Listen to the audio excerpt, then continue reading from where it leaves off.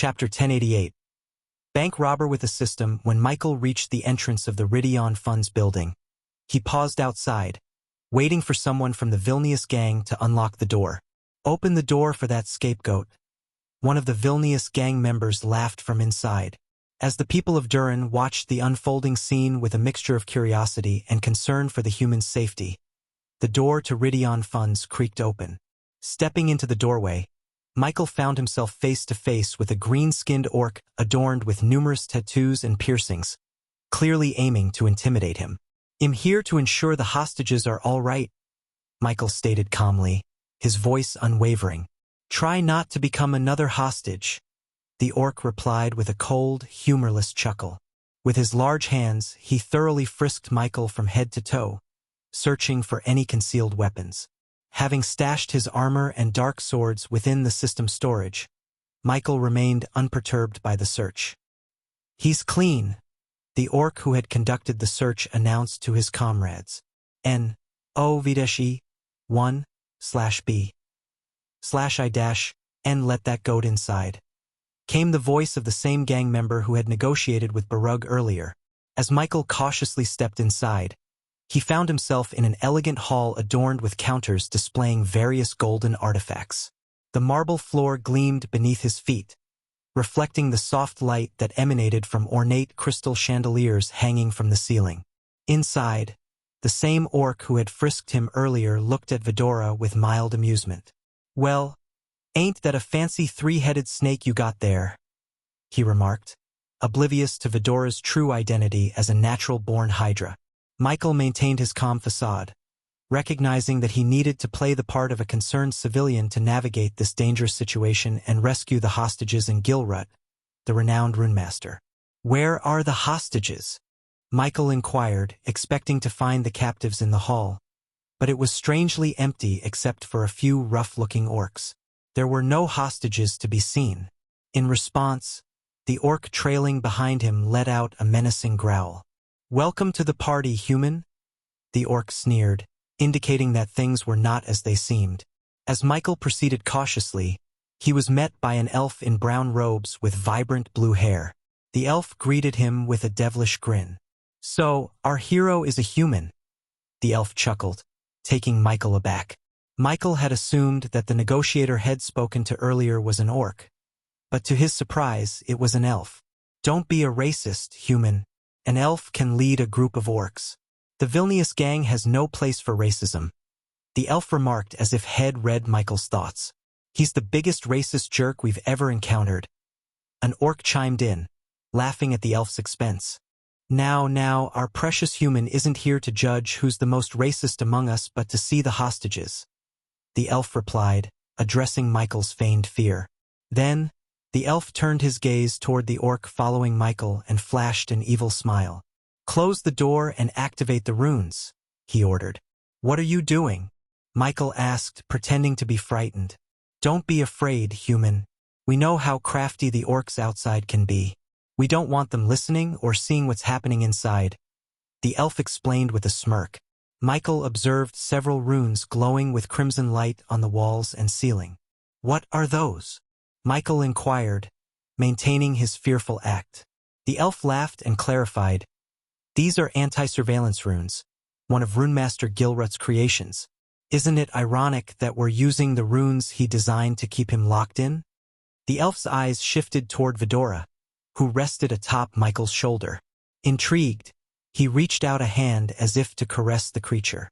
However, Vidora reacted defensively, hissing and snapping at the elf's hand, causing him to withdraw hastily. The elf chuckled at Vidora's reaction. "A feisty three-headed serpent you have there," he remarked to Michael with a smirk, clearly amused by the creature's aggression. "Show him the hostages and bring him back to me," the elf ordered the orc positioned behind Michael. With a firm grip on Michael's shoulder, the orc guided him in another direction under the elf's command. Amused chuckles emanated from the orc gang as Michael was ushered closer to the room where the hostages were held captive. After a brief walk, he found himself before a glass wall, peering through it to see the hostages. They lay on the ground, bound and gagged, their expressions a mix of fear and desperation. The elf, who had been leading this gang of rogues, joined Michael at the glass wall. He pointed toward the enormous vault door situated behind the hostages, his tone dripping with impatience. "That's the vault of Ridion funds," the elf explained, a sinister grin playing on his lips. Michael's frown deepened as he watched an orc, adorned in emerald green robes, diligently engraving runes onto the massive door. "You have 1 more hour to break the runes, Gilrut. Otherwise, we are going to kill your friends in there." The elf, named Elmer, declared to the orc working on the vault door. With a low growl, Gilrut responded, "I am working as fast as I can, Elmer. I don't care. I just need the vault opened in 1 hour," Elmer retorted callously. He turned his attention toward one of his orc comrades positioned among the hostages. The orc seized a young man by the neck, lifting him into the air. Panic filled the young man's eyes as he struggled to breathe within the orc's vice-like grip. "Or my orc friend there will snap his neck like a twig," Elmer taunted, his laughter echoing with cruelty. "Then he'll continue to do so until you open the vault or run out of hostages to kill."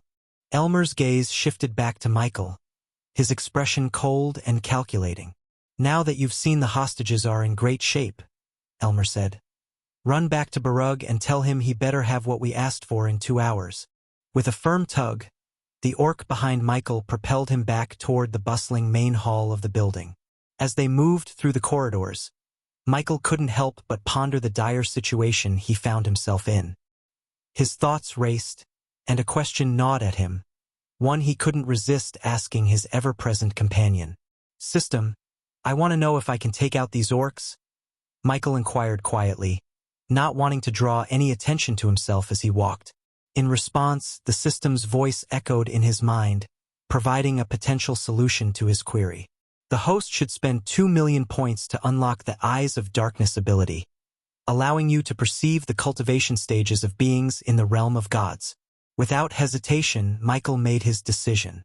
"Upgrade the skill," he commanded, fully aware that it was a crucial investment. Almost immediately, a sharp, searing pain seared through his eyes, a signal of the skill enhancement process. The Eyes of Darkness have been upgraded. The host can now discern the energy radiation emitted by cultivators in the realm of gods. Weaker foes will display green energy radiation, while those on par with the host will radiate yellow energy. Any adversaries stronger than the host will emit red energy radiation. With this newfound ability, Michael was armed with a unique advantage that could greatly influence the course of events to come. "Why did you choose to upgrade the skill without considering the points?" the system queried, puzzled by Michael's seemingly impulsive decision. Michael's response was light-hearted but cryptic. "You'll see," he chuckled to himself, not divulging his full plan to the system. As they reached the hall where he had first encountered the elf, Michael activated his newly enhanced Eyes of Darkness. Immediately, he noticed a distinct green aura enveloping the orcs around him. The Eyes of Darkness gauged the energy radiation of adversaries by comparing it to the host's energy levels when not using godly powers. Should the host opt to employ his godly abilities, the Eyes of Darkness will recalibrate accordingly. With this ability active, Michael felt more confident than ever in assessing the potential threats that surrounded him. If Michael had possessed any other weapons, the orcs would have exhibited yellow energy radiation. However, due to his godly raw strength and the dark swords in his possession, Michael had the upper hand, despite lacking a cultivation stage in this world. Moreover, these orcs were merely at the Chi Awakening realm, the second stage of cultivation. As they neared the exit, the orc escorting Michael forcefully pushed him. "Get out, human!" Reacting swiftly, Michael seized a nearby chair and wedged it under the door handle, effectively barring the exit. The orc, baffled by this sudden turn of events, growled at Michael, demanding an explanation. "It's game time." Then Vidora, the three-headed serpent perched on Michael's shoulder, spoke, surprising the orc and catching him off guard. Michael remained remarkably composed, despite the circumstances. He inquired calmly, "Shall we start again?" The orc, growing increasingly agitated, reached out to grasp Michael's throat. In a rapid and well-coordinated move, Michael retaliated by delivering a powerful kick to the orc's groin, while simultaneously striking the orc in the throat, preventing him from making any noise. Other orcs, witnessing this unexpected turn of events, were startled. Before they could react and rush towards Michael, he had already seized the orc he had incapacitated, addressing the others in a composed tone. "Let's avoid a fight. It's better if we work together," he suggested calmly while dragging the incapacitated orc toward the group. Michael dragged the subdued orc toward the center of the hall. Halfway there, he seized a chair, balancing it in his other hand, and positioned it in the middle of the room. The orcs, their expressions growing increasingly hostile, emitted low growls and uttered menacing threats. As Michael calmly settled into the chair, crossing one leg over the other, he maintained his composure in the face of their aggression. The orcs encircled him, their demeanor increasingly hostile. "Who do you think you are, human?" One of the orcs sneered, baring his sharp teeth. "Yeah, you've got some nerve walking in here like you own the place." Another orc chimed in, cracking his knuckles ominously. Michael met their hostile gazes with an air of confidence, exuding an aura that suggested he was not to be underestimated. "You guys said I'm a hero, didn't you? Well, you've got it all wrong. I'm the villain in this tale, and I'm about to clean this place out," Michael declared with a sinister chuckle, leaving the orcs utterly stunned. "You can relax and get your cut, or you can piss me off. If you do, I'll rob this place clean, and you'll take the fall." Michael laughed with a sinister tone, reveling in his newfound villainy. Chapter 1089. Becoming a bank robber. When the orcs observed how Michael sat there so nonchalantly, their rage began to bubble. Unlike the scholarly orcs who cherished learning and avoided violence, the villainous orcs reveled in brutality. Michael's audacious act of sitting calmly before them ignited their desire to tear him apart. "You must be out of your mind, human," grumbled another orc. But Michael gently set down the orc he had subdued and propped his leg on top of him. The orcs seethed with anger, ready to pounce on Michael. "Stop!" Just as the orcs were about to unleash their fury upon him, Elmer's voice resonated through the hall, freezing them in their tracks. Elmer, too, couldn't hide his surprise at the sight of the human sitting so casually, his leg resting atop the orc. Well, this is quite unexpected," Elmer chuckled. Yet, a dangerous glint lurked within his eyes, filled with a silent intent to kill. Michael noticed a yellow aura enveloping Elmer, a clear sign that Elmer possessed strength equal to his own. Of course, Michael was aware that if he unleashed his godly powers, Elmer wouldn't stand a chance in a battle. "If you're this composed and collected, I'm sure you've got some kind of plan. I doubt you volunteered to see the hostages out of sheer heroism. You must have other intentions," Elmer remarked, then pulled up a chair and seated himself across from Michael. "Of course," Michael replied with a chuckle. "As you said, I'd be a fool to simply volunteer to check on the hostages." Elmer glanced at the orcs, silently gesturing for them to step back. The orcs despised seeing their fellow orc under a human's foot, but they dared not cross Elmer. "Surprise me with your plan, human. But let's start with your name," Elmer requested. "John," Michael calmly stated. "So, John, what's your plan here?" "My orcs have the place surrounded, and the fate of the hostages rests in my hands," Elmer said as he reclined in his chair. Michael listened to Elmer silently. "You're certainly no angel, that's clear. Even if you're stronger than us in terms of cultivation, you can't simply kill us and rescue the hostages. In fact, if you did, you'd be sentenced to death by the Dern orcs. I must say, those orcs are sticklers for rules and laws," Elmer explained, his tone almost tinged with enjoyment, as if relishing the game. "Only if they find your bodies," Michael replied, his voice laced with both coldness and amusement. "A clever one, aren't you? You must have guessed that I wouldn't have come in here and locked myself in with you if I didn't have an escape plan," Michael continued, nodding toward Vidora's heads. "So, why don't we stop wasting each other's time and split the loot inside the vault? Fighting amongst ourselves will only give Barug and his men more time to break through the door. You and I both know we can't remain locked in here forever," Michael suggested. Upon hearing this, Elmer burst into laughter. "John, you must have nerves of steel. What makes you think we'd share anything with you?" he asked. In response, Michael didn't answer but summoned the dark flames. Pitch-black flames materialized above Michael's hand and danced ominously. Elmer's smile instantly froze as he felt the intense heat emanating from the dark flames. He had never witnessed such all-consuming black flames in his life. Under the shocked gazes of Elmer and the orcs, Michael pressed the dark flames onto the orc beneath his foot. "Arg!" The orc let out a blood-curdling scream, but the runes in the room prevented any sound from escaping. The dark flames devoured the orc like a ravenous beast, and within moments, the orc was reduced to nothing. Elmer was startled to see that not even ashes remained.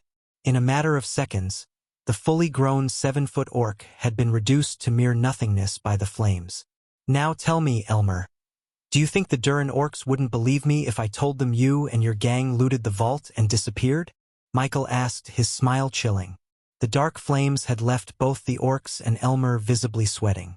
As the dark flames dissipated, the room's temperature gradually returned to normal. "That dark flame, that's something," Elmer remarked, his surprise evident. However, there was no sign of fear in his expression. "You seem to have forgotten about the hostages, John. I can recognize a cold-blooded killer when I see one. You might be a killer, but you won't harm the hostages," Elmer declared. "What's happening in there?" Pink's voice echoed in Michael's ear, but he ignored her, keeping his focus on Elmer. Instead of responding to Elmer's comment, Michael leaned forward, pointing his fingers at his eyes. "Look into my eyes and tell me I don't have a plan to deal with the hostages," Michael challenged. When Elmer locked eyes with Michael, he could clearly discern that John had some sort of plan. His confidence and demeanor spoke volumes, making Elmer second-guess any thoughts of eliminating John. Slowly, Elmer began to realize that John might have a strategy to prevent them from harming the hostages. "Why are you negotiating with that human scum, Elmer?" One of the orcs, losing patience, growled. "Yeah, just kill him and toss his body out. ITLL send a message," another orc roared. Michael knew he could dispatch the orcs and Elmer and incinerate their bodies with the dark flames if necessary. However, he considered that option a last resort. Instead, Michael wanted to collaborate with Elmer and the Vilnius gang. He saw an opportunity to work with them to start a side business that would amass a fortune in gold coins. Michael felt no guilt or remorse about contemplating robbing places like Ridion funds. According to Pink, Durin was a wealthy kingdom, and accumulating wealth was necessary for his survival in this world. In comparison to his own survival, the prospect of robbery didn't weigh heavily on Michael's conscience. "We both won't get anything we want until that lazy orc Gilrut breaks the vault. I have to say, John, I spent weeks planning this heist, and you are complicating things." "I don't like complications," Elmer coldly remarked, but Michael couldn't help but burst into laughter. "Weeks? Are you kidding me?" Michael chuckled. "I could have robbed this place clean in a day or two," he added with a confident grin. "A smart man like you knows that giving me my share will be fruitful in the long run." "Think about it," Michael urged. Hearing Michael's proposal, Elmer couldn't help but snicker. "You said you could rob this place in a day or two, so I don't see why you need us," he said, playing along to gather more information. It was a high-stakes game of mental chess between Michael and Elmer. "Because I have too many things to do. If you agree to work with me, I'll let you choose the place and time of the robbery and do the legwork. I will give you a foolproof plan to hit the places and clean out the loot with 0 complications and 100% success rate," Michael calmly offered. Hearing Michael's intention to rob more places, Fedora felt a mix of shock and excitement. "I've had enough of this." Suddenly, an impatient orc charged at Michael from behind. Michael didn't even flinch as he assessed the approaching orc through Elmer's eyes. Swiftly, he moved to the side, grabbed the orc's axe, and pulled the orc off balance. The orc had severely underestimated Michael's raw strength. In their eyes, he was just a human, but they had no inkling of his godly power. As far as they were concerned, he made the orc feel weightless. When the orc fell under the force of Michael's pull, He snatched the axe from the orc's hand and cleanly severed the orc's head from his shoulders with a single, powerful swing. Blood splattered across the floor and onto Elmer's face. The orc's lifeless body twitched as its head rolled on the ground. Michael stood there, his face speckled with blood, and flashed a confident smile at Elmer. "If you want to work with me, you need to get rid of these idiots," Michael said. The orcs who had witnessed Michael's incredible speed and raw strength took a step back, their hearts gripped by fear and shock. N/O-V/Epsilon L-B 1//N. "What if you rat us out when you get outside?" Elmer asked, considering the possibility of working with Michael instead of opposing him. "Honor among thieves," Michael simply replied. When the other orcs grew agitated and started to inch forward, Elmer swiftly rose to his feet, raising his hands in a calming gesture. "Stop!" Elmer firmly ordered his men. "I love thrills like this, so I will agree to give you a share. But I can't give you half. As you can see, I have more mouths to feed," Elmer reasoned. "Since we will be working together in the future, I can let you take 65% of the loot," Michael proposed. "Ha ha ha!" Elmer laughed heartily before wiping the blood from his face. He then extended his hand toward Michael, sealing their agreement with a handshake. "You have to clean this blood," Elmer pointed out, and Michael nodded in agreement. With a flick of his wrist, Michael produced a colorless liquid vial and poured it onto the ground. To Elmer's surprise, the liquid flowed across the floor, completely erasing any traces of blood. "Now let's go break the vault," Michael suggested. Unbeknownst to Elmer, a spider had discreetly crawled onto his robes, concealing itself in his pockets. Soon, this inconspicuous spider would transmit everything Elmer saw and heard back to Pink's hideout. Unintentionally, Elmer had just become Michael's subordinate in the pursuit of robbing wealthy places. As they walked toward the vault, Michael summoned the system to change his attire. His emerald green robes were swiftly replaced with dark robes, his face concealed by a hood and a skull mask. "I assume you have a plan to break the vault?" Elmer inquired, growing more intrigued as he witnessed John's transformation. "I thought you would never ask," Michael snickered. Upon reaching the vault room, Michael observed Gilrut still diligently working on the runes to breach the vault. The hostages lay trembling on the ground, their fear palpable. Without hesitation, Michael tossed a glass vial containing his own concoction into the vault room through the open door. The vial shattered upon impact, startling the hostages. "What the hell is this?" Gilrut muttered in confusion as he examined the shattered vial. However, before he could react, Gilrut collapsed unconscious. Everyone inside the vault room, including the orc guards, followed suit, falling to the ground. Michael then calmly stepped through the door and stood before the imposing metal vault door. "I am waiting," Elmer stated, his hand subtly gripping the dagger at his waist, prepared for any unexpected actions from John. To Elmer's astonishment, Michael merely clenched the vault door with his godly strength. Elmer watched in awe as the solid metal door trembled, with cracks beginning to form in the surrounding wall. The massive vault door continued to crack and tremble under Michael's relentless grip until, with a thunderous crash, it fell to the ground. A dazzling sight met their eyes as the vault's contents were revealed. Shimmering piles of gold coins, sparkling rubies and diamonds, and gleaming gold bars and biscuits lay before them, bathed in a brilliant, radiant light that danced across their faces. Michael couldn't help but be amused at the sight before him. He turned to Elmer and the other orcs, a wry grin playing on his lips. "Now that's what I call a damn good score," Michael remarked with a chuckle, his eyes fixed on the glittering treasure trove. Chapter 1090. Becoming filthy rich again, brute strength beats rune strength, Elmer admitted, clearly surprised by Michael's raw power. He couldn't hide his astonishment at witnessing Michael's physical prowess. "Get to work," Elmer commanded his orc comrades, and they eagerly obeyed, pulling out large sacks from their space rings and rushing to fill them with the precious loot from the vault. Michael, however, furrowed his brow as he noticed the orcs packing their sacks instead of using their space rings to store the wealth. The treasure within the vault was protected by intricate runes, preventing it from being stored in a space ring. "Leave 35% for our friend John here," Elmer stated with a hint of amusement. "I wonder how you plan to carry all this wealth on you," Elmer mused, his snicker echoing in the room. Michael remained silent, well aware that traditional means like space rings wouldn't work for this enchanted treasure.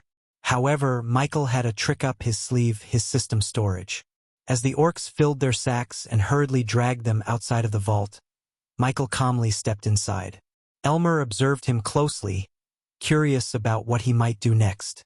To Elmer's astonishment, Michael simply waved his hand, causing a strange white light to envelop all the remaining gold coins, rubies, diamonds, and every valuable item in the vault. Within moments, the bright light vanished, taking the entire contents of the vault with it. "What kind of space ring are you wearing?" Elmer asked, his voice revealing his shock at the incredible display of power. "Working with you might not be a bad idea after all," Elmer admitted, recognizing the potential benefits of collaborating with John.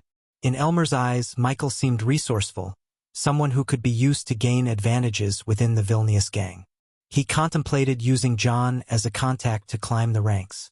However, Elmer was completely unaware that Michael had his own motives and plans for exploiting the Vilnius gang to his advantage. Once all the wealth within the vault had vanished, Michael turned to Elmer with a smile.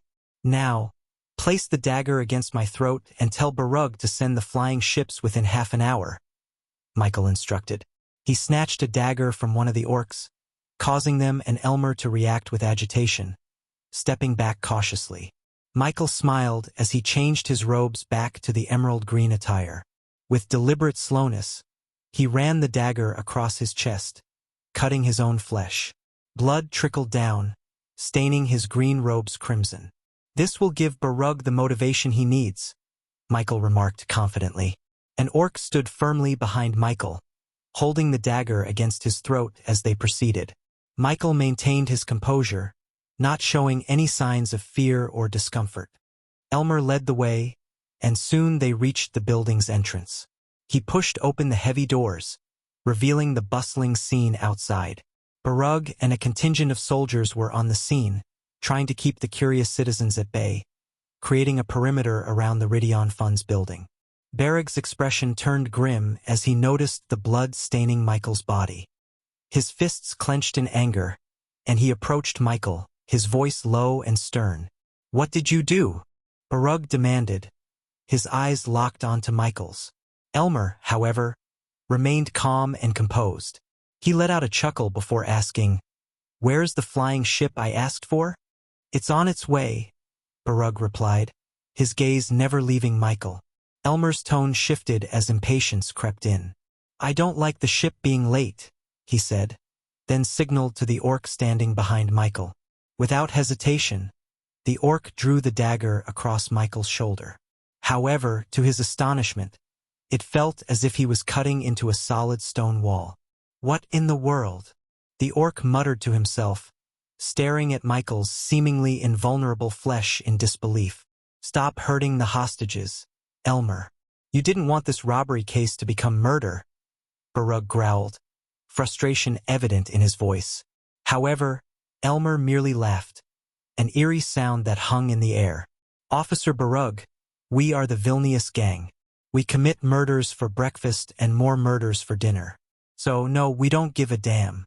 Unless you want this hero to die before your very eyes, I want the airship to arrive within 10 seconds. Elmer responded with a cold grin. The orc behind Michael pressed the dagger against his throat, keeping him in check. Barug and his soldiers seethed with anger, but they felt helpless in the face of the criminals. Just in the nick of time, a large shadow loomed over them, casting darkness on the ground. All eyes turned upward, and they beheld a massive flying ship with green sails and a dark brown hull gracefully sailing through the sky. "Damn good timing!" Elmer clapped his hands in appreciation. "Drop the ropes!" Barug shouted, his voice laced with anger and impatience. The ship's crew swiftly obliged, lowering several ropes to the ground. They began descending using these ropes, aiming to assist with their escape. "We will leave the ship and your precious hero far away from Durin with an emergency light," You can pick him up later, Elmer declared as he confidently made his way up the ropes to the ship. The orcs followed, grasping the ropes tightly as Elmer activated a mechanism that hoisted them up to the ship. As they reached the ship's upper deck, Elmer took hold of the helm and expertly rotated the rudder. The massive airship began to turn slowly, its sails billowing as it adjusted course. Michael observed the ship's sails filling with wind, propelling it forward as they escaped from Durin while they soared away from Durin. Michael couldn't help but notice the intricate runes etched into the sails and the glowing symbols that adorned the ship's hull.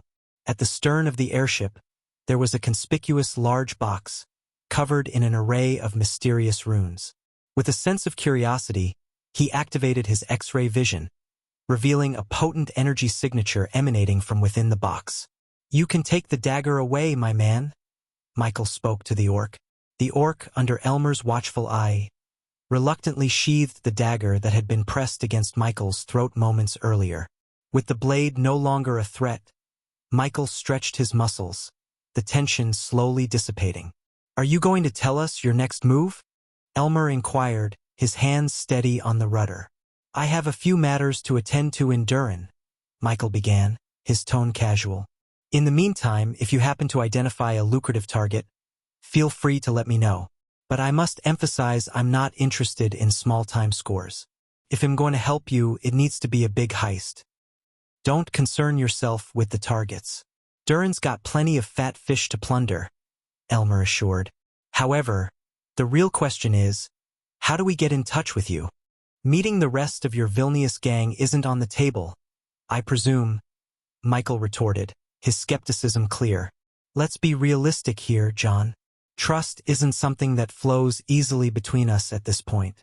So, it's a tad premature to disclose our hideout to you," Elmer explained. However, he tossed a blue crystal, intricately engraved with a rune, toward Michael, who deftly caught it in midair. "It's a one-way communication crystal.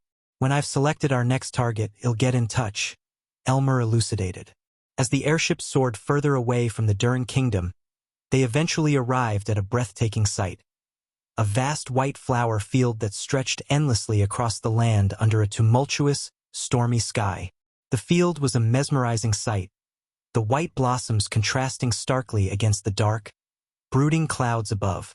Elmer, still at the helm, turned to Michael, addressing him by the alias John. "This is where we part ways, John." Michael gazed out at the expanse of white flowers, his curiosity piqued. "What are you planning to do with the airship?" he inquired. Elmer couldn't help but chuckle at the question. "The Durin orcs believe they can track us using the runes embedded in this ship, but they're in for a surprise." He gestured to the orcs surrounding him, who were stifling laughter. "Well, strip this ship down and salvage the parts, then sell them for a handsome sum of gold coins."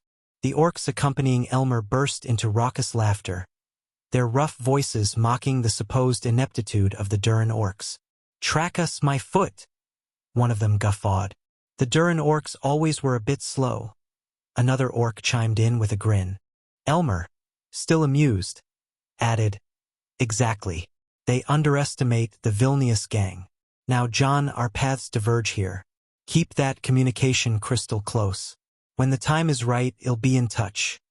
Michael nodded, and with a final glance at Elmer and his boisterous orc comrades, he stepped off the airship and onto the pristine, flower-covered land, ready for his next move. Standing amidst the sprawling field of white flowers, Michael watched as the airship receded into the distant horizon, a mere speck in the expansive sky. With a deep breath, he activated the earpiece. "Hello, Pink," he spoke softly. Pink's voice crackled to life on the other end. "Ghost, what happened? Did you meet Gilrut?" With a hint of amusement in his tone, Michael recounted every detail of the events that unfolded within Ridion Funds, painting a vivid picture of his encounter with Elmer and the Vilnius gang. Pink's voice radiated excitement and disbelief. "So, we're robbing banks now? I never thought I'd see the day." Michael replied in a matter-of-fact tone. "We need funds, Pink. This is the quickest way to amass the wealth we require." Pink acknowledged the necessity of their actions. "True, we do need the funds. But are you sure about this? It sounds dangerous. Michael reassured her. Elmer has a spider on him. We'll have our eyes on him at all times. Pink's response was filled with satisfaction. That's wonderful. Determined to assist Pink further, Michael proposed, I'll help you connect Elmer's spider to one of the mirrors in your room, so you can keep a close watch on him. Curiosity piqued. Pink inquired, What's your next move, Ghost? Michael's voice held a hint of anticipation as he revealed his plan. Now, it's time to befriend Gilrut and forge a new medallion. Chapter 1091. Runemaster Gilrut. As Michael contemplated his next steps, a soft voice resounded in his mind, reminding him of an important task. It was Iag, his loyal and ever-watchful Hydra. Ghost? Iag's voice whispered. It might be wise to use the emergency beacon now. Understanding the urgency, Michael reached into his pocket and retrieved a small, unassuming cube.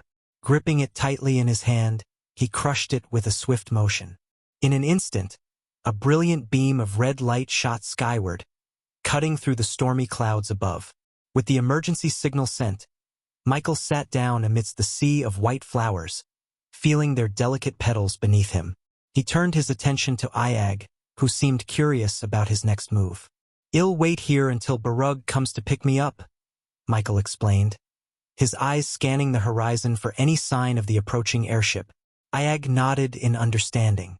What comes next, Ghost? Michael's gaze turned resolute as he replied. Next, I need to befriend Gilrut and begin cultivating in this world. There's much to learn and accomplish. While he waited for Barug or any of the orcs to come and pick him up, Michael accessed the system to review his accumulated wealth from the heist at Ridion Funds. The system provided him with a detailed summary.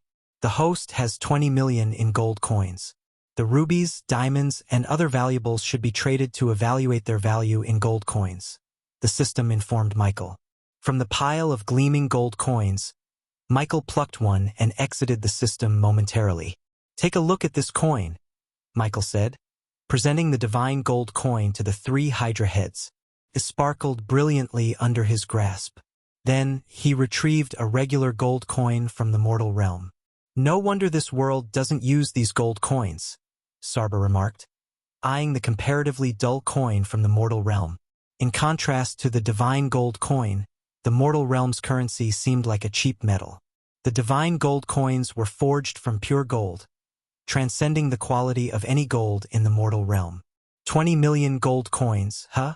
It wouldn't be worth exchanging them for a mere 800,000 badass points. Michael pondered to himself.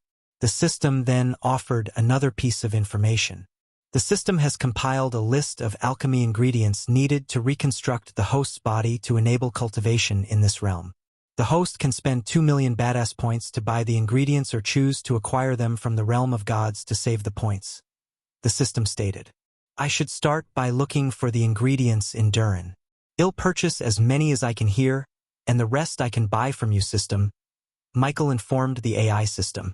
Exiting the system, Michael turned his attention to the approaching carriages in the distance. I hear the carriages approaching, Ghost, Sarba noted. Finally, Michael replied, waiting patiently for the carriages to reach his location. The carriages finally came to a halt near the emergency light, their wooden wheels creaking as they stopped. Barug, a burly orc, emerged from one of the carriages and made his way over to where Michael was seated on the flower-covered ground. With a feigned air of weakness, Michael allowed the other orcs to assist him back to his feet. He looked at Barug with concern in his eyes. Are the hostages all right? Michael inquired, his voice filled with worry. Barug was taken aback by the human's genuine concern for the hostages, especially when he himself was bleeding from his wound. It was a rare sight to see such compassion in the criminal underworld. They're fine, Barug replied gruffly. We'll take you to the healer and patch you up. Michael nodded appreciatively and, with Barug's assistance, made his way into one of the waiting carriages. Barug settled into the carriage across from Michael, concern still etched on his rugged features. After a moment, he couldn't help but ask, what about Elmer and his gang? Did they say anything that might help us locate their hideout? Michael, still maintaining his facade of vulnerability, furrowed his brows as if deep in thought. He leaned in closer to Barug and lowered his voice conspiratorially. They were talking about killing someone. He paused for dramatic effect, watching Barug's eyes widen with surprise. Inside, Michael couldn't help but snicker at his own manipulation. Barug had no idea that he and Elmer had planned to work together. Killing someone?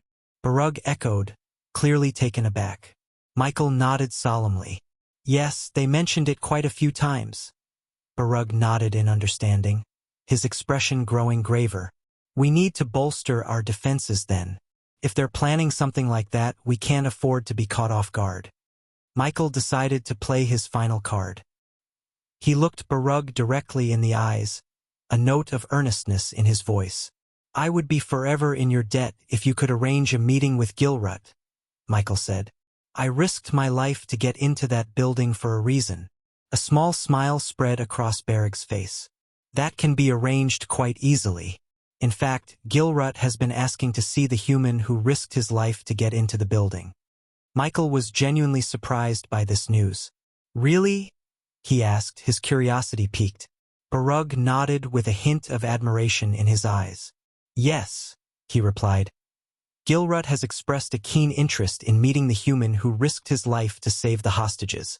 It's not every day we encounter someone with such bravery in these dark times. Barug's curiosity seemed to grow as he leaned forward slightly. By the way, what's your name? He asked. Michael didn't hesitate.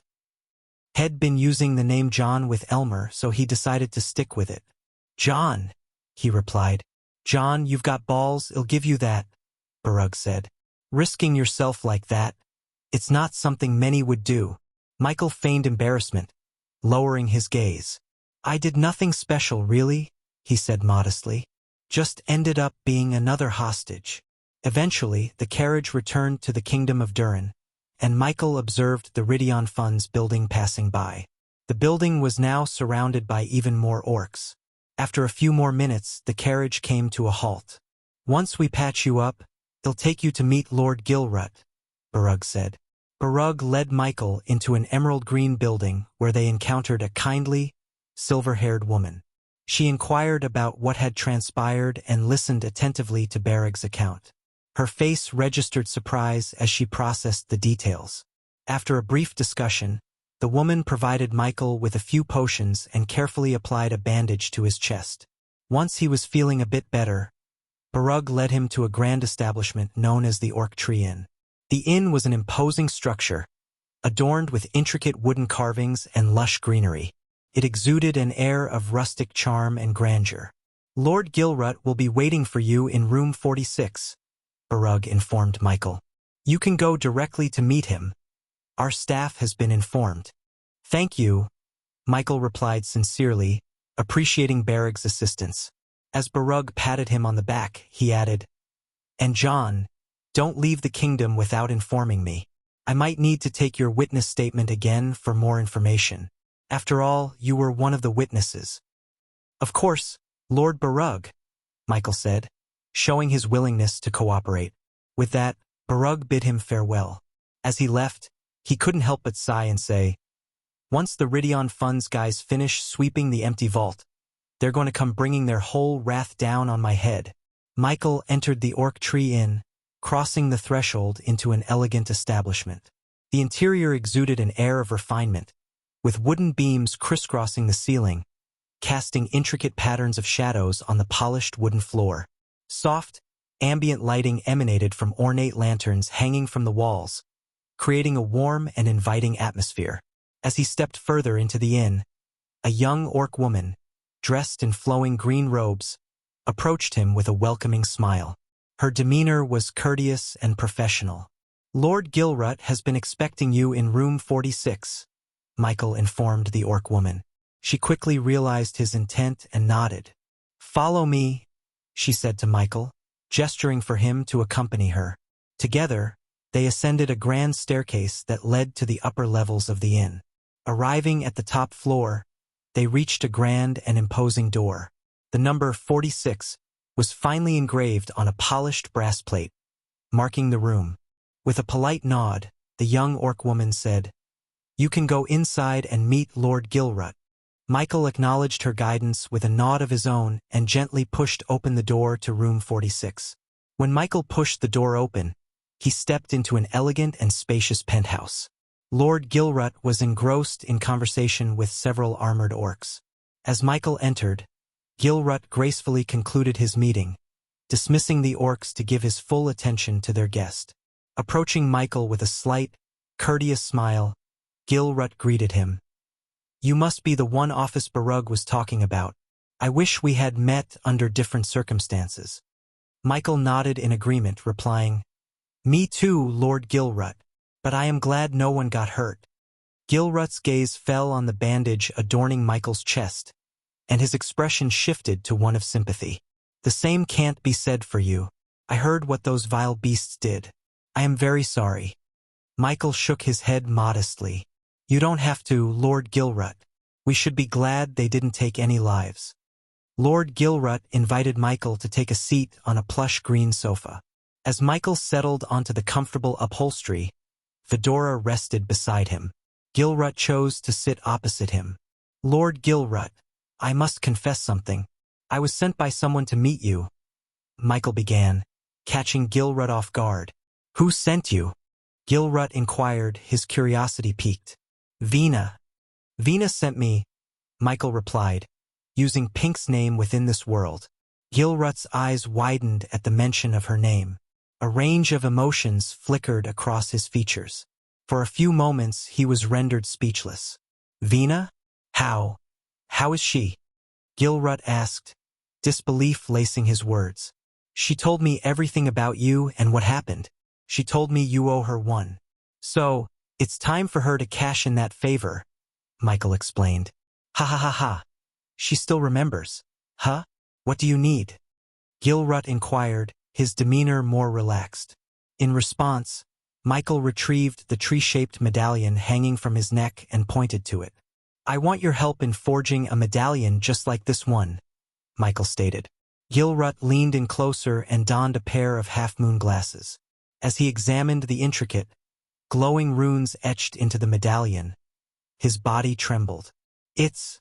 Are you a god?" Gilrut muttered in complete shock. Chapter 1092 New Medallion. While the medallion had indeed been forged by a goddess, Gilrut astutely discerned the purpose of the runes etched upon it with a single glance. Michael couldn't help but be impressed by the orc's talent. He had a hunch that Gilrut's abilities rivaled those of Eladir himself. However, the question Gilrut posed caught Michael off guard. "What are you talking about?" Michael responded, feigning ignorance and avoiding any revelation of his divine nature. It wasn't time to disclose his godly status to Gilrut. Yet, Gilrut appeared unwavering in his certainty. "This medallion. It's for suppressing a god's aura. And you are wearing it. What's happening there? What's Gilrut saying?" Pink's voice crackled through the earpiece. Observing the unyielding confidence in Gilrut's eyes, Michael realized there was no fooling the orc. "He's asking me if I'm a god or not," Michael responded to Pink, further astonishing Gilrut. The orc hadn't detected the conversation taking place through the earpiece. Shit, how did he find out? But then again, that man is a prodigy. I guess he really is that talented. Pink sighed. "How do you plan to handle him?" Pink inquired. "How do you think I should handle him?" "He's looking at me right now," Michael replied, surprising Pink. "What? Is she there?" Pink was taken aback. Michael promptly removed the earpiece from his ear and tossed it into the air, where it hovered between them. "Vina, you might want to speak to Gilrut." "You're in speaker mode," Michael advised. "Vina?" Gilrut was bewildered. He inspected the device suspended in the air, trying to discern its nature, yet found no runes or energy emanating from it. Instead, he heard Vina's unmistakable voice. "Hey, Gilrut," Pink greeted. Gilrut was taken aback, his surprise evident. He scrutinized the mysterious device, baffled by its unknown capabilities. "What kind of device is this?" Gilrut asked. "It's me, Gilrut. I wish I could meet you in person. But, I can't step into Durin," Pink admitted, her laughter tinged with nervousness. "Yeah, you should be in a mental asylum. But I can tell you're not there, Gilrut responded, sharing a chuckle. I never expected you to have a god friend, Gilrut remarked, his tone turning serious. We've known each other for years. Trust me when I say this, Gilrut, you should help him out. Don't worry about the Pantheon. Just assist him, and no one will know you helped us, Pink implored. No, LB/in, this is a big favor, Vina. But I'm indebted to you, so I'll do it, Gilrut conceded with a sigh. He was an orc who loathed owing anyone anything. Therefore, even though aiding a rogue god would imperil his own safety, Gilrut chose to take the risk. Besides, Gilrut had no loved ones left to care about him. Gal had taken the life of the one woman who had loved him. As a result, Gilrut had adopted a reckless attitude towards death. Follow me, Gilrut declared, rising to his feet and taking a deep breath. Following behind Gilrut, Michael observed as the orc reached a set of bookshelves. With a practiced hand, Gilrut selected a particular book from the shelf. As he did so, Michael heard a soft click, and the bookshelf slid open, revealing a concealed door. Secret room in a tavern? Michael quipped with an amused smile. Gilrut turned towards him, a grin on his face. I own this penthouse, and nobody in the tavern knows about this room.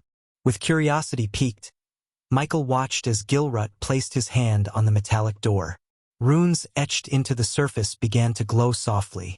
With a faint hiss, the metal door swung open, revealing a well-lit secret chamber.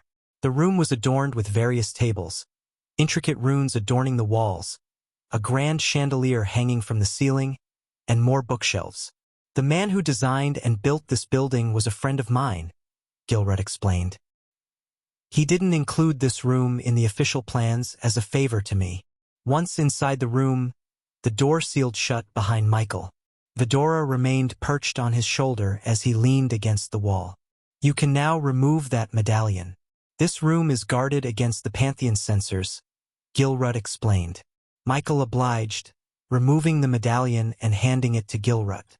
The orc placed it carefully on the table before him and began examining the runes using a magnifying glass. So tell me, Vina, what have you been doing since you escaped Durin? Gilrut inquired, trying to maintain conversation with Pink to avoid direct interaction with a god. Just searching for my god friend there, Pink chuckled, not revealing much. Speaking of which, what god is he? Gilrut directed his question at Pink, rather than addressing Michael directly. Why don't you ask him? Pink retorted, as Gilrut's curiosity got the better of him. It wasn't every day he could witness a god in his true physical form within his own room. You sure this room will keep my presence hidden from the Pantheon? Michael inquired, seeking reassurance. Yes, Gilrut affirmed. Why do you have a secret room with runes to prevent the Pantheon censors from picking up? Pink probed further. Not everyone is very fond of worshipping Naribo, Vina, Gilrut replied firmly, indicating that this was a matter between him and the orc god Naribo. As far as Michael was concerned, any disputes between them were not his concern. Scare him, Iag whispered to Michael. Since Vidora was disguised as a three-headed serpent, none of the serpent's heads spoke. You really want to know what god I am? Michael inquired, catching Gilrut's attention. Seeing Gilrut's expectant expression, Michael activated the power of darkness. The entire room was plunged into pitch-black darkness. The chandeliers and runes lost their glow, and the room felt suffocated by an oppressive shadow. Gilrut couldn't see a thing. This darkness was unlike anything he had ever experienced. You are the god of darkness. Gilrut finally realized the nature of the god before him. As the darkness slowly faded away, returning the room to its previous state, Gilrut was visibly shocked. He stuttered, You are the god of darkness. Pink chimed in with a playful tone. Don't go having a heart attack on me now. However, Michael cut their banter short and got straight to the point. I need a medallion that can hide my presence from the Pantheon. Gilrut, now somewhat recovered from his shock, took the medallion in his hands and began examining it closely. His fingers traced the intricate runes etched onto its surface as he thought deeply. This medallion has runes to conceal a god's aura. However, since it wasn't crafted with a specific god in mind. Attempting to use a god's power with it would render the medallion ineffective and making it detectable by the Pantheon's sensors, Gilrut explained. Michael inquired, "Can you craft a new medallion specifically for me? One that won't be detected by the Pantheon?" Gilrut nodded. "I can create the rune design, mimicking the ones inscribed in this room, but it will take some time, at least 3 days. However, you'll need a skilled blacksmith to forge the actual medallion. Once it's made, I can engrave the runes onto it." He continued, "These runes require a constant energy supply to remain effective, so you will also need celestial energy crystals." Michael inquired, "You don't have to worry about a blacksmith. I can forge the medallion. But do you know any place I can obtain the celestial crystals?" He knew that back in the mortal realm, he could mine arch-energy crystals from the Stormville Mountain, where Mugashiku slumbered. However, he was new to the realm of gods and uncertain where to find celestial crystals. He was aware that such a precious resource would likely be well guarded. Gilrut responded, "There is a mine here in Durin, but it's heavily protected by Naribo's angels. If you wish to avoid attracting the Pantheon's attention, which I assume is your goal, you'll have to purchase the crystals. Low-grade crystals can power the runes for a day, mid-grade for a week, and high-grade for at least 3 weeks." Michael nodded. "I see. Are these crystals expensive?" Gilrut confirmed, "Very. But you can purchase them if you have the coins from the Celestial Palace. Its branch is located here in Durin, just a couple of blocks away," Gilrut informed him. Gilrut continued, "Since you won't have a medallion for 3 days, you can wait in this room. Afterward, I can provide you with a low-grade crystal. With that, you can leave and purchase more crystals." 3 days swiftly passed by. During that time, Michael had purchased the necessary metals from the system to forge the medallion he desired. In the room, they both worked diligently towards their goals. Gilrut meticulously inscribed tiny, intricate runes onto a glowing, strange metal he had. His expertise in runecraft was undeniable, and he worked with both precision and care. On the other side of the room, Michael silently forged the medallion. Using his dark flames, he melded and shaped the metal into a skull-shaped form, with every detail painstakingly perfected. It was a fusion of craftsmanship and divine power. As the 3 days passed, the room was filled with an air of concentration and determination. Michael and Gilrut, 2 very different beings, shared the same goal. "Done," Gilrut declared, his voice laden with fatigue. Vidora, curled up in the corner of the room, slept peacefully. After an intensive 3-day effort, Gilrut had successfully engraved the intricate runes into the skull-shaped medallion that Michael had forged. In the process, he had repurposed some of the runes from Marla's medallion, effectively destroying it. "It's beautiful," Michael marveled as he held the small skull medallion in his hand. "Show me how to power this medallion," Michael requested. Gilrut agreed with a nod and retrieved a dim blue crystal from his pocket. He clenched his fist around the crystal, shattering it. As he opened his hand, a radiant energy appeared, hovering above his palm. Simultaneously, the medallion in Michael's hand quivered. It absorbed the celestial energy, warming up, and the eyes in the skull design glowed dimly in a shade of red. "It's ready. This will keep you hidden from the Pantheon even if you employ your godly powers. However, remember that it's not a foolproof solution. The Pantheon's detection array for rogue gods is extremely powerful. So, although the medallion will conceal your presence, use your godly powers sparingly, only when absolutely necessary," Gilrut advised Michael. With a firm nod of comprehension and a renewed sense of purpose, Michael hung the medallion around his neck. Taking a deep breath, he prepared to leave the room. "It's time to start cultivating in this world," Michael said before leaving the room. Chapter 1093. Time for a grand heist. With the newly acquired medallion securely hanging from his neck, Michael navigated the bustling streets of Durin. Vidora remained asleep in his room as he blended into the festival crowd. "This harvest festival seems like a big deal," Michael remarked, his gaze wandering over the vibrant celebrations. "Yeah, every year, The orcs invite people from all kingdoms and worshippers of all gods to celebrate their harvest. Say what you want. The food they serve in the festival is damn delicious. Pink chimed in through the earpiece. The mention of delicious food brought thoughts of his wife, Gaia, to Michael's mind. She was quite the food enthusiast. I wonder what she's doing, Michael mused to himself as he weaved through the festivities. Now that you have the medallion, what's our next move? Pink inquired. I need to gather some alchemy ingredients to start cultivating in this world, Michael explained. Then you should head to Eden's garden. It's right next to the Celestial Palace, Pink suggested.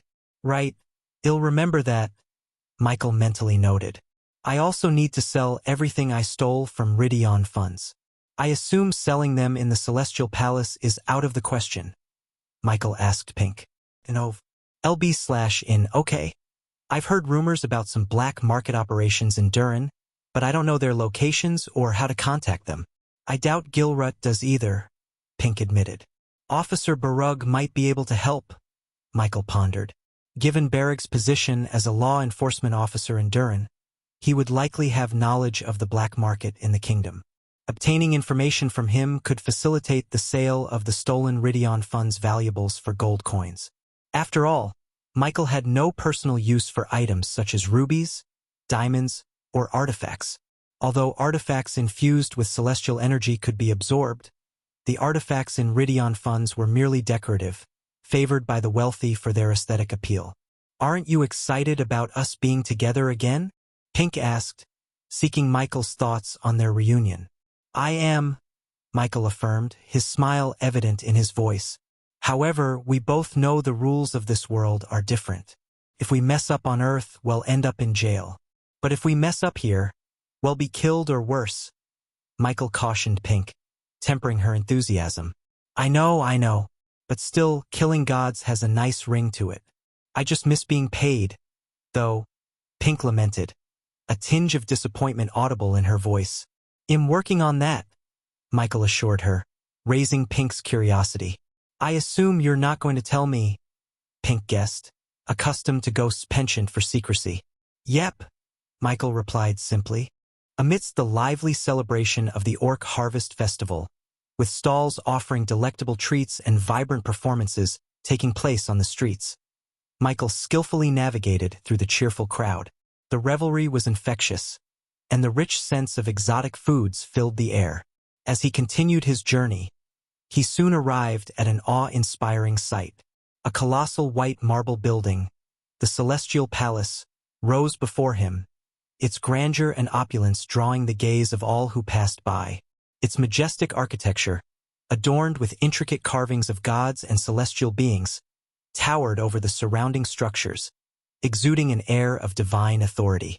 Beside the Celestial Palace stood another imposing building, one shaped like a giant leaf, Eden's garden. The structure appeared to be an architectural wonder, a testament to the orcs' craftsmanship and their reverence for the natural world.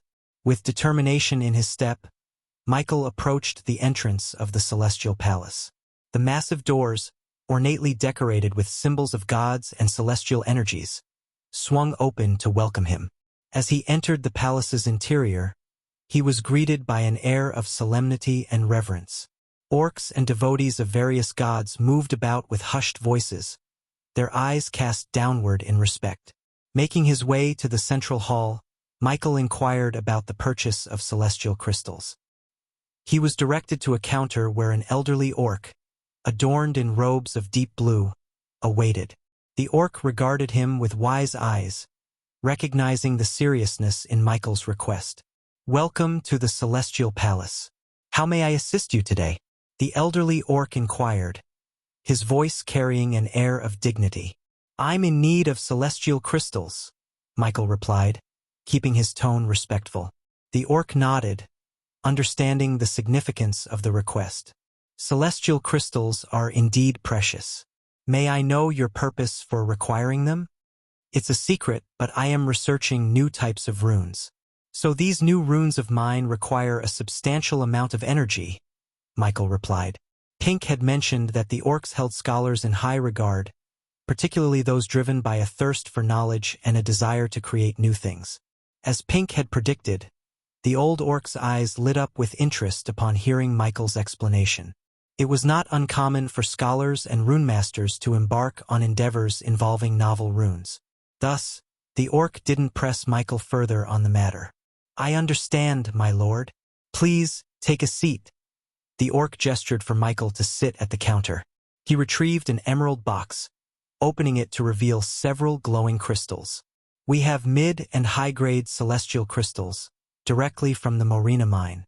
As we all know, crystals from Morena mines are the purest and contain the most energy," the orc explained as he placed the crystals on the table. "Depending on your runes, you can choose either these mid-grade crystals," the orc pointed to the deep-sea blue crystals, "or high-grade crystals," he added, indicating the dark purple ones. "What is the price difference between the mid-grade and high-grade crystals?" Michael inquired. "Well, the mid-grade crystals are priced at 100,000 gold coins each, while the high-grade ones are 300,000, the orc answered. Michael was taken aback by the cost but maintained his composure. "Unfortunately, the prices are fixed," the orc added before Michael could attempt to negotiate. "I'll take 10 high-grade crystals," Michael said, surprising the orc. "That will cost you 3 million gold coins," the orc replied. His astonishment stemmed from the fact that he hadn't seen this young man before, and his attire didn't suggest affiliation with any prominent families in Durin. He couldn't help but wonder who this young man was. "What can I say? The pursuit of knowledge often comes at a high price. But one cannot halt their quest for greatness due to monetary concerns," Michael responded, adopting the tone of a true scholar. "That is true," the old orc agreed, his respect for the young human scholar soaring to new heights. After subtly manipulating the orc's feelings toward knowledge seekers, Michael made the purchase, which included a complimentary space ring. "Is there anything else I can assist you with, my young lord?" asked the orc. "I also require some alchemical ingredients for a friend of mine, and I've heard that Eden's Garden is the best place to make such a purchase. Do you also recommend this place?" asked Michael. "That is indeed the place for purchasing alchemical ingredients," the old orc affirmed. "Although they offer the finest quality, it's worth noting that their prices are rather steep. I must admit, I hold no love for the money-hungry establishment that is Eden's Garden." With a contemptuous glance towards the mention of Eden's Garden, the orc continued, "They hold a near monopoly on all the alchemical ingredients in Durin, so whatever price they present, it's non-negotiable." The orc leaned in slightly, as if sharing a secret. "If you're in no rush, I'd recommend looking for alchemical ingredients outside of Durin. You might find more reasonable prices elsewhere." Michael let out a sigh of resignation. "I'm afraid I'm in quite a hurry, so I have little choice but to purchase from Eden's Garden." The old orc nodded sympathetically. "True, they do offer the finest quality, so that's a silver lining." As Michael turned to leave, the old orc gave him one last piece of advice. "One more thing, my young lord.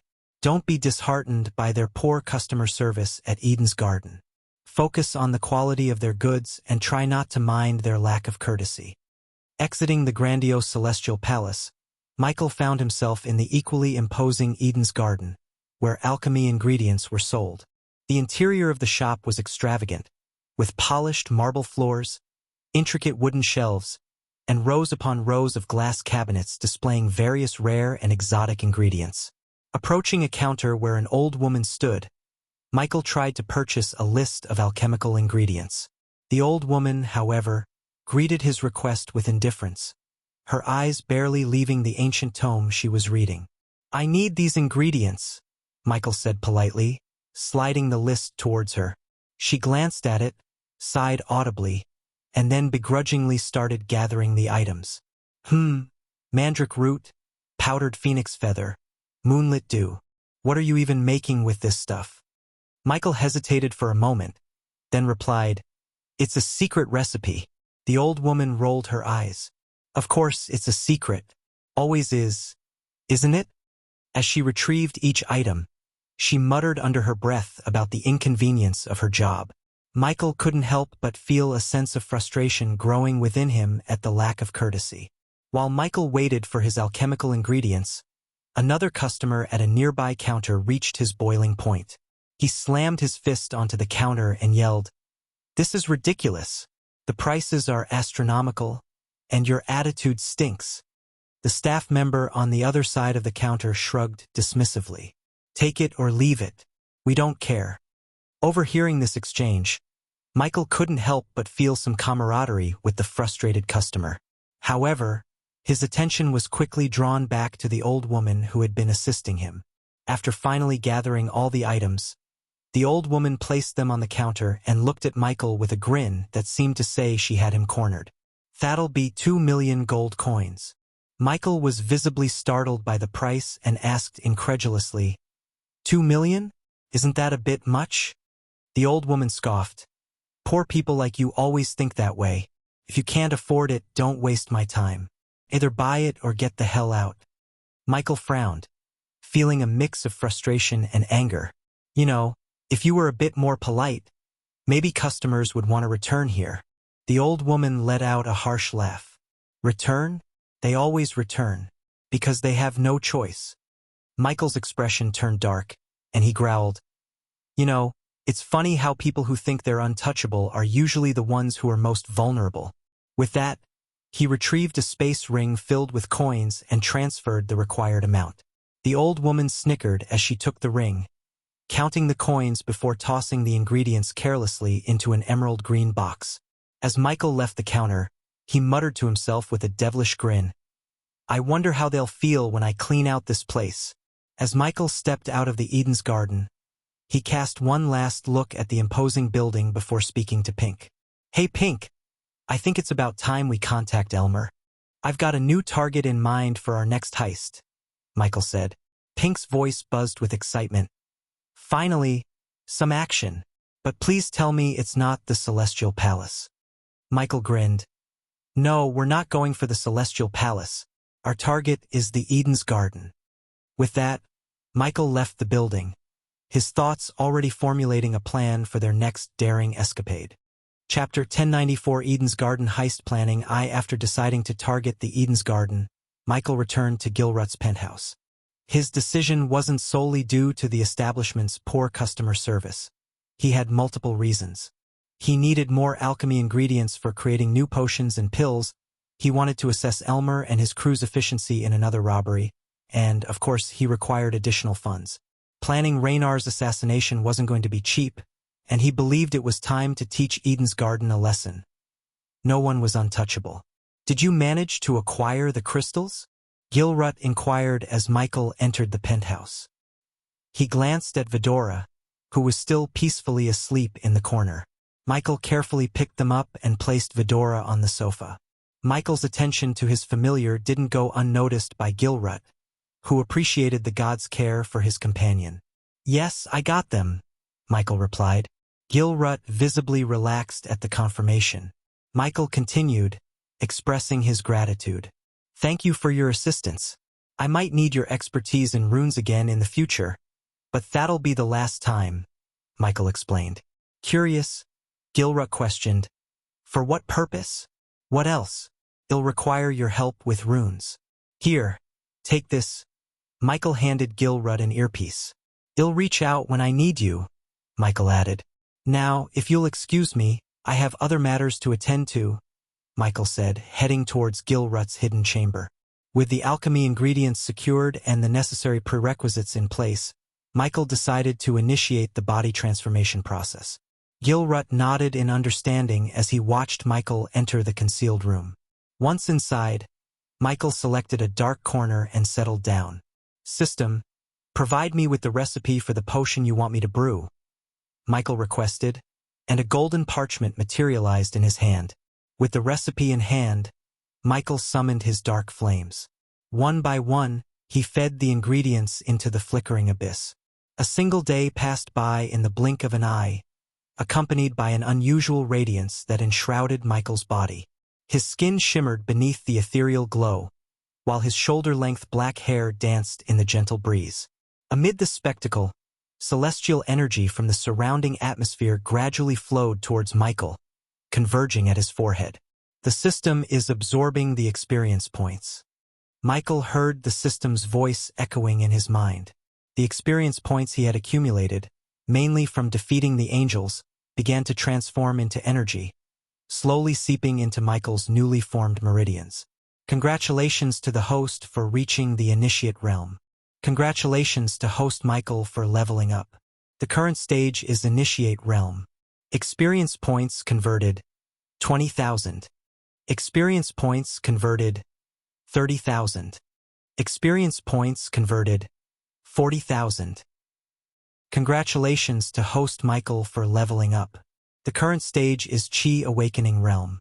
N/V-L B-I-NAS Michael entered the Chi Awakening Realm. The lights in the room, including the runes, flickered with intensity. Celestial energy within the room surged towards Michael, forming a miniature whirlwind of power around him. This surging energy was promptly assimilated into his body. Michael felt the newfound energy coursing within him, invigorating both his spells and physical capabilities. Simultaneously, the medallion adorning his neck began to quiver. Sensing the medallion's warmth on his neck, Michael flicked his wrist, summoning a purple celestial crystal into his palm. With a clenched fist, he reduced the crystal to a fine powder, which was promptly absorbed by the medallion. The Chi Awakening stage has enhanced the energy absorption rate from the Energy Devourer. The system's voice notified Michael. Slowly, he opened his eyes, finding Vidora perched on a nearby table, gazing at him with curious eyes. "You're finally awake," Sarba remarked. "And this better be the last time you leave us hanging with nothing to do," Ayag added, slightly irritated, addressing Michael. Deep within a bamboo forest, an unconventional village had taken root, constructed entirely from bamboo stalks.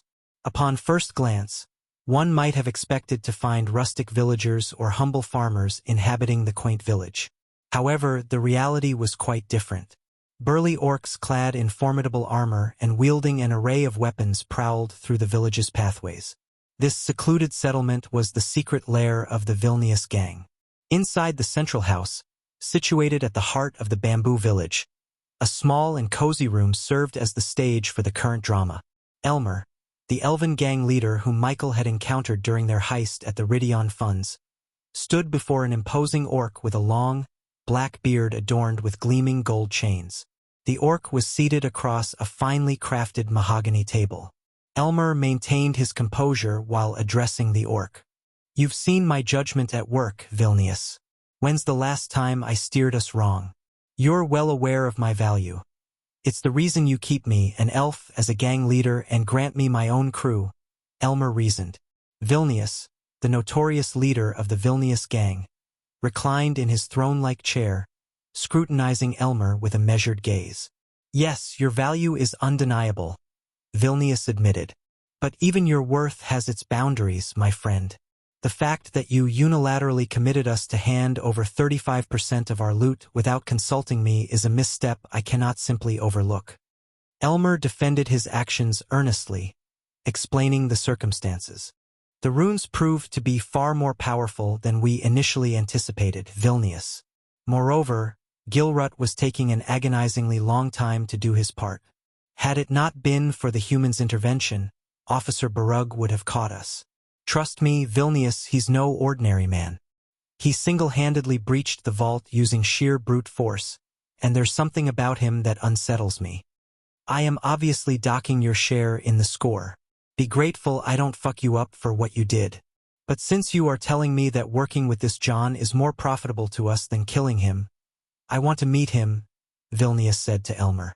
"Fencing the artifacts and valuables you took from the Ridion Funds is going to be a pain in the ass, and you know it. This is precisely why I advised against targeting the Ridion Funds," Vilnius grumbled. "I still managed to pull it off with the dumbest crew," Elmer quipped, rolling his eyes. "Share the news with your dumb crew that they won't be receiving their cut due to their leader's generosity," Vilnius retorted coldly. Elmer harbored a glimmer of hope that his decision to partner with John would yield significant dividends in the future, as he had just relinquished a substantial portion of their haul. "Now, set up a meeting with this John. I want to meet him face to face," Vilnius demanded, ending the discussion. However, an abrupt interruption occurred when a panicked orc hastily entered the room. "You'd better have an excellent reason for barging into my chamber," Vilnius growled at the intruding orc. "Boss, there's a human here. He says he wants to speak with Elmer." The orc stammered, his face etched with shock. Upon hearing the news, both Elmer and Vilnius were astounded. "What?" Elmer exclaimed in disbelief. Vilnius was equally taken aback and growled his displeasure. Their secret hideout had been kept under wraps, known only to the core members of their gang. To discover that a human had somehow found their location and was requesting to see Elmer was unfathomable. Wasting no time, Vilnius and Elmer swiftly exited the room. As they emerged, they were greeted by a group of orcs surrounding a human figure cloaked in black robes. The dark, stormy atmosphere added an ominous aura to the situation. Despite being encircled by armed orcs and elves, the human remained composed. "John?" Elmer inquired, recognizing him. "That's John," Vilnius asked with a furrowed brow. "I swear, Vilnius, I have no idea how he found this place," Elmer hastily explained. However, Vilnius seized Elmer by the throat, hoisting him off the ground. "Damn it, Vilnius, I'm not foolish enough to reveal our hideout's location to him. I swear," Elmer stammered. His voice strained as Vilnius continued to exert pressure on his throat. "Release him, Vilnius. Your hideout isn't as covert as you think," John calmly stated. "How did you locate this place?" Vilnius demanded, all while not loosening his grip on Elmer. "Sigh," Michael sighed audibly. "I'm here to discuss a business proposition, not to fight. Release him," Michael requested, as small bolts of lightning began to crackle around his wrists. In an instant, Michi unleashed an incredible burst of speed.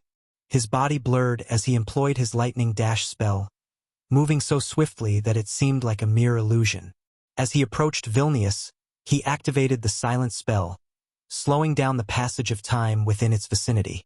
The world around him seemed to lose its frenetic pace, as if time itself had been gently put on hold. Michael reached Vilnius and deftly released Elmer from the gang leader's grip. With a fluid movement, he returned to his original position, leaving Vilnius stupefied. Vilnius, who had been holding Elmer firmly, was suddenly startled as he realized he no longer had a captive in his grasp. His gaze darted around, searching for Elmer.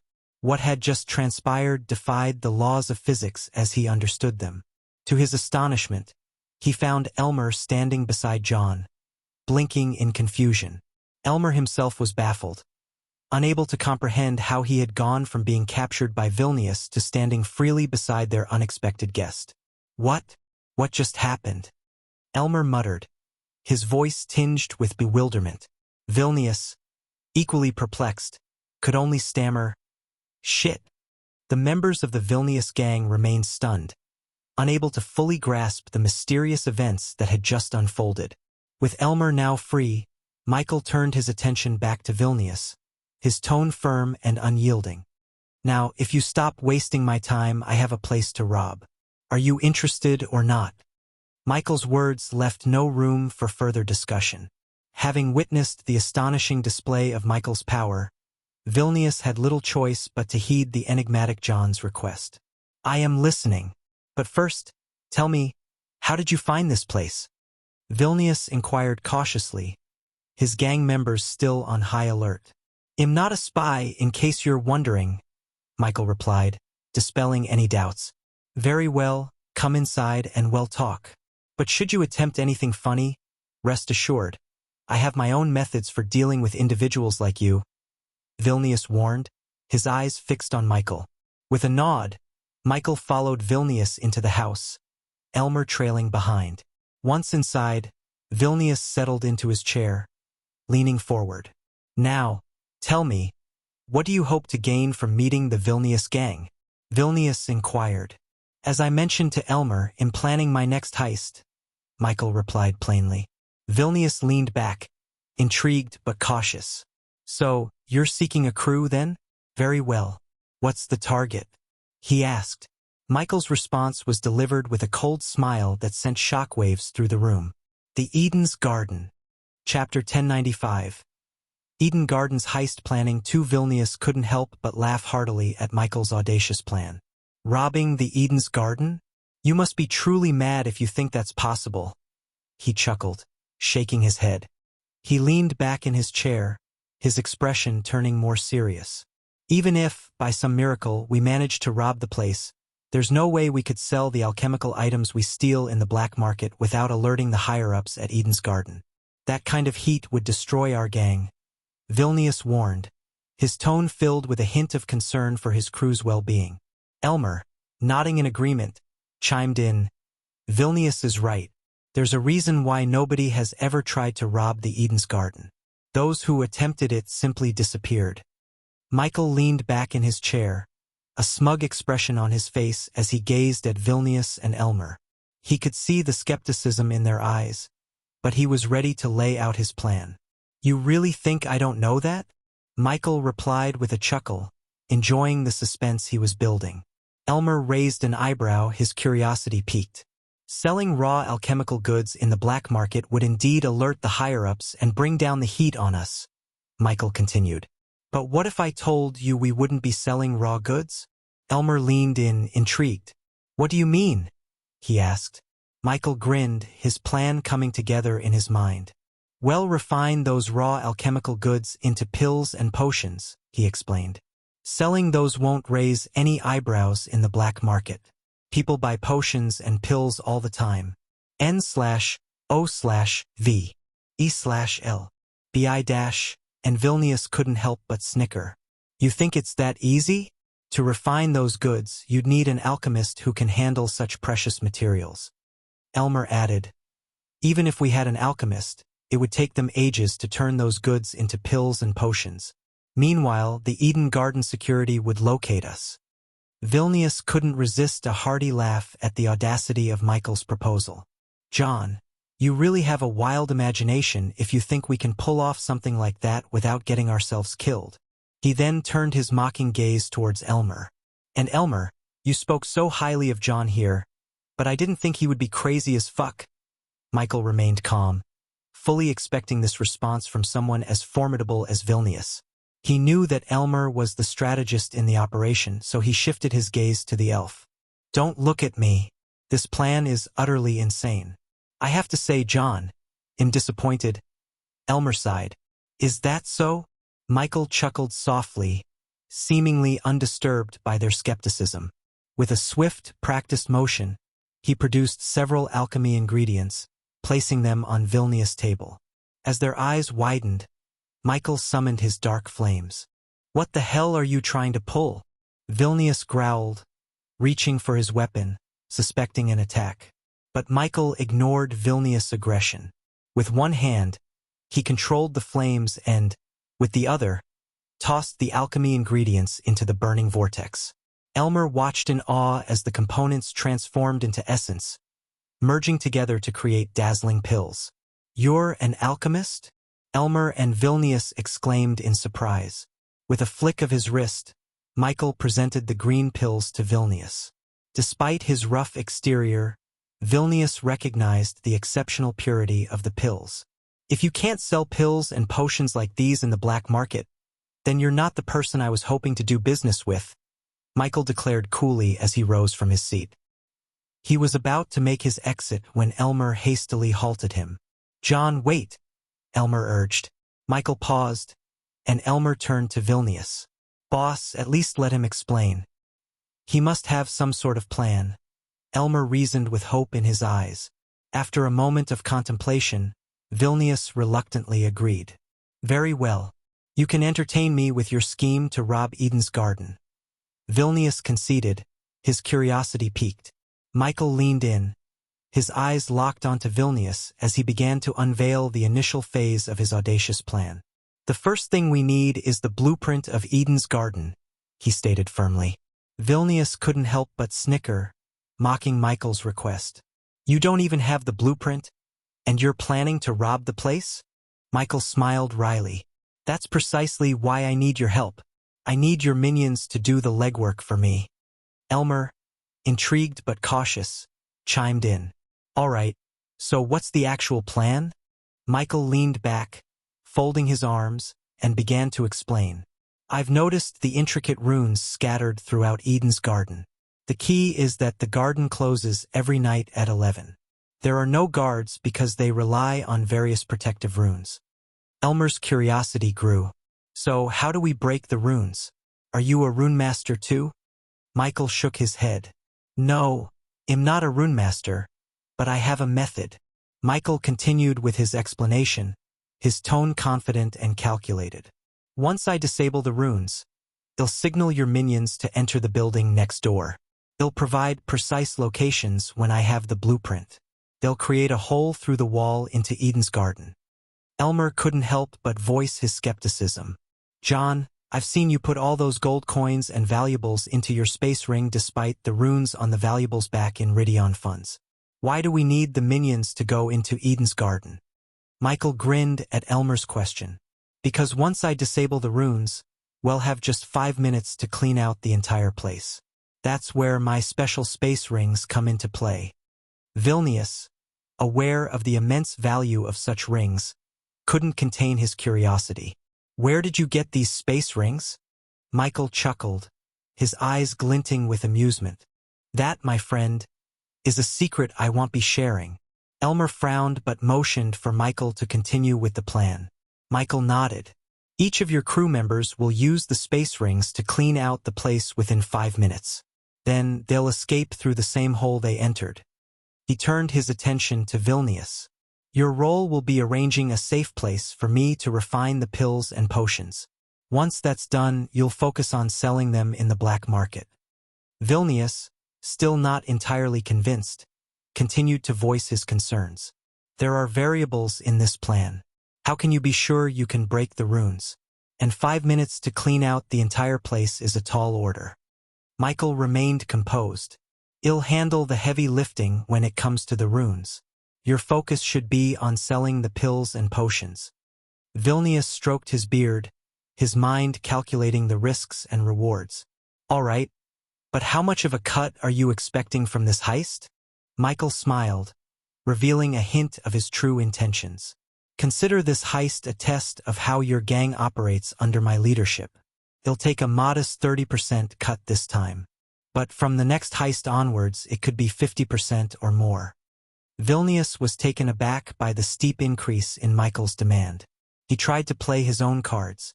What if I were to tell the authorities about your plan to rob Eden's garden?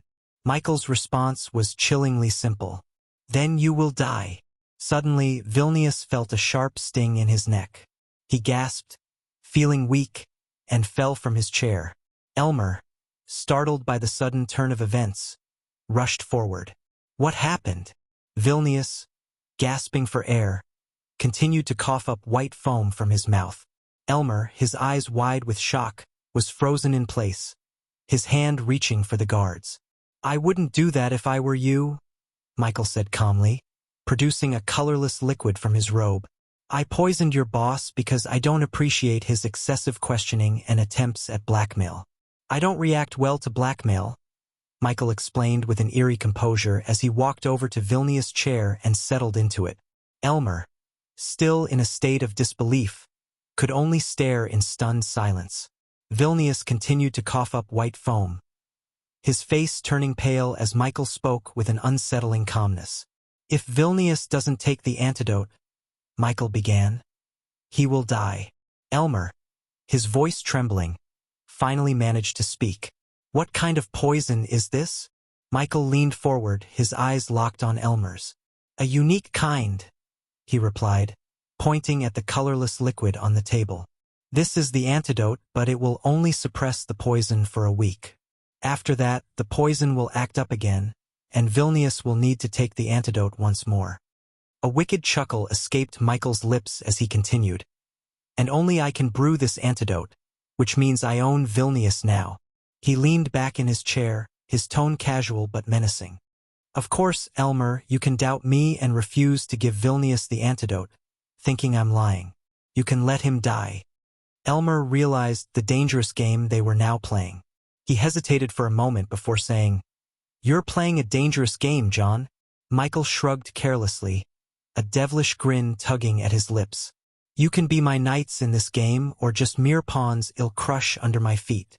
Elmer hesitated, torn between the precarious choices before him. Vilnius mumbled something unintelligible as he began to close his eyes, the poison taking its toll on him. Michael chuckled coldly, his patience waning. "Time is running out," he reminded them. With a steely resolve, he continued, "From the moment I stepped into your territory, you became my gang." Elmer clenched his fists, torn by the weight of the decision he was about to make. Finally, he grabbed the antidote and poured it into Vilnius' mouth. Slowly, Vilnius stopped coughing up white foam and began to breathe normally again. As Vilnius rose back to his feet, he cursed Michael vehemently, his hand instinctively reaching for his sword. Before he could draw it, Michael snapped his fingers, and Vilnius roared in agony as he fell to the ground. Michael placed his foot on Vilnius' chest and leaned down, his voice dripping with cold determination. "I own you now, bitch." Chapter 1096. The Underworld of Realm of Gods. Chapter 1096. The Underworld of Realm of Gods. Michael cracked his neck as he reclined on Vilnius' throne, propping his legs casually on the table. His eyes remained fixed on Vilnius, who was slowly regaining his composure. "What did you do?" Vilnius inquired, his voice tinged with suspicion. Michael chose not to reveal the exact nature of his actions, maintaining an air of enigmatic authority. He held the power of the blood tonic over Vilnius, a secret he intended to safeguard. In the aftermath of the pain Vilnius had just experienced, Michael could effortlessly incapacitate or even kill him with a mere snap, thanks to the nanites coursing through his victim's veins. Given Vilnius' current chi awakening realm, he was no match for Michael's power, even without resorting to his godly abilities. Surprisingly, Michael's eyes of darkness still revealed a yellow aura around Elmer, signifying that Elmer possessed greater strength than Vilnius himself. "Now, unless you'd like to meet your demise prematurely, I'd advise you to remain silent and do as I say," Michael commanded coldly, exerting his newfound control.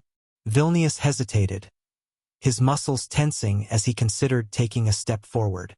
But the memory of the excruciating pain he had just endured held him back.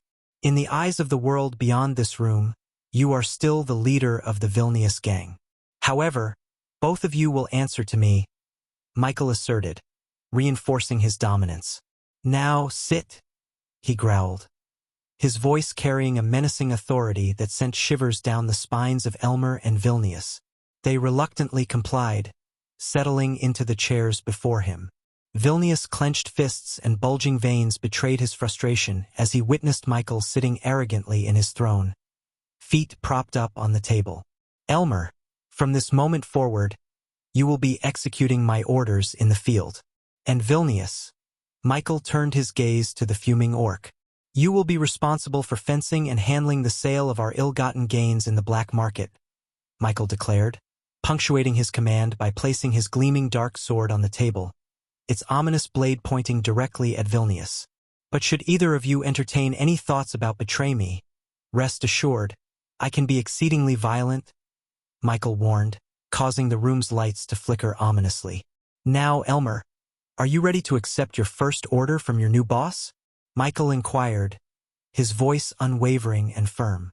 Elmer remained in a state of shock after the abrupt turn of events. 1 minute, Vilnius had been giving him orders with authority, and the next, John had nearly killed Vilnius. Elmer had initially seen John as an asset to further his position within the Vilnius gang, but he never anticipated that John would ascend to the role of boss. "I don't appreciate your lack of enthusiasm," Michael remarked, a veiled threat lacing his words. As the room's atmosphere seemed to chill, Elmer hastily responded. "Yes, boss," Elmer affirmed, his voice tinged with compliance. "I need you to procure the blueprint of the Eden's Garden, along with any and all information you can gather about the place," Michael ordered Elmer, his tone unwavering. The elf nodded and departed the room, leaving Michael alone with Vilnius. Once they were alone, Vilnius couldn't contain his frustration any longer. His voice carried a growl of warning. "When those above me catch wind of this, you'll find yourself neck-deep in shit, human." Michael raised an eyebrow, curiosity piqued. "Who's above you?" he asked calmly. Vilnius couldn't help but let out a mocking chuckle. "Did you think I was the top dog in the Vilnius gang?" he sneered. "We're just a cog in the giant machine that controls the entire underworld." Intrigued, Michael leaned forward. "Tell me more," he urged. Vilnius, however, wasn't inclined to cooperate. "Why would I?" he retorted defiantly. With a sinister smile, Michael slowly raised his fingers and ominously added, "With a snap of my fingers, I can make you feel like you're in hell." Vilnius vividly remembered the excruciating pain he had just experienced. But before he could respond, Michael snapped his fingers once again, subjecting Vilnius to intense agony. Vilnius could only mumble, "No more," as the pain overwhelmed him. As Vilnius gasped for air, the intensity of the pain gradually waned. Michael, his curiosity unabated, leaned in closer. "Tell me more about what you meant," he demanded. Vilnius, still shaken by the excruciating ordeal, began to speak in a hoarse whisper, revealing secrets he had guarded closely. The Vilnius gang. It's just a small piece in the grand design of the underworld that worships God Agra. Michael's mind raced as he recalled the vicious bandits who had met their demise at his hands, all of them fervent Agra worshippers. He also remembered the intense battle against the angel of God Agra. This revelation hinted at something far more expansive and sinister. The underworld, Vilnius continued. It's under the dominion of God Agra and his malevolent influence. My gang were merely a minuscule cog in the intricate machinery of darkness. Intrigued, Michael pressed on. "Can you tell me how many such gangs exist in the underworld, under the influence of God Agra?" Vilnius winced, the memory of recent agony still fresh. "I don't know the exact number," he admitted, "but I know there exist countless factions, all devoted to Agra." Michael pondered the ramifications of this revelation. The underworld, controlled by a god and countless factions, each with its own dark agenda, presented an intricate and dangerous landscape. It was a chilling reminder of the scope of the forces Michael was entangled with and the daunting challenges he would face in the days to come. "So, you didn't mess with me. You messed with the most ruthless and evil god in the entire realm of gods. Agra is someone even the Pantheon doesn't dare cross paths with. So, enjoy whatever days you have left, human." Vilnius growled, his voice dripping with a mix of menace and warning. But Michael, still seated casually on Vilnius' throne, merely chuckled in response. "My dear boy, trust me when I say this. I've heard about stronger enemies countless times. It's like a cycle in my life. I go somewhere, end up facing a stronger foe, and eventually defeat them. Then I move on and the cycle repeats," he said coldly, his demeanor unflinching. Vilnius was taken aback by the absence of fear in John's eyes. "But you don't have to worry about Agra or his angels. As your boss, I will take care of my minions. Just do what I say, and you will be fine," Michael said dismissively, waving his hand as if brushing off Vilnius' threats. "You don't understand," Vilnius retorted. "The moment we finish a heist, we need to offer a large chunk of our spoils to the underworld. If we fail, they will send the executioners. Once they arrive here, you are done for," he added with a cold grin. Michael leaned back further in the throne and regarded Vilnius coolly. "What do you think will happen when they come here?" he asked. Vilnius didn't hesitate in his response. "What else? They will kill you," he stated matter-of-factly. "What do you think they would do to you?" Michael's voice remained cold and calculating. "Put you back in the throne you lost to me? I know how the underworld works far better than you," he continued, emphasizing his vast experience. His reputation as the #1 hitman on Earth had led him to deal with the underworld and gangsters extensively, granting him unique insights. "When they see you've lost your position, they'll consider you weak and unfit to lead this gang," Michael stated bluntly, his eyes locked onto Vilnius. "We both know that weakness doesn't survive in this line of business. So, can you at least comprehend that they will either kill you or force you to work under a new boss, probably Elmer?" A sly grin crept across his face as he spoke. Michael couldn't help but notice the flicker of insecurity in Vilnius' eyes, and he knew he had found the key to controlling the orc's stubborn ego. You see, Vilnius, Michael began with a hint of amusement. Imagine a scenario where you're no longer the big boss. Picture yourself taking orders from someone who was once your subordinate, a mere minion. He paused, allowing the idea to sink in. Vilnius' face twisted with disdain at the mere thought of working under Elmer, someone he had been accustomed to bossing around. His ego, as Michael had anticipated, flared with resistance. And not just any minion, Michael continued, his voice dripping with calculated cunning, but one who has proven himself capable of leading this gang to heights you couldn't reach. He leaned in, locking eyes with Vilnius, pressing the advantage. Can you imagine the humiliation, Vilnius? The shame of bowing your head to someone who once bowed to you? Michael's words hung in the air, expertly exploiting Vilnius' ego and feelings, knowing that the orc would loathe the very idea of being subordinate to Elmer. It was a testament to Michael's strategic mind, his ability to manipulate those around him to achieve his goals. Michael maintained his cunning smile as he continued to play on Vilnius' ego and fear of humiliation. Think about it, Vilnius, he said in a low, persuasive tone. Working under a new boss allows you to maintain the illusion of power. You can still boss around your minions, making them think you're in control. But more importantly, Michael leaned in closer, his voice almost a whisper. Under my leadership, you'll still be Elmer's boss outside this room.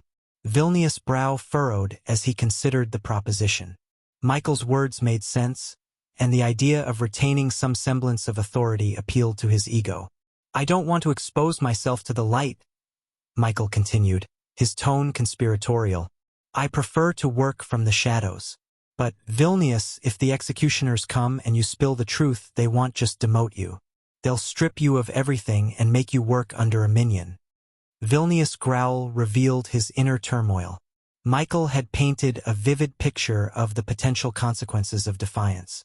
Vilnius growled, clearly torn between his ego and the practicality of the situation. It's not certain they would do that, he muttered, his stubbornness showing. Michael chuckled softly, a hint of menace in his smile. Are you willing to take that chance, Vilnius? Because I assure you, I won't hesitate to expose your little secret to the world if you don't play by my rules. Michael's cunning manipulation had placed the orc in an impossible predicament, and it was clear that he had little choice but to comply with his new boss' wishes. But don't worry about the executioners or Agra himself. I will take care of them. As my minion, you do what I say. Michael leaned back on the throne, emphasizing his newfound authority. It seems like you got me by the balls, John, said Vilnius. Boss, Michael corrected Vilnius, his tone unyielding. Inside this room, you address me as boss, Michael reiterated, his voice carrying a cold authority. It seems like you got me by the balls, boss, Vilnius reluctantly repeated, recognizing the shift in power. Nov, 1B/1N, that's good. Now go tell your minions to rest and eat well. We will hit the Eden's Garden day after tomorrow, Michael said calmly, startling Vilnius. Are you crazy? Boss.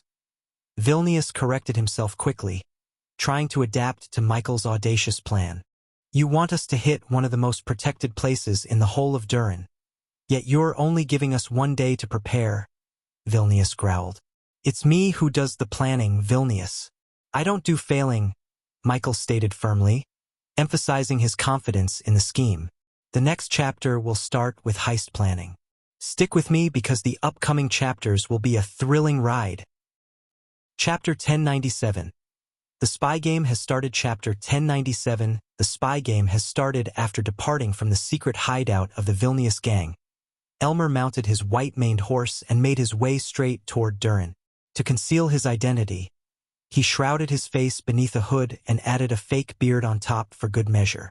Durin was currently engrossed in its harvest festivals, and the orc guards stationed at the city gates were not overly diligent in scrutinizing every incoming visitor. With this advantage, Elmer passed through the gates unobstructed. N-O/V//E/L-1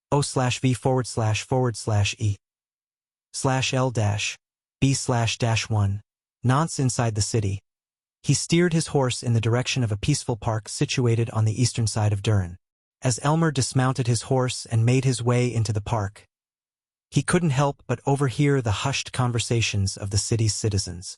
It seemed the recent Ridion Funds heist and the exploits of the Vilnius gang were the hot topics of discussion. "Did you hear about that heist at Ridion Funds? They say the Vilnius gang pulled it off. Unbelievable. How did they manage to break into such a well-guarded place? The security there must be incompetent. You'd think the guards would be better trained. This is an embarrassment to the city." Elmer continued to listen to the disgruntled chatter as he strolled deeper into the park, keeping his true identity and purpose well hidden. Elmer eventually reached the park, finding it to be a serene and tranquil place, a stark contrast to the turmoil of the city.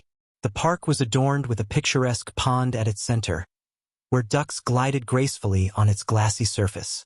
A majestic tree with pink leaves stood tall nearby, casting a gentle shade over the area. Several benches, weathered by time but still sturdy, were scattered around the pond. It was under one of these benches that Elmer had tied his steed, making sure it was secure before he walked towards another bench, nestled comfortably in the shade of the pink-leaved tree. Seating himself, he took a moment to observe the park's beauty, the serene ambience allowing him to clear his thoughts and prepare for the task at hand. As Elmer sat by the pond, watching the ducks glide gracefully, another cloaked figure quietly settled on a bench behind him. Like Elmer, this figure concealed their identity with a hood, but their attire was a striking pink, blending harmoniously with the hues of the leaves and the tree. A commanding yet feminine voice broke the silence. "How is everything, Arenal?" the figure inquired. "Elders want to know more about the Ridion Funds heist." "It was supposed to be a failed operation," replied Elmer, his eyes still fixed on the tranquil pond. "Things went way south," he added, both of them looking in opposite directions, maintaining the facade of two ordinary parkgoers enjoying the peaceful ambience. The park was bustling with people, and the constant murmur of voices made it an ideal location for their clandestine conversation. No one could eavesdrop unless they ventured uncomfortably close. "By the gods, Arenal, the underworld is going to grow stronger with the treasure you seized." "What in the world happened?" inquired the woman, her tone laced with concern. "Someone else interfered with my plans. I had to adapt and improvise. Otherwise, my cover would have been exposed," Elmer replied somberly. "Who?" questioned the woman, clearly alarmed. Elmer paused, building tension in the air before delivering his revelation. "The one who entered Ridion Funds to check on the hostages and proceeded to beat our agent," he disclosed. The woman leaned in, her curiosity piqued. "Do you have any information for me to work with, Arenal? The elders are becoming increasingly anxious, and they are on the verge of aborting this operation. His name is John, but I don't believe it's his real name. And you wouldn't believe what happened," Elmer remarked cryptically, leaving his companion eager for more. "What happened?" the woman demanded, her curiosity piqued. "He ventured into Vilnius gang territory, and that's just the tip of the iceberg. He poisoned Vilnius and made him his subordinate. Tell the elders, from now on, Vilnius will maintain the appearance of leadership to the outside world. But in reality, he'll report to John," Elmer disclosed. The woman fell silent, digesting the unbelievable turn of events. "We need to gather more information about this John. What's his next move?" inquired the woman. Elmer dropped another bombshell. "He's planning to rob the Eden's garden," he revealed.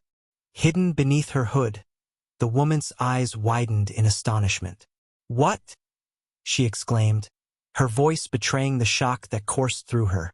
"I've been tasked with getting the blueprint for the Eden's garden," Elmer confirmed. "Eden's garden. That's madness.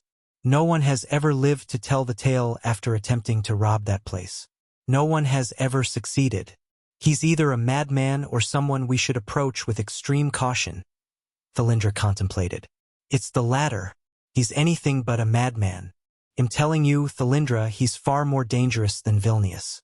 Vilnius is just a puppet, but John is a mastermind.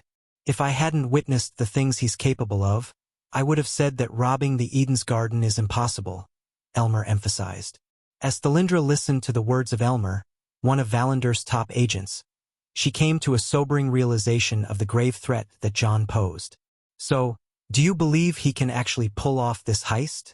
When is it scheduled to take place? Thalindra inquired, her voice tinged with curiosity. She was Elmer's handler and the intermediary between him and the higher-ups. I'm not sure, but I suspect it's going to happen very soon. What are your orders? Elmer inquired. Thalindra fell silent for a moment, contemplating their next move. Perhaps John is our key to capturing the Night Warden. If he successfully executes heists of this magnitude, the Night Warden is likely to take notice and might approach him. This could be our best opportunity in a long while, Thalindra proposed. So, you want me to assist John in robbing the Eden's garden? Elmer asked, even though he was fairly certain of the answer. Yes, I'll use my contacts in the town hall to secure the blueprint for you. But you must stick close to John and gather every piece of information you can about him, Thalindra instructed. This is excellent, Arenal. With the information you've provided, I can convince the elders to continue our mission. Keep up the exceptional work you've been doing. Thalindra praised him, her excitement thinly veiled. If John successfully carries out this heist, notify me immediately using the emergency rune. Speaking of the heist, do you know how John plans to sell the alchemical goods in the black market? Thalindra inquired further. John is an alchemist, a proficient one at that. I witnessed him refine an energy-boosting pill in a matter of seconds. He's at least a 5-star alchemist, Elmer informed Thalindra. A 5-star alchemist? That certainly narrows down the possibilities. So, he plans to refine the alchemical goods into pills and potions for sale in the black market? That's quite clever. It would make it much harder for the Eden's Garden to trace the sellers, Thalindra commented. Even in Durin, there were countless transactions that took place within the dark underworld. Many of these transactions involved potions and pills. By selling refined products, rather than the raw ingredients, the risk of being traced back to Eden's Garden was significantly reduced. Despite Eden's Garden boasting some of the finest alchemists in the world, they wouldn't easily discern whether the ingredients used came from their own supply. If you could procure us a few samples of the pills and potions he refines, our alchemists might be able to discern his unique signatures and refinement skills. Additionally, we should alert our agents in the dark underworld to purchase these potions and pills. The last thing we need is those nefarious criminals in the dark world getting their hands on high-grade substances, said Thalindra. Elmer nodded, acknowledging the importance of this task. Any information on the Night Warden from your end? Elmer asked. The Night Warden was an infamous yet mysterious figure among the agro-worshippers, a prominent player in the underworld. No one had ever laid eyes on him, which made him nearly impossible to track down. According to Valander elves, the Night Warden was the third largest smuggler and celestial weapons dealer, responsible for countless deaths. Yet, even in the clandestine world, there were many who doubted his existence. I have some agents who claim the Night Warden might be selling weapons and scrolls to both Raynar and Cronner in their ongoing wars, said Thalindra. Elmer let out a heavy sigh. Makes sense. 2 gods locked in battle, and every arms dealer in the world would vie for a contract to supply them with everything they need. War is, unfortunately, good for business. Thalindra nodded somberly. And terrible for the people, she added, expressing a hint of pity for the refugees caught in the conflicts of Raynar and Cronner. We can't halt their wars. Only the Pantheon has the power to do that. But the least we can do is eliminate scum like the Night Warden, Thalindra remarked. Elmer agreed. As you said, John might be our means of reaching him. All right, Elmer. Keep me informed. Stay here for an hour, and then proceed to the town hall. I'll have my people procure the blueprint you require. Be cautious, Elmer, Thalindra advised, her concern evident in her voice. Elmer let out a soft chuckle. My dear handler, you know I've been at this for decades. I know how to keep myself from meeting an untimely end. Thalindra smiled faintly, acknowledging his experience. You're a skilled spy, Elmer, but never forget that in our line of work, there's always someone better. With that, Thalindra rose from the bench and said, Keep a close watch on John. before walking away. At that moment, Elmer had embarked on a dangerous cat-and-mouse game with Michael, unaware of the formidable adversary he was facing. However, Elmer had thrived in the shadowy world for decades, always at the peak of his craft. Hence, only time would determine who would emerge victorious in this high-stakes contest. "Night Warden, I will catch you," Elmer muttered under his breath. Chapter 1098 Party Crashers. With 20 hours remaining until the commencement of Michael's next heist, he found himself reclining in Vilnius' imposing throne. "Everything's in place on your end, Pink?" Michael inquired through his earpiece. "Yes, I can access the feeds from Eden's garden. It's frustrating not being able to manipulate them. Back on Earth, I could hack into those security cameras and mess with the guards," Pink lamented. "It's fortunate that technological advancement is lacking in this world. Imagine these cultivators and gods wielding the power of technology," Michael chuckled. "Don't underestimate those security cameras, though. Seraphine has runes and spies that rival the abilities of security cameras. Nothing happens there without her knowledge." Pink reminded Michael of the goddess of information's influence. "Sounds like she'd make a valuable ally." Michael contemplated the idea of having Seraphine as a subordinate. "I doubt it. She's one of the Pantheon's most loyal deities," Pink replied. "How's Fedora doing out there?" Pink inquired. "I've left them at the Durin Library with Gilrut. I want them to absorb as much knowledge about this world and the book we're planning to steal as possible," Michael informed Pink. As he conversed with Pink, approaching footsteps caught Michael's attention. "I have to go. Keep a watchful eye on our companion," Michael instructed Pink. "I will," Pink replied with a chuckle. Anticipating that Vilnius and Elmer would be accompanied by additional orcs, Michael rose from the imposing throne. It was crucial that no one in the Vilnius gang discovered his true identity as their leader. "You're back," Michael greeted the group as they entered the room. Before him stood Vilnius and Elmer, accompanied by 4 orcs and 2 dwarves. "We've completed all the tasks you assigned," Elmer announced, handing the blueprint over to Michael. The orcs and dwarves stared in amazement at the human newcomer who had recently become part of their gang.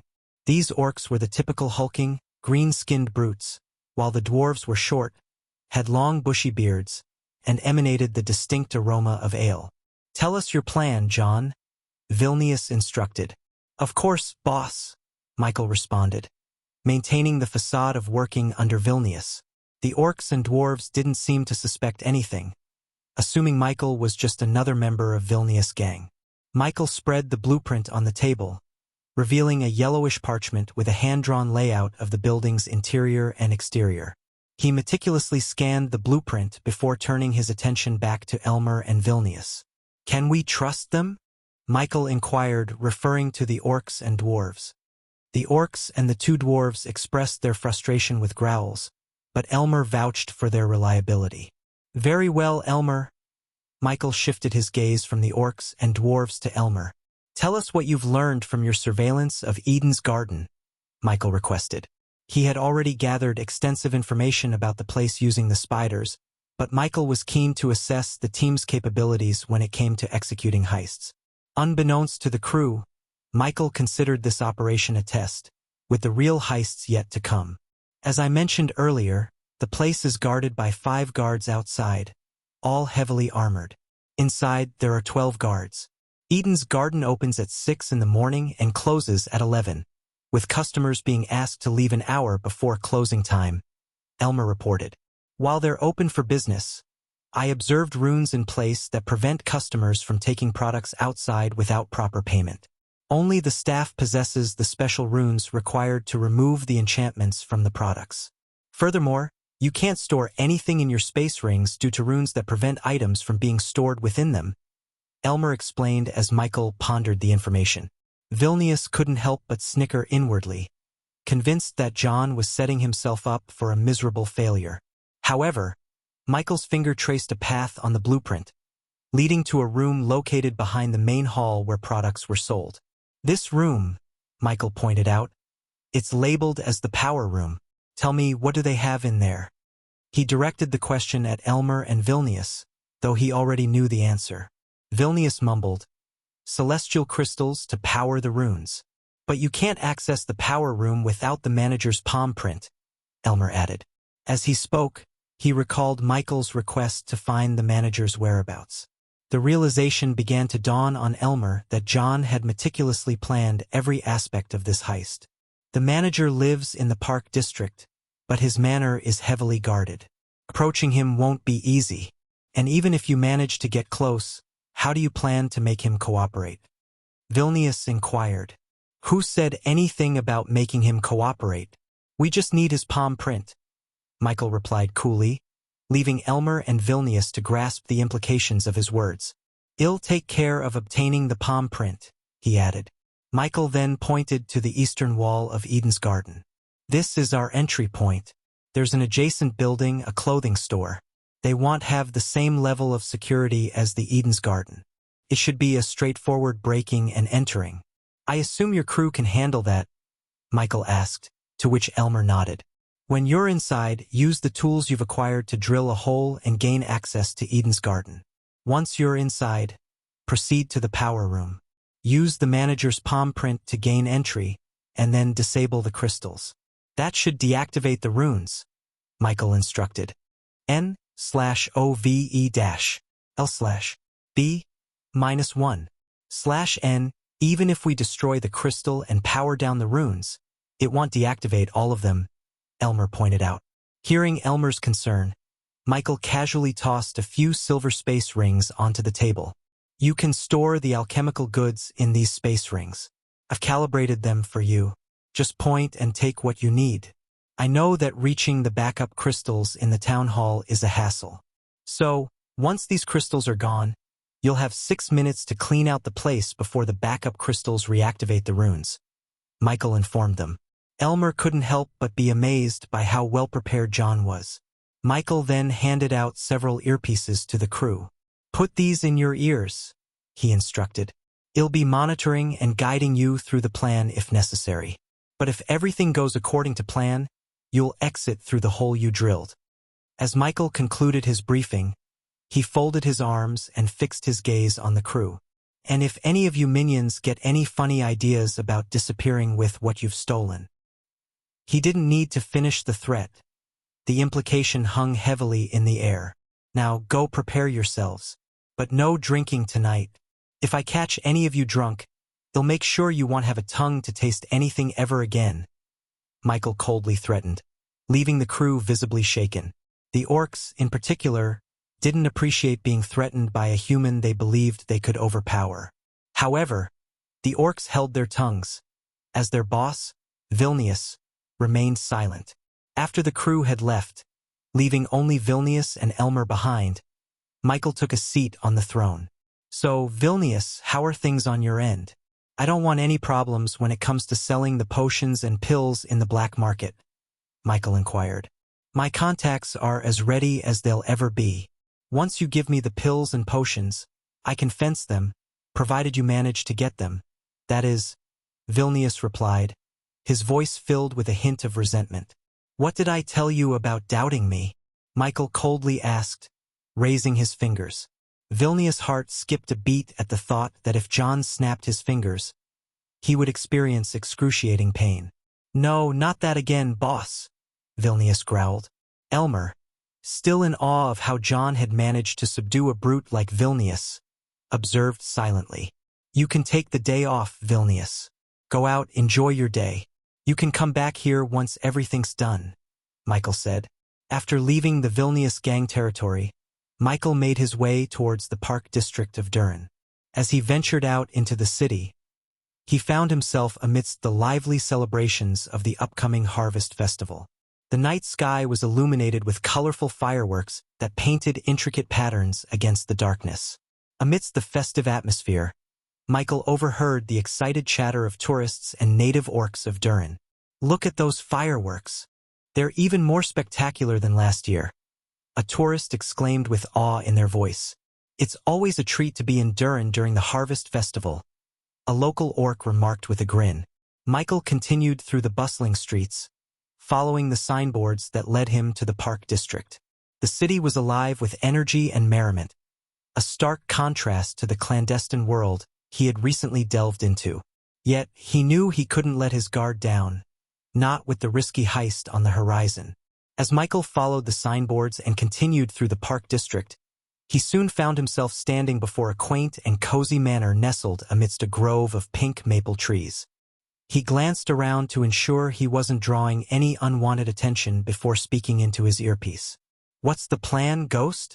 Pink's voice crackled through the earpiece, filled with curiosity and anticipation.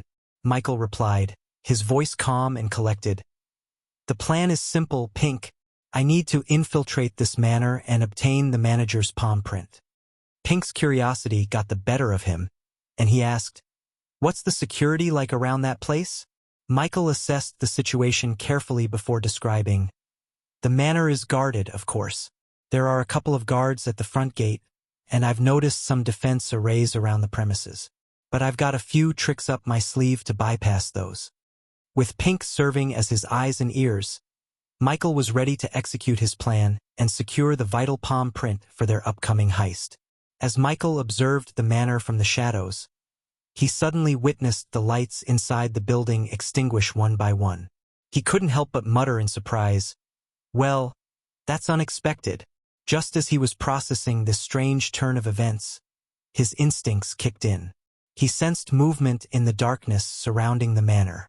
Several figures, shrouded in dark robes, were stealthily advancing toward the manor, using the cover of the night to conceal their approach. "Quickly," Michael whispered into his earpiece. "Pink, we have company." Multiple figures, dressed in dark robes, heading for the manor. "Looks like we've got ourselves a party crasher situation." Chapter 1099. Assassin's Guild Invitation. Chapter 1099. Assassin's Guild Invitation. Utilizing shadow teleportation, Michael swiftly closed the distance between himself and the approaching mercenaries. As the lights in the manor suddenly went out, the orc guards patrolling the area were startled. Their surprise quickly turned into shock, and one guard exclaimed, "What the hell just happened?" Another guard, looking frustrated, cursed the runes, muttering, "Damn these runes, always causing trouble at the worst times." In an attempt to regain control of the situation, one of the guards ordered the others, "Check on the power room and the celestial crystals. We need to get those lights back on." "How helpful. They disable the runes," Michael mused as he watched the mercenaries approach the manor. Using his shadow teleportation, Michael quietly entered the manor through an open balcony. Inside, he activated his X-ray vision to locate the guards and get a sense of the layout. "Who are these guys?" asked Pink through the earpiece. "Do you think she sent them?" Pink inquired, concern lacing her voice. "Probably," Michael replied calmly, blending into the darkness of the room he had entered. It appeared to be some sort of storeroom, filled with cupboards, racks, and a table. As the mercenaries effortlessly leaped into the manor, Pink suggested, "Don't kill them. We might need to work with them in the future." Michael couldn't help but chuckle. "Ah, I'm hurt. You really thought I was going to kill them?" "I missed this," Pink said with a mix of relief and delight in her voice. Being out in the field with Pink's voice guiding him brought back a wave of nostalgia for Michael. As he was blending with the darkness and plotting a way to incapacitate them all, Pink continued. "Elmer must have alerted Thalindra about your plan to deal with the manager," Pink speculated. Michael had overheard everything Elmer had discussed with Thalindra through the spider he had placed on Elmer. It was a bit surprising to Michael to discover that Elmer was actually an undercover agent for the Elven Kingdom, Valander. Michael regretted not using 2 spiders on Elmer, which would have allowed him to also place one on Thalindra when Elmer met with her. But Michael had a plan to address his regret soon. "Ah, she hired humans. How cute," Michael commented from the shadows. With his X-ray vision, he could see the face of one of the mercenaries when their hood shifted slightly, revealing a lack of pointy ears and an average body size. It was a clear indication that these weren't Thalindra's own operatives. After all, a sensible handler like her wouldn't want her own agents to potentially point fingers at her. Eventually, one of the mercenaries, sent by Thalindra, entered the room through the same balcony that Michael had used. "They are talented enough to avoid the guards," Michael observed quietly. He waited for the mercenary to turn around, knowing that his innate ability allowed him to remain invisible and blend seamlessly with the darkness, rendering him undetectable to the intruder. No VLB. In target is in the right wing of the manor. I am moving in, the mercenary whispered into a crystal device in his hand. These crystals functioned like earpieces, allowing them to communicate with each other, although their range wasn't as extensive as modern earpieces. As the mercenary took a step forward, Michael gently tapped his chest, activating his concealed armor. Upon tapping the skull medallion on his chest, the armor swiftly spread out from the medallion, enveloping his body. Michael raised the hood, and the armor completed its transformation by fitting a skull-shaped mask onto his face. Michael's eyes, now shining with an eerie darkness, analyzed the mercenary's aura and revealed that the intruder was significantly weaker than him, marked by the green aura surrounding him. In the blink of an eye, Michael dashed toward the mercenary. Before the mercenary could even sense Michael's presence, Michael struck him from behind with a powerful punch, rendering him unconscious. Swiftly, Michael caught the crystal the mercenary had dropped, preventing it from hitting the ground and shattering. The gray crystal pulsated slightly in his hand. Placing the crystal into a small compartment built into his waist armor, Michael retrieved several spiders and miniature drones from his inventory. Drones and spiders are active. Be my eyes and ears, Michael instructed Pink. With the knowledge he had imparted to her and the runes embedded in the system, Pink could now connect to the mirrors in her safe house to receive feeds from Michael's spiders and drones. Michael directed the spiders and drones to explore every nook and cranny of the manor. I've spotted 2 mercenaries approaching the room next to your location. It appears to be empty. You have the green light to incapacitate them, Pink relayed to Michael. Having Pink as his remote observer made dispatching the mercenaries much more efficient. Utilizing his agility and the cover of darkness, Michael moved stealthily toward the room's doorway, positioning himself to intercept the mercenaries. The orcs are attempting to activate the backup crystals to illuminate the orbs. Time is of the essence, Pink updated him. One of the mercenaries conversed with the other, questioning their presence in this section of the manor. Why are we even in this part of the manor? The target isn't here. The other mercenary replied confidently, I know. The rest of our crew will handle the target. We should grab whatever valuables we can find in the meantime. We'll fence them later for some extra coin. Michael couldn't help but snicker at the mercenary's avarice. After all, he was planning a heist for coins himself, so he couldn't judge them too harshly. With a sly grin, he plucked a gold coin from his pocket and flicked it across the room, creating a small but attention-grabbing noise. The mercenaries immediately perked up, their greed getting the best of them. What was that? They exclaimed, their heads turning toward the source of the sound. In a flash, Michael moved in closer, his swift actions leaving the mercenaries bewildered. He deftly knocked their heads together, rendering them unconscious. Afterward, he opened the nearest door and unceremoniously deposited their unconscious forms inside. As Michael moved stealthily toward the east wing, he continued to rely on Pink's assistance in tracking and neutralizing the mercenaries. Their communication remained discreet but efficient. Pink's voice whispered in Michael's earpiece. There are 2 more mercenaries ahead, lurking near the grand staircase. They'll guide you through. With Pink's guidance, Michael seamlessly blended with the darkness, his movements a shadowy dance. He approached the mercenaries from behind, his senses heightened in the darkness. He could hear their hushed conversation and smell the faint scent of their armor. Michael struck swiftly and silently. With a well-timed elbow to the back of one mercenary's head and a swift knee to the stomach of the other, he incapacitated them. They crumpled to the ground, unconscious. Meanwhile, the orcs guarding the manor patrolled the area with torches and conjured light orbs, their movements casting eerie, flickering shadows on the walls. The mercenaries, as well as Michael, remained hidden in the shadows, keeping a close eye on the orc guards' movements. Pink's voice remained hushed as she informed Michael of the orcs' positions. 2 guards coming from the west corridor, 1 from the south. Stay low and keep to the shadows. Michael followed Pink's guidance, expertly navigating the dark corridors. He utilized every nook and cranny, using the environment to his advantage. With calculated precision, he dispatched the guards one by one, ensuring they didn't raise the alarm. The mercenaries, too, followed Michael's lead, silently and cautiously avoiding the orc patrols. It was a delicate dance of shadows and silence as they continued their stealthy advance toward their target. In a tense turn of events, Michael and the mercenaries found themselves converging in the same dimly lit hall with the orc guards. The hall's shadows provided some cover, but the flickering light orbs conjured by the orc guards made the situation precarious. Hidden in the darkest corners of the room, Michael and the mercenaries remained undetected by the orc guards. The mercenaries, unaware of Michael's presence, discussed their plan. "We need to be quick," one of the mercenaries whispered. "The manager's room is just down the hall." Meanwhile, Pink's voice came through Michael's earpiece, a thread of anxiety in her tone. "You're surrounded by guards, and the mercenaries are closing in on you. Be careful."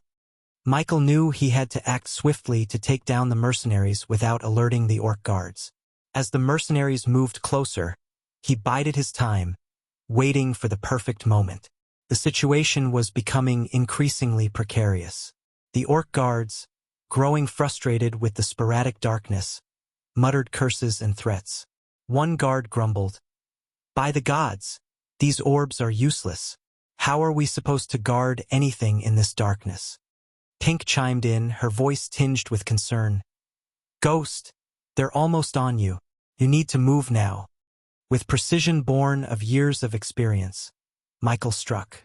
He lunged from the shadows, taking advantage of a flickering light orb to mask his approach. In a blur of motion, he incapacitated the mercenaries one by one, rendering them unconscious without a sound. As the mercenaries crumpled to the floor, Michael swiftly dragged their bodies into the deepest recesses of the hall, hiding them in the shadows. It was a delicate dance, avoiding the orc guards and their feeble light sources while concealing the fallen mercenaries. Pink breathed a sigh of relief through the earpiece. "Nicely done, Ghost. Now continue toward the manager's room. We're running out of time." With the mercenaries dealt with and the orc guards none the wiser, Michael resumed his stealthy advance, leaving no trace of the confrontation behind.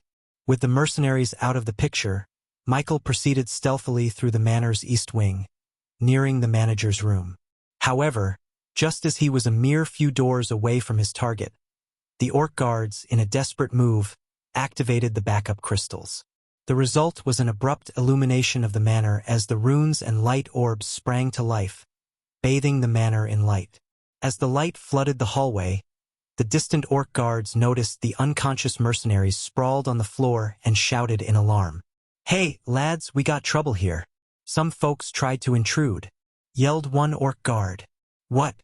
Who the hell got past us? Sound the alarm. Call for backup," another orc barked. "Be quick. They might be after the manager," a third orc exclaimed. Ignoring the chaos, Michael activated his X-ray vision. Simultaneously, Pink's voice sounded in his ear with a mix of shock and surprise. "Ghost, you need to make your move now. Someone else has entered the manager's room, and he doesn't look like a mercenary," urged Pink, pushing Michael to storm the room without wasting a second. Chapter 1100. Assassin's Guild Invitation 2. Chapter 1100. Assassin's Guild Invitation 2. Michael pushed open the door and was met with a gruesome sight. A figure, draped in crimson-red robes, stood beside a pale-skinned man, who was tightly bound to a chair. The man's throat had been cruelly slit, and blood gushed out, pooling around the chair's legs. As Michael entered, he immediately recognized the figure in crimson. The Angel of Death, the same enigmatic being he had encountered at Raynar's temple. There was an eerie familiarity in those crimson eyes. The Angel of Death greeted Michael with a sinister grin and waved his hand casually, shutting the door behind Michael. "Welcome, dear John," the angel purred, his voice chilling as death itself. "What did you do?" Michael demanded, his voice quivering with a mixture of anger and dread. The Angel of Death chuckled, his crimson eyes glinting with an unsettling amusement. The manager, you see, has called forth for death. It is only my duty to grant him the sweet release he desires." Michael was taken aback. "Why?" he asked, his voice still firm despite the shock. The angel merely shook his head, his smile never fading. "Asking why is not my duty, dear John. My duty is to grant death." The angel of death chuckled softly, his eerie crimson eyes locked onto Michael's. "Ah, John," he mused, using the name Michael had given to everyone in this world. Such a simple name, one that everyone forgets easily. Obviously, it's a fake name, but I don't ponder the real names of those I meet. My duty is singular, after all. The angel of death surprised Michael with his swiftness, slicing through the manager's wrist with a single, graceful swing of his crimson dagger. Blood sprayed from the severed limb, and the angel nonchalantly tossed the severed arm toward Michael. "Is this what you were looking for, John?" he asked in a cool, detached tone. Michael was stunned and surprised by the sudden turn of events. He hadn't expected the angel of death to be involved in this macabre scene. "I know all about your little robbing plan," the angel of death continued. "But you don't have to fear me. I have no interest in your game." Michael carefully placed the bloody wrist in his system storage, his mind racing with questions. He couldn't shake the feeling that the angel of death's presence here was about something more than just the manager's death. "Why are you here?" Michael asked, his voice steady but laced with curiosity. "I know you didn't come just to kill this man." The angel of death chuckled softly, his crimson robes swaying as he did. "You're correct," he admitted, his pale face devoid of emotion. "I'm here because what better place is there for an angel of death to invite someone than in a place where he's just claimed a soul? Irony, wouldn't you say?"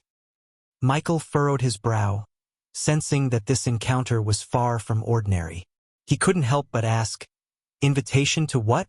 The angel of death's gaze bore into Michael's, and he said in a tone that sent shivers down his spine, "An invitation to join the death merchants." "I told you I'd be watching you," the angel of death remarked calmly, his crimson dagger still gleaming with the manager's blood. Michael was in shock. He hadn't sensed the presence of the angel of death, but it was now obvious that the enigmatic assassin had been following his every move. In response, Michael activated his eyes of darkness and saw a pulsating red aura around the angel of death. It was a clear indication that this angelic assassin was far stronger than he was. "It's time we initiate a fellow assassin into our secret guild," the angel of death said, his voice like a whispering shadow. Michael, realizing the urgency of the situation, spoke quickly. "We should relocate to a safer place. The orcs will soon storm this room." The angel of death snickered softly and calmly replied, "My little friends will take care of everyone in the manor. We can speak freely here." Inside his head, Pink's voice echoed with a note of urgency. "Ghost, something strange is happening. The orcs and mercenaries have all fallen unconscious." Michael, however, remained focused on the angel of death, ignoring Pink's warning for the moment. The angel of death continued to speak, his words carrying an air of finality. "Finish whatever you have on your plate within 2 months, and come to join our guild." His crimson eyes bore into Michael's, and a dangerous edge crept into his tone. "Don't think about rejecting this invitation."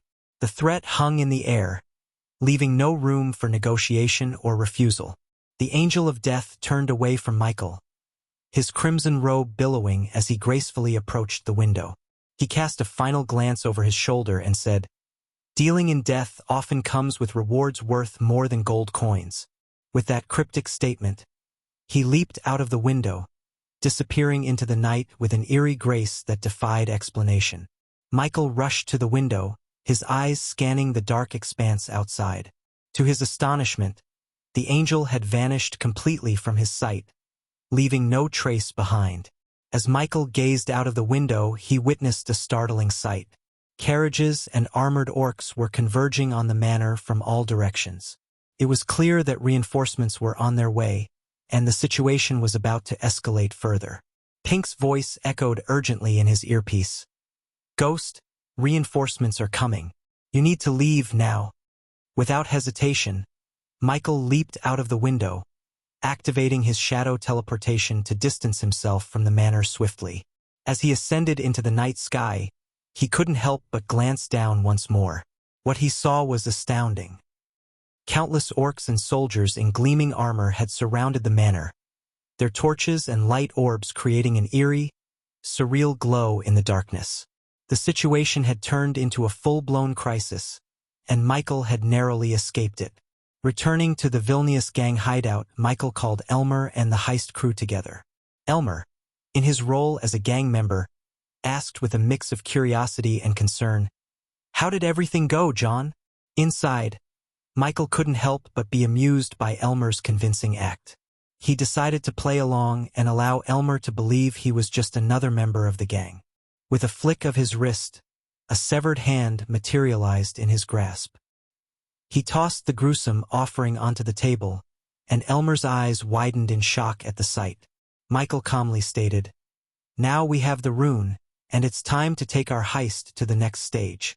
Elmer, still clearly affected by the severed hand, asked hesitantly, Did you kill the manager?" Michael tilted his head slightly and asked in return, "Why do you care?" Elmer quickly responded, "Killing the manager would bring unnecessary heat on the gang. We don't want the authorities sniffing around." Michael chuckled coldly, his eyes gleaming with a calculating edge. "I'm not an amateur, Elmer. I don't leave behind evidence. The authorities will be scratching their heads, trying to figure out what happened at that manor." Michael's gaze shifted to the orcs and dwarves who stood behind Elmer. His eyes bore into each of them with an intensity that sent shivers down their spines. In a voice that dripped with chilling coldness, Michael warned, "If any of you even think about double-crossing me, I will cut you to pieces and scatter your remains so far and wide that not even your mothers or wives will be able to identify you." The threat hung heavily in the air, and the two dwarves, their voices stuttering, quickly assured, "We wouldn't dare, John. We're loyal to the gang." Michael turned to Elmer and said, "Prepare everything for the heist tomorrow." Elmer, caught off guard by the sudden change in plans, stammered, I thought the heist was scheduled for today." Michael, his tone casual, replied, "Plans change, Elmer. Just do as I tell you, and everything will go smoothly." Elmer didn't say anything, but inwardly he was shocked. He had informed Thalindra that the heist would happen today, and now John had suddenly altered everything. He knew better than to display his emotions on his face. John was far more cunning than he appeared. As Michael dismissed the orcs and dwarves with a wave of his hand, they quickly exited the room. However, just as he reached the door, Michael called Elmer back. "Elmer," Michael said, "keep an eye on Vilnius." Elmer nodded in acknowledgement and then left the room to carry out his new orders. Michael settled into the ornate throne after Elmer's departure. As he made himself comfortable, Pink's voice chimed in through his earpiece. "Why did you tell Elmer to keep an eye on Vilnius?" she inquired. N-0VLB1N Michael chuckled softly and replied, "Just to throw Elmer off the scent for a bit. Keep him guessing." Pink, ever efficient, immediately responded, "Elmer is heading back to the city, probably to establish contact with Thalindra, his handler." Michael's tone remained cold and composed as he instructed, "Find out how Elmer establishes contact with Thalindra. We need to know everything." With their plan now set in motion, Michael leaned back on the throne, ready to dive into the next phase of their ambitious heist. In the stillness of the dimly lit room, Michael retrieved a red metal plate adorned with an intricate golden emblem. The emblem depicted a skeletal figure, one hand gripping a scythe, the other clutching a pouch. As he held the plate in his hand, Michael found himself pondering the cryptic intentions of the god of death and his angels. "What are they playing at with this guild?" he muttered under his breath. With a flick of his wrist, he turned the metal plate, revealing a blank, featureless back. He continued to contemplate the uncertain path that lay ahead, asking himself, "What awaits me in this guild of shadows?" Chapter 1101. Harvest Day Heist. I flawless plan Novel B1 and as the sun descended beneath the horizon in Durin, Elmer and his crew smoothly infiltrated the bustling city, their presence blending seamlessly with the celebratory crowd. The upcoming Harvest Festival, slated for the day after tomorrow, had momentarily relaxed the vigilance of the city guards.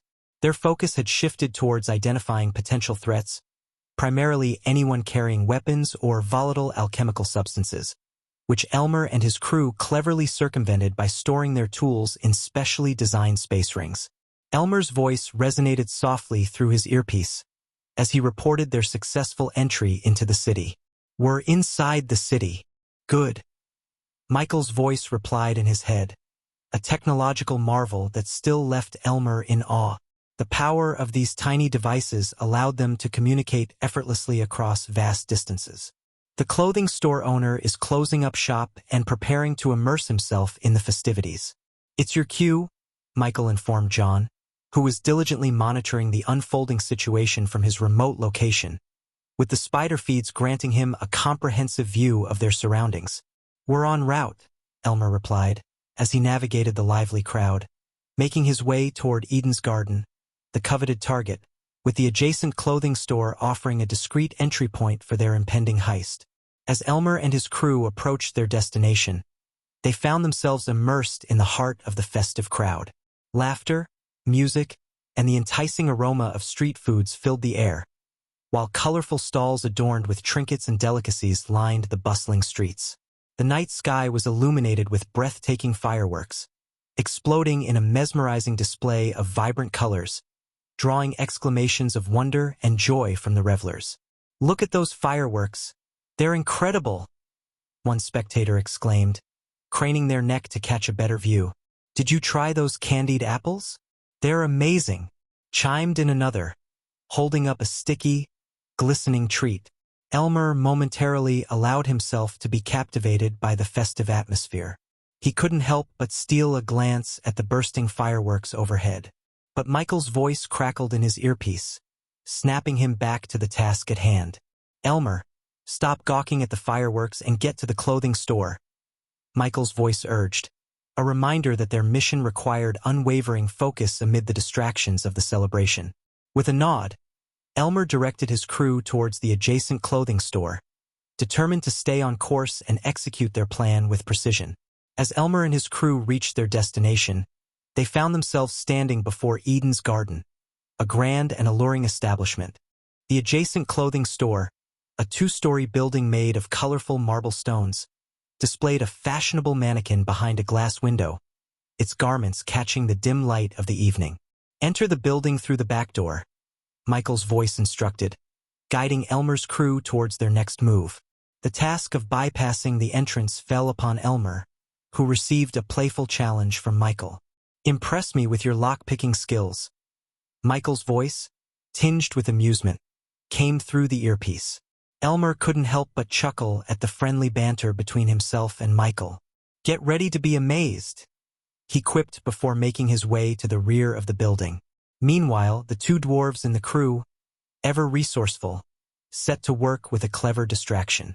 They approached the glowing orbs adorning the surroundings, deftly draping dark cloths over them to obscure the area, casting shadows that concealed their actions. Elmer focused on the task at hand, using his lockpick tools with practiced finesse. In a matter of moments, the lock yielded to his skill, and the door silently swung open. "Good," Michael's voice echoed in approval through the earpiece, signaling the crew to proceed with their mission. Inside the clothing store, the dimly lit interior revealed a myriad of elegant garments and shelves neatly displaying various accessories.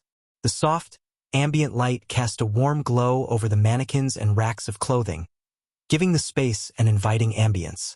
As the dwarves efficiently removed the dark cloths from the glowing orbs outside, they moved with silent grace towards the entrance of the clothing store. Once inside, they carefully closed the door behind them, ensuring their entry remained unnoticed in the bustling festival crowd outside. Michael's voice, calm and composed, directed their next steps. "Your target wall is on the east side, second story," he informed them. "Reach there and get to work." The crew acknowledged Michael's instructions with a series of nods and quiet affirmations. The crew proceeded cautiously up the creaky wooden stairs, their movements deliberate to avoid any undue noise. The stairs seemed to protest every step they took, groaning with age. As they ascended, the dwarves couldn't resist a jibe at the orcs, their deep voices carrying a hint of mockery. "A bit heavy on those feet, aren't ya?" one dwarf remarked, earning a few grumbles from the orcs. The orcs, not to be outdone, responded with a taunt of their own. "Well, some of us are built for more than just tunneling, you know?" Before the exchange could escalate further, Michael's cold voice intervened, instantly silencing the banter. "Stop squabbling, unless you want your tongues cut out." The threat hung in the air, and both orcs and dwarves swiftly shut their mouths, refocusing their efforts on the task at hand. They reached the second floor and swiftly made their way to the east side wall. Elmer, with a flick of his wrist, produced the wall cutter, a circular blade adorned with intricate runes. The orcs, under Elmer's guidance, plunged the blade into the wall and started to move it in a circular motion, the enchanted blade making quick work of the thick wall. Michael's voice came over the earpiece, directing them.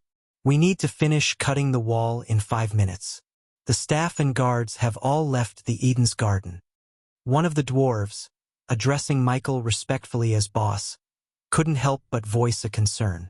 "What if the Eden's Garden changes the rune to enter the power room, now that the manager's been taken care of?" Michael's tone was coldly confident as he responded. "They're keeping his death under wraps, and we're lucky. The Eden's Garden is arrogant and overly confident. They believe no one can or will rob them."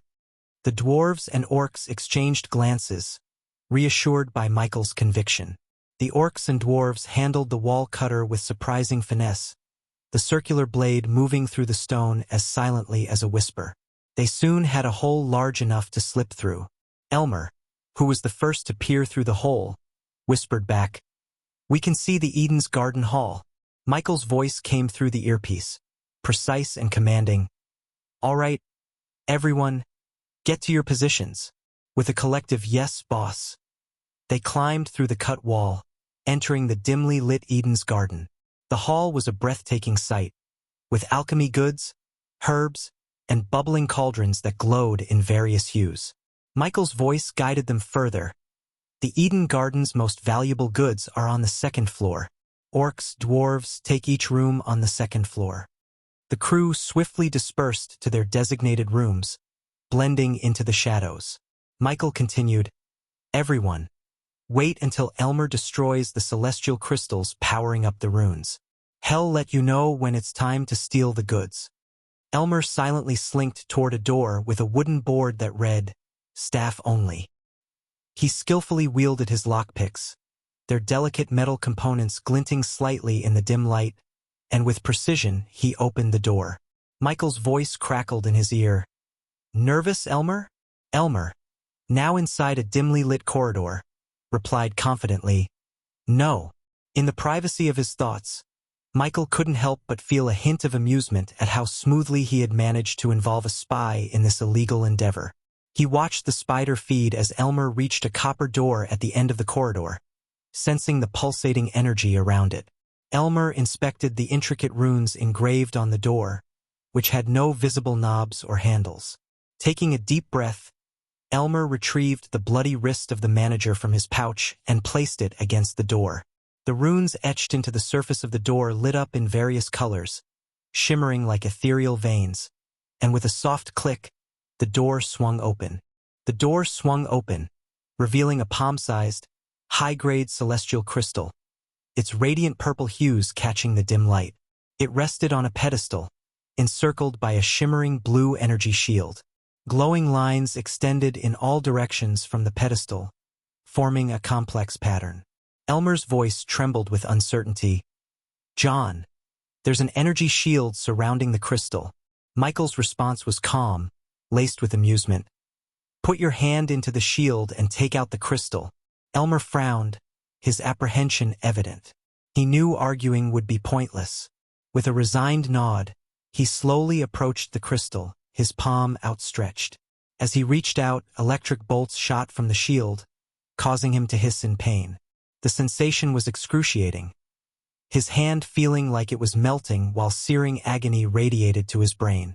Michael's voice pierced through the torment, firm and unwavering. "Pull out the crystal." Elmer took a deep breath, fighting against the searing pain. With determination etched on his face, he pressed his hand further into the shield, clenching his fist despite the torment.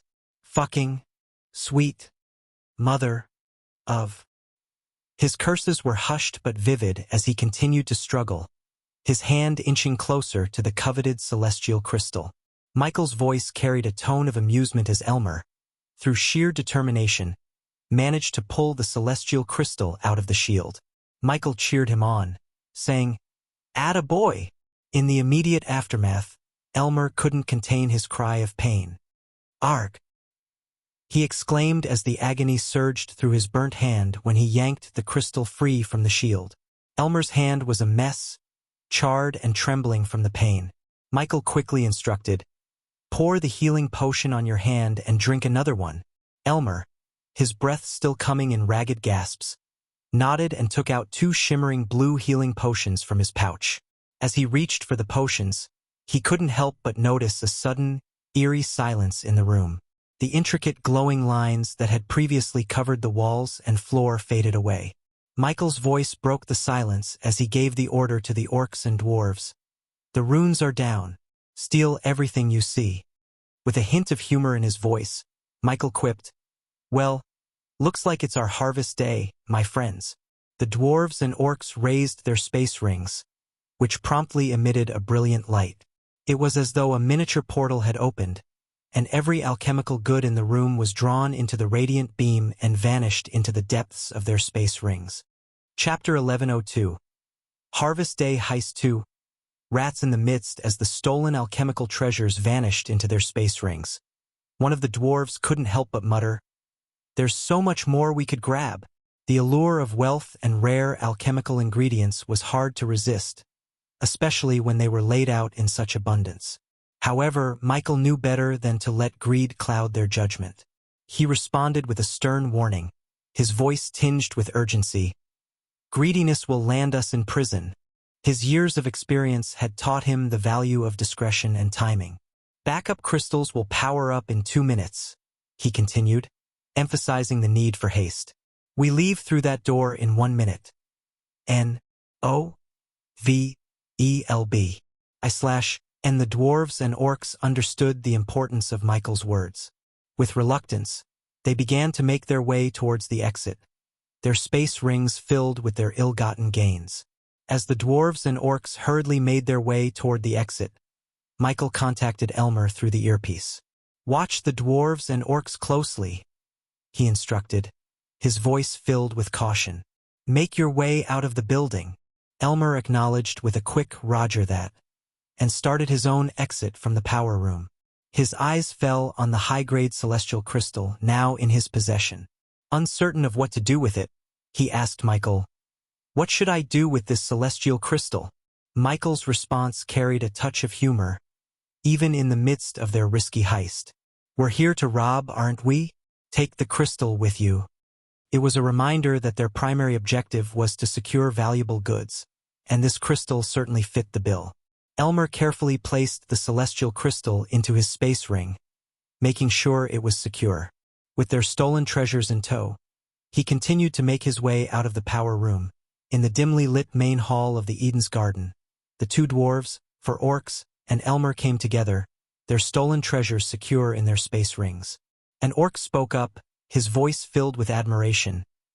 "John really outdid himself this time. Everything went so smoothly." Another orc chimed in, nodding in agreement. "Yeah, credit where it's due. John really impressed me." The 2 dwarves, however, were less enthusiastic about their exit. Greedily eyeing the remaining valuables in the hall, one of them grumbled, "We're leaving so much behind. We should clean this place out." To this, Michael responded with a sly sense of humor. "I can still hear you," he remarked, causing the dwarves to lower their voices and share a nervous chuckle. Elmer, ever the cautious one, intervened. "As much as we'd all love to stay and plunder further, we need to get out of here. The backup crystals will activate soon, and we don't want to be around when that happens." As Elmer and the crew were on the verge of leaving the hall through the same entrance they had sneaked in, a sudden and ominous turn of events unfolded. The runes etched into the walls of the hall came to life, casting an eerie glow that illuminated the entire space. Simultaneously, all the glowing orbs suspended in the air burst into radiant light. Elmer and his crew froze in their tracks, their hearts pounding in their chests as they exchanged fearful glances. Something was definitely amiss. Elmer, always alert, muttered in a tense voice, "Something's happening." Michael's voice crackled urgently in their ears. "Get out of there now!" Panic set in as the crew scrambled towards the hole they had cut into the wall. But before the dwarf could make it to safety, a sudden, powerful kick struck him square in the chest. With a painful cry, he was sent hurtling across the hall, crashing into counter. The rest of the crew gasped in shock, realizing they were found out. As the runes flared to life and the orbs lit up, Officer Barug stepped through the hole with an imposing presence. His armor clanked with each step, and his sharp eyes scanned the intruders with a mix of surprise and anger. At the same time, the distant sound of heavy boots echoed as several armored orcs rushed into the building through the front door. Elmer, trying to maintain his composure, called out frantically, "John, we've got trouble." Michael's voice came through the earpiece, steady and reassuring. "Keep calm. They'll get you out of there." But panic gripped one of the dwarves, and he rushed at Barug, brandishing a battle cry and a string of curses. The defiant dwarf shouted, "I won't go down without a fight." With a cold, calculated precision, Barug responded by delivering a swift and powerful kick, connecting with the dwarf's chest. The dwarf let out a gasp as the impact sent him sprawling backward, unconscious. Officer Barug, undeterred, calmly greeted the remaining thieves with a chilling tone. Well, what do we have here?" Officer Barug's soldiers quickly closed in, forming a tight circle around Elmer and his remaining crew members. Michael's voice echoed in Elmer's earpiece, a calm and measured tone. "Stay calm, Elmer." Elmer mumbled under his breath, a sense of resignation in his words. "Whatever you're planning to do, just do it quickly." Barug, keenly observant, noticed Elmer's quiet muttering and approached him with a mix of surprise and curiosity. He remarked with a hint of astonishment, "An elf with Vilnius gang? You must be Elmer, the infamous thief among the Vilnius gang. I've been searching for you for a long time." Barug's imposing figure stood before Elmer, his eyes locked onto the elf with a sense of determination. He declared, "I've been waiting for this day." Suddenly, Barug plucked the earpiece from Elmer's ear with a quizzical expression, muttering to himself, "What do we have here?" His large Orcish fingers deftly held the small device, and he examined it in wonder. His surprise was evident as he marveled at its capabilities.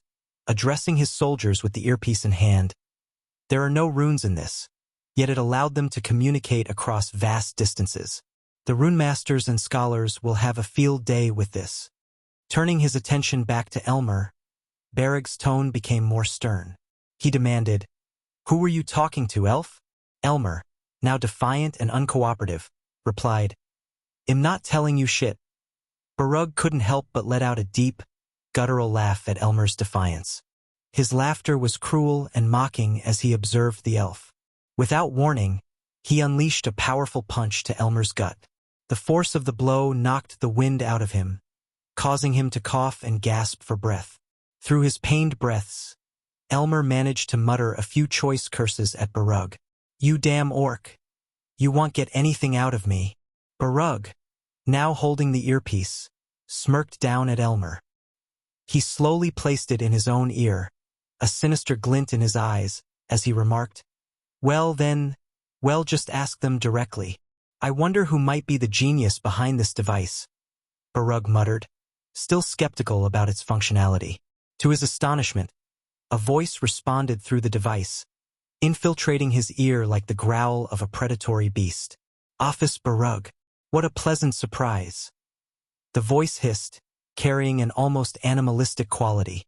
Barug couldn't help but express his doubts aloud, saying, "Either this thing works strangely, or you're quite skilled at mimicking beasts." The voice on the other end responded with a sinister chuckle that sent shivers down Barug's spine. Michael continued to speak to Barug through the altered voice, a sinister edge to his words. A good officer should do his boring work, end his shift, go home, and enjoy life as he's supposed to, not meddle in matters above his pay grade. Barug snickered in response. You should say those words to my face. The voice on the other end chuckled malevolently. Oh, I fully intend to meet you eye to eye. But when that time comes, you can't do anything. Officer Barug, undeterred by Michael's words, countered confidently. Every criminal I've caught talked arrogantly and acted tough, but they all cried in their cells once I was done with them. I've caught your crew and I'll catch you, the leader. Oh, is that so? Michael replied with a hint of amusement in his altered voice. Barug didn't mince words. I know you're not Vilnius. Enlighten me, Michael prompted. Barug explained. Vilnius is too stupid to pull off something like this. Michael clapped his hands slowly, his voice dripping with amusement. Life was becoming so dull, Barug. This might just bring back some excitement. Barug countered. It'll get a lot more exciting when I put you in prison. Michael couldn't help but taunt him further. You didn't catch them because of your brains, Officer Barug. You caught them because of a rat in the gang or maybe in your own crew. Barug was met with a chilling response. Expect to find more bodies in the upcoming days. Michael added with a touch of amusement. Cleaning out the rats is a necessary task after all. Barug cautioned. You don't want to raise the robbery charges to murder charges. Michael chuckled darkly. It's cute to hear those words again. Laugh all you want. Under the law, you are nothing but criminal scumbags, Barug retorted. Michael responded confidently. Law doesn't apply to me or my crew, officer, Barug countered. Your crew will sing a different song when I put them in prison. But then, to Barug's astonishment, the words Michael was speaking started to emanate openly outside the earpiece. Michael's voice reverberated as he declared, I'm not doing this for fun. I'm a professional. How can a professional like me leave his crew behind? The room's lights flickered ominously as Michael continued speaking, sending shivers down the spines of Elmer and the crew. Barug, too, heard the voice and it warned. I wish to see you, Officer Barug, and you'll get that chance sooner than you expect. Suddenly, everything plunged into pitch-black darkness. Chapter 1103. Plans of the Guardian Guild amidst the bustling crowd. A young man with a full beard and long, flowing black hair carefully cradled a steaming mug. The scent wafting from it was a fragrant symphony that caused heads to turn and noses to twitch. One passerby exclaimed, What is that heavenly smell? A woman next to him inquired, Is it from that guy's mug? As the young man weaved through the crowd, people couldn't help but murmur their curiosity. It smells like fresh-baked bread, or maybe cinnamon and apples. He finally reached the library, where a hush fell over the readers as they caught a whiff of the delightful aroma. One elderly scholar remarked, It's been ages since I smelled something so inviting. The young man threaded his way through the readers until he reached a secluded corner. His lips moved soundlessly as he muttered, Poor bastards. Then, with a deft touch, he pulled a particular book from the shelf. A soft click echoed in the silence as the bookshelf swung open, revealing a concealed passage. The young man stepped into the dimly lit corridor, gently closing the door behind him. The secret passage led the young man down a winding staircase into the heart of the underground. As he reached the bottom, the passage opened into a grand, spacious hall. The vast chamber was alive with the diligent work of dwarves mining glistening golden orbs.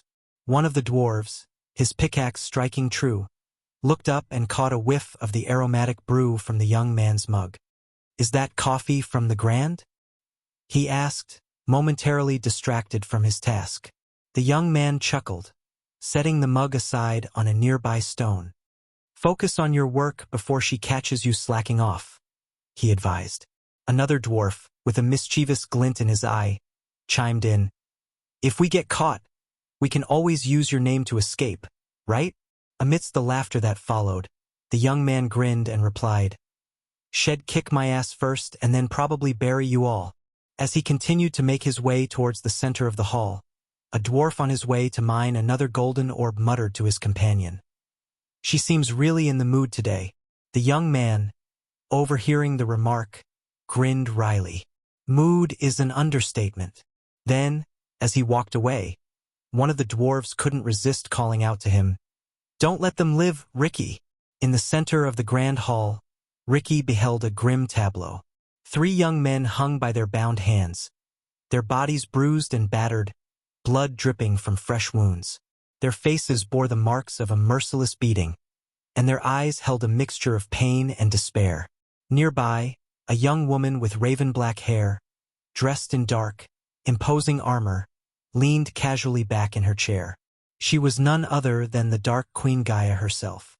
At this moment, she was asleep, her chest rising and falling with each slow breath. Ricky approached cautiously, the mug of coffee in hand, and whispered, "Dark Queen." Gaia's nose twitched, and her eyes fluttered open as the delightful aroma of the coffee reached her senses. She sat up, blinking away drowsiness, and regarded Ricky with an air of calculated indifference. Ricky's gaze drifted to the 3 men hanging nearby, their pain evident. He saw the stains of their blood on the ground and fresh wounds on their bodies. Gaia's fists were smeared with crimson, a testament to her interrogation methods. Quietly, Ricky stepped closer, standing behind her. Gaia turned her gaze toward him, her eyes piercing. With a sip of the coffee, she finally asked, "What took you so long?" Gaia, with a no expression, commanded Ricky, "Get them some healing potions." The 3 men, still hanging and weakly muttering, shook their heads and whispered, "No, no, no." In a feeble attempt to refuse, Ricky walked over to the dwarf stationed on the other side of the hall. With a simple nod, he signaled the dwarf, who promptly pulled down a lever. The mechanism activated, lowering the 3 injured men to the ground. Now on the floor, they looked up at Ricky with desperation in their eyes and muttered weakly for help. "Please, help us." Ignoring their pleas, Ricky swiftly reached for the gleaming blue potions and, with gentle but firm hands, forced the liquid down their throats. Almost instantly, the magical elixir began its work. Their wounds closed, the bruising faded, and a renewed light of vigor returned to their eyes. The moment the 3 men were healed and regained enough strength to shout, they began pleading with Gaia, their voices trembling with desperation.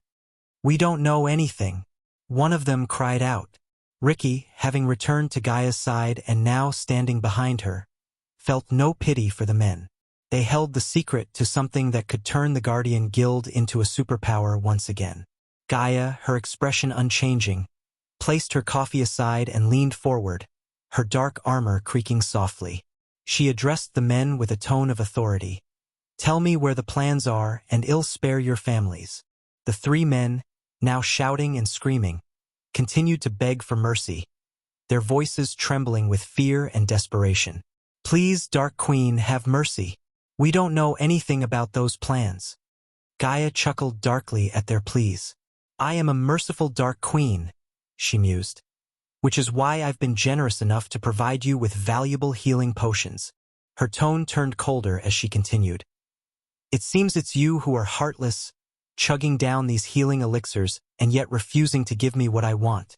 The men's pleas fell on deaf ears as Gaia leaned back in her chair, waiting for them to reveal the information she sought.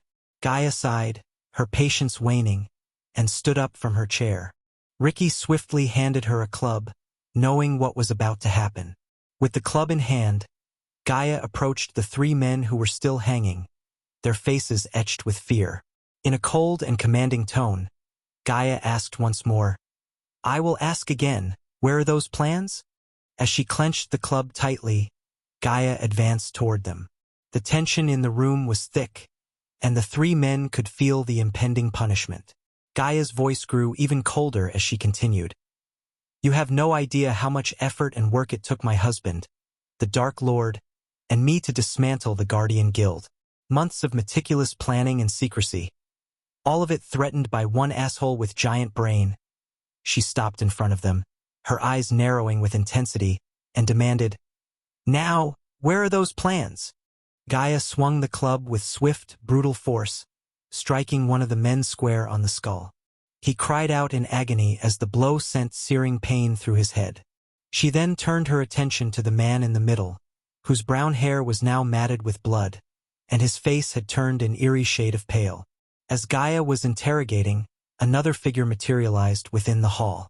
It was none other than Azazel himself, as composed and impeccably dressed in his butler uniform as ever. "My lady, it's done. Their families are secured," Azazel reported. "No! Leave my family alone. NOVLB 1N, please, I beg you, don't hurt my family."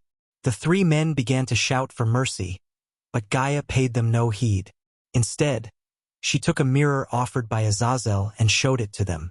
In the mirror, the three men saw their own families, tied to chairs in their own homes, their faces etched with fear and desperation. "Did you encounter any trouble?" Gaia inquired of Azazel. "Nothing I couldn't handle, Dark Queen. Though I did face some challenges locating their families, it cost a few guardians their lives," Azazel responded, an amused tone in his voice. "You know what they say, a good guardian is a dead guardian," Gaia chuckled. "Azazel, would you like to give it a try? These assholes handpicked by Noah are pissing me off. I fear I might just kill them if I continue." Gaia sighed in exasperation. The three men hanging before her belonged to the Guardian Guild. Despite Michael's dismantling of the original Guardian Guild, Noah had seen it as an opportunity to establish his own version of the guild. As anticipated, Noah had meticulously reconstructed the Guardian Guild from the ground up, subjecting every guardian to rigorous physical and mental training. Even Gaia found it challenging to break them. "I truly miss him in situations like this. That bastard would simply flick his wrist, produce some potent potion, and poof, they'd spill the truth like drunken pirates." Gaia lamented, her longing for Michael evident in her voice. "Now that we have their families, why not let them witness their loved one's demise, Dark Queen?" Azazel calmly proposed. At the mention of this, the three men panicked, their hearts skipping a beat. "I didn't want to resort to that, but these assholes?" Gaia seethed and impulsively hurled a club at one of them in a fit of anger. "Are leaving me no choice. No, no, no, no. Spare our families. You'll pay for this, you evil bitch," one of the guardians shouted. But the smile on Azazel's face slowly faded, replaced by an icy coldness. Ricky knew all too well what was about to happen. Azazel materialized before the guardian in a blur, striking with deadly precision. He punched through the guardian's chest, grasping his still-beating heart. "Now, witness your family's demise as your own heartbeat falters," Azazel declared in a chilling tone. With a flick of his wrist, a mirror floated in the air before the guardian. Inside the mirror, the guardian's family was bound to their chairs. Suddenly, figures cloaked in black robes appeared in the feed, forcing a green misty potion down the family members' throats. "No," the guardian uttered, while the other two watched in helpless despair as the family met their end, foam oozing from their mouths. Although the potion brought swift, painless death, their bodies writhed and twitched, as if undergoing agonizing torment. Under normal circumstances, Ricky might have felt sympathy for the families. However, the plans Hammond had devised posed a dire threat to all of them. Moreover, the Guardians were ruthlessly hunting down anyone who supported the Dark Army or even mentioned the Dark Lord. Even Noah, when it came to the Dark Lord, had become a tyrant. "We can extract the truth about the plans through other means, Azazel. Just finish their families and be done with it," Gaia ordered Azazel, her eyes harboring a hidden agenda. "No, I'll tell you. Please, spare my family." The Guardian finally broke, his resolve crumbling after witnessing his fellow Guardian's demise and the death of his own family. "Speak," Gaia demanded. "The plans. They are en route to the dwarves in the Windgate Mountains. Please release my family," the Guardian pleaded. "Windgate Dwarves, the rising guild of the proud dwarves," Gaia mused. "Azazel, inform Arya to take care of it. I want those plans on my desk by tomorrow," Gaia instructed as she turned her attention to the dwarves who were diligently mining. "If anyone breathes a word about what transpired here, you know the consequences, right?" Gaia questioned the dwarves, who froze in their tracks. These 20 dwarves were fiercely loyal to the Dark Lord, yet Gaia maintained a tight leash on them. "Yes, Dark Queen," they chorused in unison. However, just as Gaia was preparing to depart, a portal materialized before her, and Daniel rushed out with blood-stained hands. "Dark Queen!" Daniel exclaimed in a panic, causing Gaia to furrow her brows. "What happened?" she inquired. "It's Cindy. She. Daniel stuttered, clearly in shock. Gaia's heart skipped a beat upon hearing his words. She swiftly moved to grab Daniel by his collar. "What happened to her?" Gaia's voice reverberated throughout the mine. "An undead bit her. She's not healing," Daniel replied, shocking everyone present. Chapter 1104. Zariel, the Reaper of Forcrux. Gaia wasted no time, immediately darting through the portal with Daniel, Ricky, and Azazel trailing behind. Emerging on the other side, they found themselves in the underground training ground of the R continent. Despite being underground, the area was brilliantly lit with glowing orbs and runes, making it difficult to discern its subterranean location. Within the hall, several undead warriors in black armor and alpha vampires were stationed. In the center, Delar was tending to Cindy, who lay on a table, her young form writhing in pain. "Cindy!" Gaia rushed to the girl's side. Delar couldn't help but shudder as Gaia approached. "Sister!" "Gaia!" Cindy managed to say amidst the pain. Despite her tender age, Cindy displayed remarkable resilience, refraining from shedding tears as she bravely confronted the agony. Numerous empty vials lay scattered around Cindy, a testament to Delar's efforts to administer healing potions. Gaia's gaze focused on the blood seeping from Cindy's neck. She gently moved Cindy's small hands away, revealing the telltale bite mark on her neck. "What happened?" Gaia's voice thundered as she turned her fury towards Delar. "The undead. It lost control and bit her." Delar mumbled, his voice barely audible. Gaia didn't pause for a moment's consideration.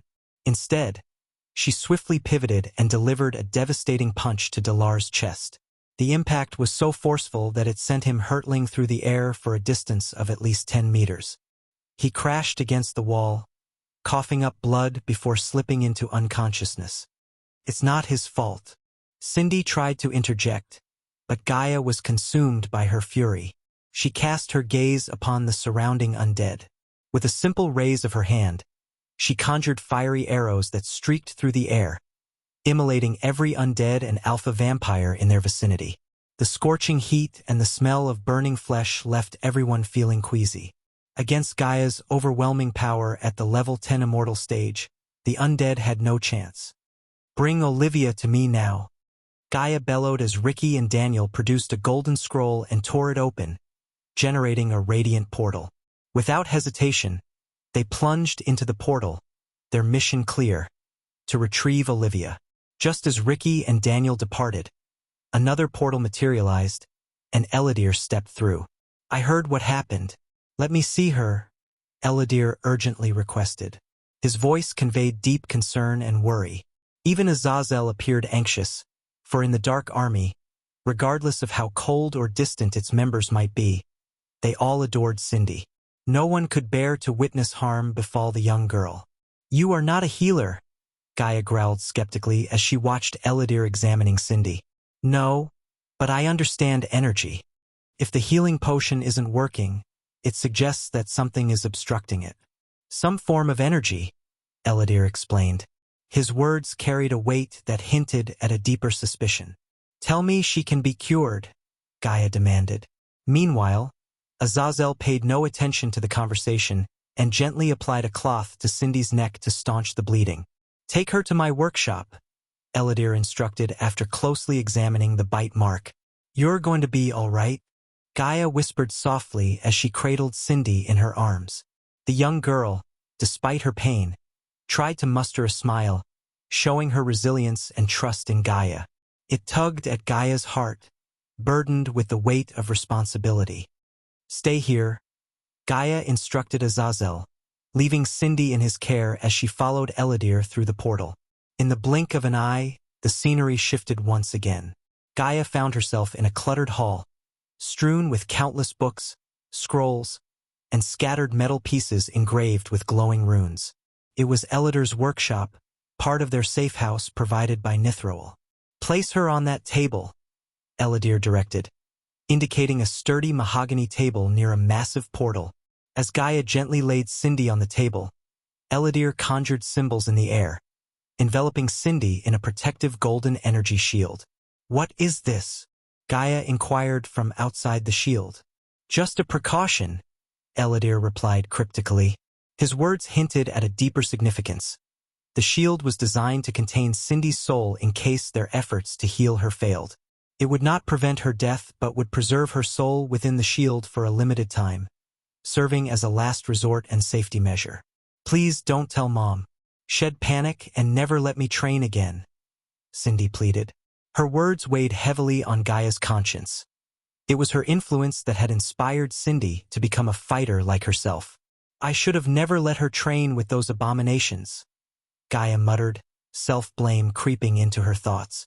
"He never liked self-loathing," Elidor remarked as he continued to search through scrolls and books. "Well, he's not here, is he? He dumped everything on my shoulders and went off to do who knows what." Gaia vented her frustration and helplessness, scolding Michael in his absence. "He left because he trusts us to handle things. And if I'm correct about this, we might find a way to contact him again," Elidor responded calmly, surprising Gaia. "What are you hiding, Elidor?" Gaia inquired with a stern tone. "The god of necromancy," Elidor replied as he approached Gaia, holding a glass orb engraved with several runes. "What on earth are you talking about?" Gaia asked, her curiosity piqued. "Look, this is the orb Arya stole from the Kethan temple.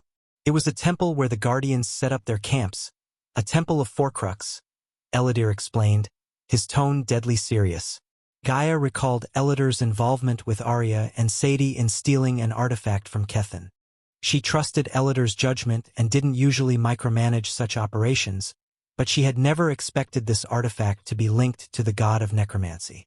"Ever since the angels started appearing everywhere, I've been sensing strange anomalies all around us. One of those anomalies I detected within the undead," Elidor continued, revealing his growing interest in ancient artifacts since Michael's departure. "You're not making any sense. What anomalies are you talking about?" Gaia pressed for clarification. Elidor elaborated. "This occurred when Dalar requested my help in opening a portal to the Nether Realm without alerting the Sky Hall. Initially, it should have been a straightforward task with our portal here, but when I engraved the runes for the Nether Realm, the runes in this vicinity started behaving erratically. These teleportation runes have the capability to pick up on unusual energies. What I sensed that day was a profoundly potent energy, much like the energy emanating from the Dark Lord." He continued, "It was the energy of a god, entering the Nether Realm like a surge. Since then, I've received reports of space distortions from all over the Elon continent." Gaia's expression darkened as she listened intently. "You still haven't explained how any of this connects to an undead biting my Cindy," she growled, her patience wearing thin. "I took measures to safeguard our training ground from these distortions and believed my runes would protect the undead from being influenced by the energy of the Nether Realm. However, just before I witnessed an undead biting Cindy, I saw the runes around the training ground light up. At that very moment, this orb also began to emit a faint glow," Elidor explained, gradually approaching Cindy while holding the orb. As he moved closer to Cindy, Gaia noticed a subtle jade-green radiance emanating from within the orb. "Take a look. How could an orb that we found in an ancient temple of Forcrux react to these anomalies if it weren't somehow connected to the god of necromancy?" Elidor continued, "I even consulted Nithroel about this, and she confirmed that the Nether Realm does indeed contain Forcrux energy.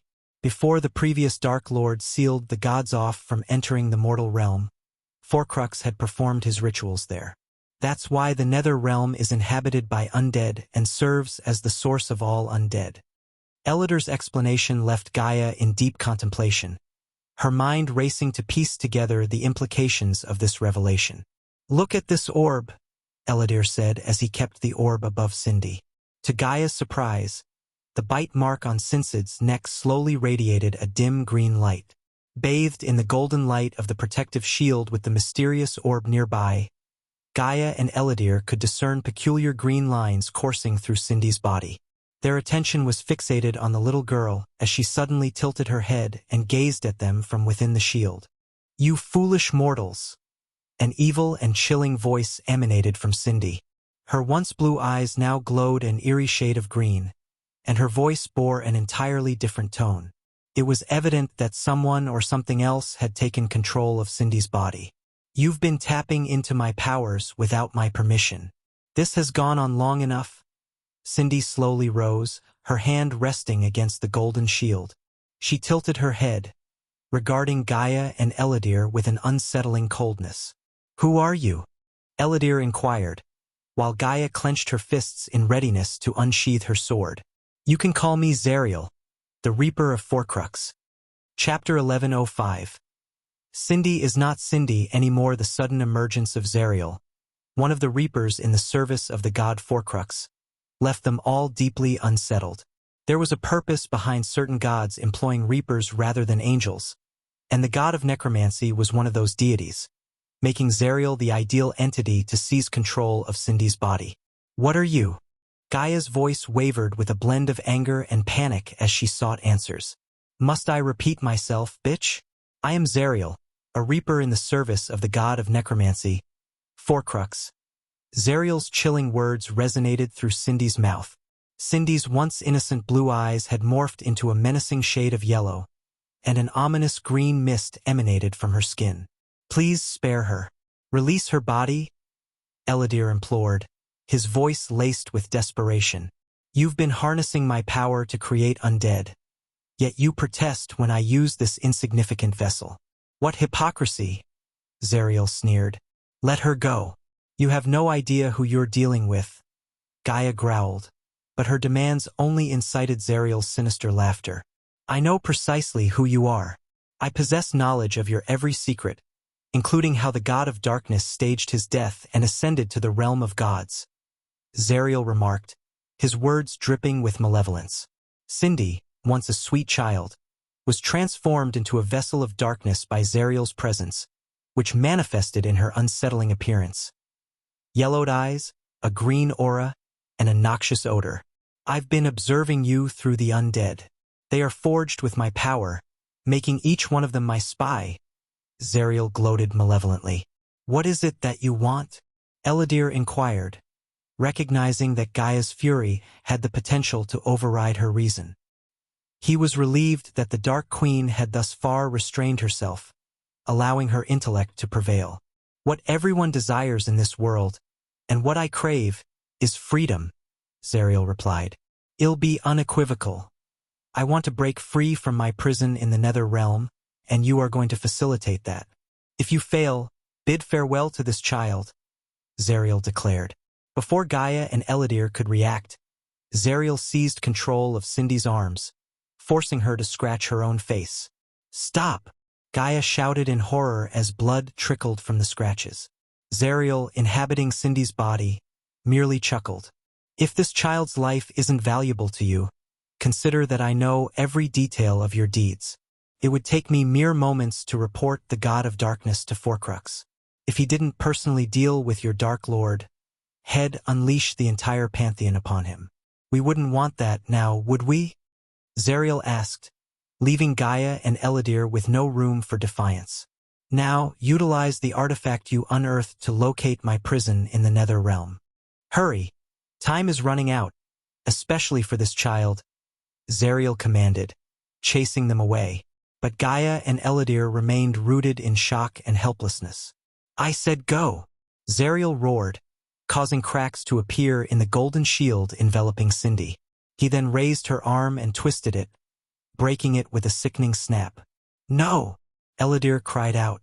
"Please, don't hurt her," Gaia pleaded, but Zariel merely laughed, leaving Cindy's arm grotesquely contorted. "We're going." Eladir grabbed Gaia by the hand and led her out of the hall. Once they were outside the hall, Gaia vented her fury by punching the wall, causing it to crumble. "I'm going to kill him. Tear him apart. Arg!" Gaia roared, her eyes welling up with tears. We must do as he says, Dark Queen, Eladir advised. This orb, Eladir examined the glass orb in his hands. Did this wake him up? Eladir inquired cautiously. Gaia directed her fierce gaze at Eladir. She couldn't help but wonder if Eladir's excavation of the orb had indirectly led to Cindy's possession by Zariel. Feeling the intensity of Gaia's glare, Eladir instinctively took a step back. However, a teleportation vortex materialized nearby, sparing Eladir from Gaia's wrath. Gaia, what happened to Cindy? Let me see her. Olivia emerged from the portal, her face etched with panic and concern. Don't go inside, Eladir halted Olivia, with Ricky and Daniel following closely behind her as they stepped out of the vortex. Why? Azazel said she's here. Where is she? Olivia inquired anxiously. What happened? Olivia's gaze shifted from the cracked walls to the murderous intent in Gaia's eyes and the worry in Eladir's voice. Dread washed over her as she considered the worst. Cindy is possessed by a Reaper of Forcrux, the god of necromancy, Eladir revealed, sending shivers down their spines. Daniel and Ricky trembled at Eladir's words, while Olivia stood there in disbelief. Possessed? By a Reaper? Olivia's frown deepened as she sought clarification. The bite from the undead was a method used by Zariel to possess Cindy. He's been monitoring us through the undead in the Nether Realm, Eladir explained, recognizing that Gaia was in no mood to explain. Zariel? Is that the name of this Reaper? Olivia questioned. He's also the origin of all the creatures in the Nether Realm. He claims we need to free him from his prison there, or hell kill Cindy, Eladir clarified. Let me see her, Olivia insisted in shock. Although she found it hard to believe Eladir's words, she felt a strong need to see Cindy for herself. However, Eladir quickly intervened to stop her. I think you should take a look at— No, if you go in there, he will harm Cindy, Eladir cautioned. Then we should view her through the spiders in there. Ricky, snapping out of his initial shock, suggested a solution. Gaia. Olivia turned to her, silently imploring her assistance. Gaia, in response, flicked her wrist, summoning a mirror into her hand. Azazel, transmit the feed from my workspace to the Dark Queen's mirror. Eladir instructed Azazel via an earpiece. No, I can't, Lord Eladir. Azazel's voice carried a heavy gravity. What do you mean, you can't? Eladir inquired with a perplexed frown. He says spying is wrong and threatened to inflict more harm on Cindy. Eladir conveyed Azazel's grim message. It was evident that Azazel had witnessed the events transpiring within the workspace through the spiders. However, Zariel was well aware of the spiders and had issued a threat to harm Cindy upon detecting their surveillance attempts. What's going on? Olivia inquired, growing increasingly anxious. He's aware. Zariel knows about the spiders and has threatened to harm Cindy if we attempt to spy on him, Eladir explained, leaving everyone even more alarmed and astonished. What are we waiting for, then? We must find a way to contact the Dark Lord. Olivia panicked, but Gaia vehemently shook her head. If we do that, Hell inform his god of the Dark Lord's survival, leading the entire pantheon to hunt him down in the realm of gods. We can't endanger him in the realm of gods. He doesn't need to deal with this as well, Gaia reasoned, her concern for her husband's safety palpable. Then what are we going to do? We cannot allow someone or something to possess our Cindy. What are we going to tell Raylene? Olivia inquired with a worried tone. Well, do what he asks and keep it all from Raylene until we've reclaimed our Cindy. Gaia responded sternly, her tone leaving no room for debate.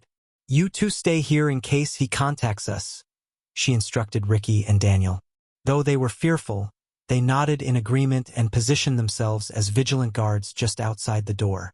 Gaia then contacted Azazel, who responded with an undertone of restrained bloodlust. Dark Queen, is there anything I can do to assist? Azazel inquired. Yes, arrange an emergency meeting with Nithroel. We need to gather information about who we're dealing with. She might be the only one who can provide insights about Zariel, Gaia directed before making her way to the meeting hall. During her journey to the hall, Gaia remained silent, not exchanging a word with Eladir. Upon their arrival, they were greeted by an ornate golden door with intricate designs. Upon opening it, they found themselves in a room with a circular marble table and a large mirror adorning one wall. "I told you this isn't the right time for us to meet, Gaia." Nithrol's visage appeared in the mirror. The goddess of Hunt and Empress of Gondolin appeared as regal as ever, her golden hair flowing and her royal blue robes adding to her majesty.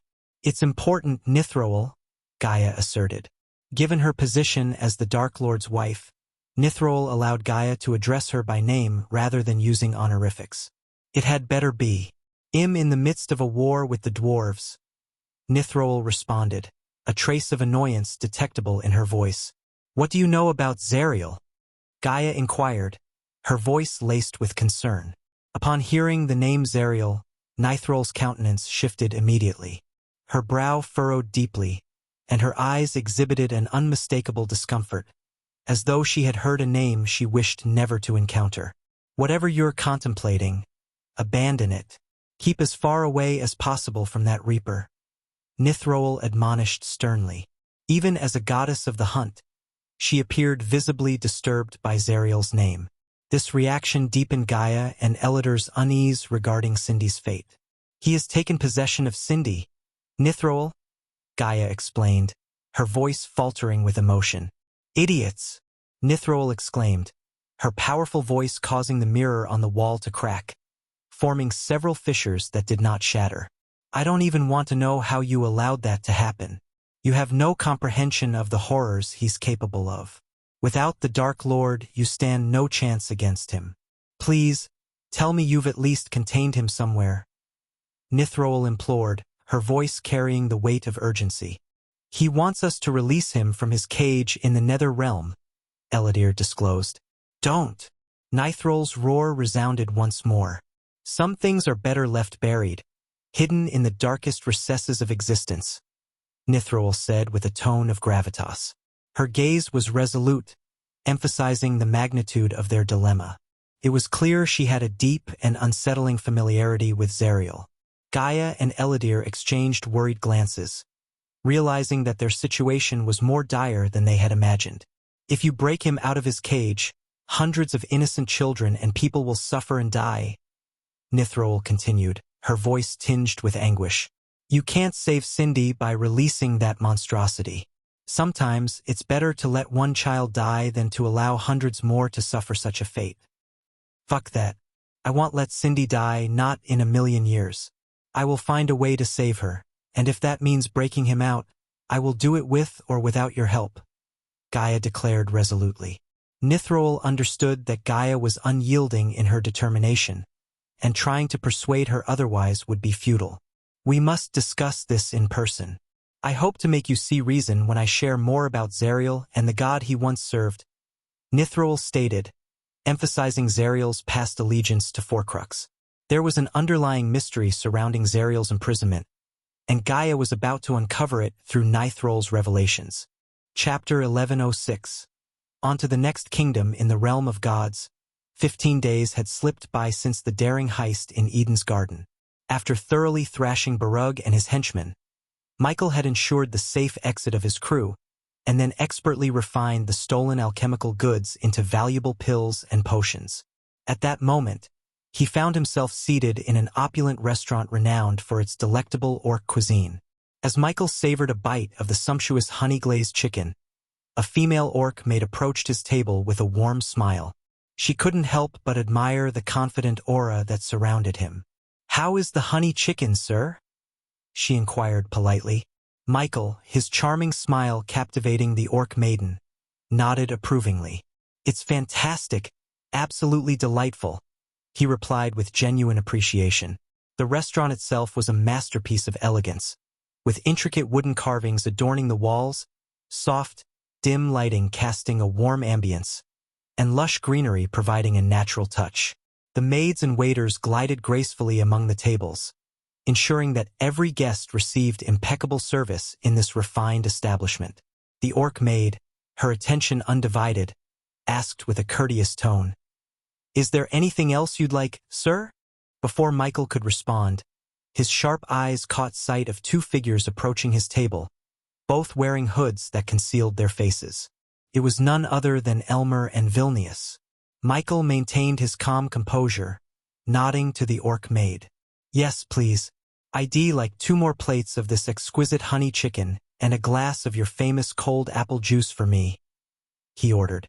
The orc maid acknowledged his request with a nod, her green-skinned features reflecting a polite demeanor as she said, "Of course, sir. They'll bring that right away." As she turned to leave, Michael gestured at Elmer and Vilnius to take the seats opposite him. "Join me?" Michael invited them, a secretive smile dancing on his lips. "Vilnius," Michael began, his voice tinged with anticipation. "I hope you've brought me my cut from the heist." Vilnius nodded, a sly grin playing on his face as he slid a silver space ring across the table toward Michael. With a satisfied gleam in his eyes, Vilnius explained, "I fenced all those pills and potions in the black market. We made a whopping 3 million gold coins from the entire haul." Michael raised an eyebrow, impressed. "Good work. And the underworld?" 20% cut to Vilnius bosses, whom he never met, irked Michael in the wrong way. However, it was a necessary payment to avoid an unnecessary battle. If Michael was stronger, he could have refused to pay them. But since it wasn't the case, Michael had to swallow the loss. "Ah, you know the drill," Vilnius replied. 20% off the top, as always. That's 600,000 gold coins gone right there. Michael calculated quickly. "So we're left with 2,400,000 gold coins. What about our crew and the rest of the gang?" Vilnius leaned in and whispered, 30% of the total, which is 900,000 gold coins, is tucked away in that silver ring for you. The rest shared between Elmer, our crew, and the rest of the gang." Michael smiled, his fingers tracing the edge of the ring. "Excellent work, Vilnius. You've earned your keep." Michael leaned back in his chair, a look of mild irritation crossing his face. "I don't like that 20% going to the underworld and those secret bosses of yours, Vilnius. But we'll let that slide for now." Vilnius nodded in agreement. "Sometimes, it's better to keep the peace, boss." Michael shifted his attention to Elmer. "What about Barug? Did he give you any trouble?" Elmer leaned in, his voice hushed. "The entire Eden's Garden army is out searching for you, boss. It's dangerous to be out in the open like this, right under their noses." "Don't worry, Elmer. Eden's Garden will be looking everywhere except their own territory. They'll assume we've fled the kingdom. It's better to hide in plain sight, my friend." Michael chuckled softly, a glint of amusement in his eyes. Michael leaned in, his voice lowered to a hushed tone. "Now listen carefully. I have to leave Durin for a few weeks. Don't do anything while I'm away. Lay low and keep your heads down. Since the Harvest Festival is coming to an end, don't come into the city unless you want to get caught. Soon, I will contact you both for another heist." Elmer raised an eyebrow. "Are you going to case the place?" A sly smile played on Michael's lips. "Good guess. What's our target this time?" Vilnius inquired, his voice tinged with both enthusiasm and caution. Michael's recent successful heist had left Vilnius in awe, making him regard Michael as a golden goose. Michael's response was cryptic. Curiosity killed the cat, Vilnius. Turning his attention back to Elmer, Michael continued, "Elmer, I need you to find everything you can about Seraphine crystals. I heard there is a temple of Seraphine in the kingdom, so I would start looking there." Elmer's brows furrowed upon hearing Michael's request regarding Seraphine. The goddess of information held significant importance within the pantheon, known for her vast network of worshippers and her rare practice of visiting them once or twice a year. "Seraphine crystals? You're not planning to rob them, are you?" Vilnius whispered in shock, his voice barely above a murmur. "Stealing from Eden's Garden is one thing, but swiping a goddess property, that's asking for suicide." Vilnius growled, suppressing his fear. Michael could see the intense terror in Vilnius' eyes. Even a brute like Vilnius wasn't foolish enough to attempt a theft involving a goddess' belongings. Judging by Vilnius' expression, if Michael pushed him further, Vilnius might either fight to the death or outright refuse to participate. I think you should take a look at you're fortunate we're in public. Otherwise, I'd have kicked your stupid ass. Michael threatened, a sinister smile on his lips. But before Vilnius could retort, the Orcish waitress approached them, bearing 2 plates of golden honey chicken. Here you go, my lords, she said. Is there anything else you'd like to try? She inquired. However, Michael shook his head. No, just bring us the bill, please, he requested. Just give me a moment, the waitress replied before departing to prepare their bill.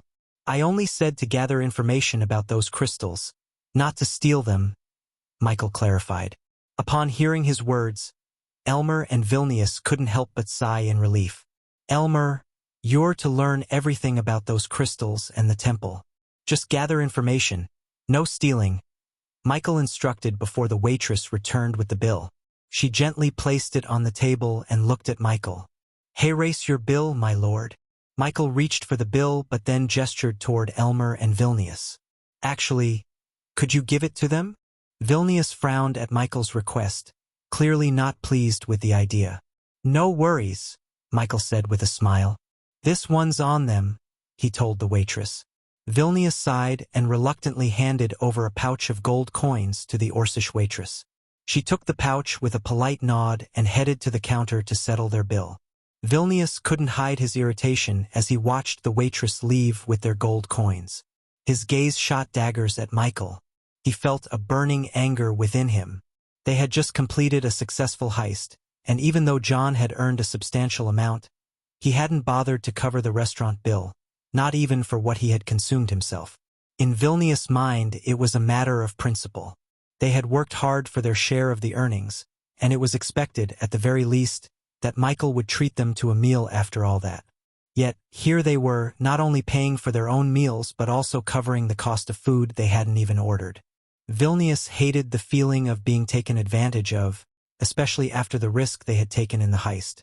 As she walked away, Michael leaned in, his voice low. Don't forget what I said.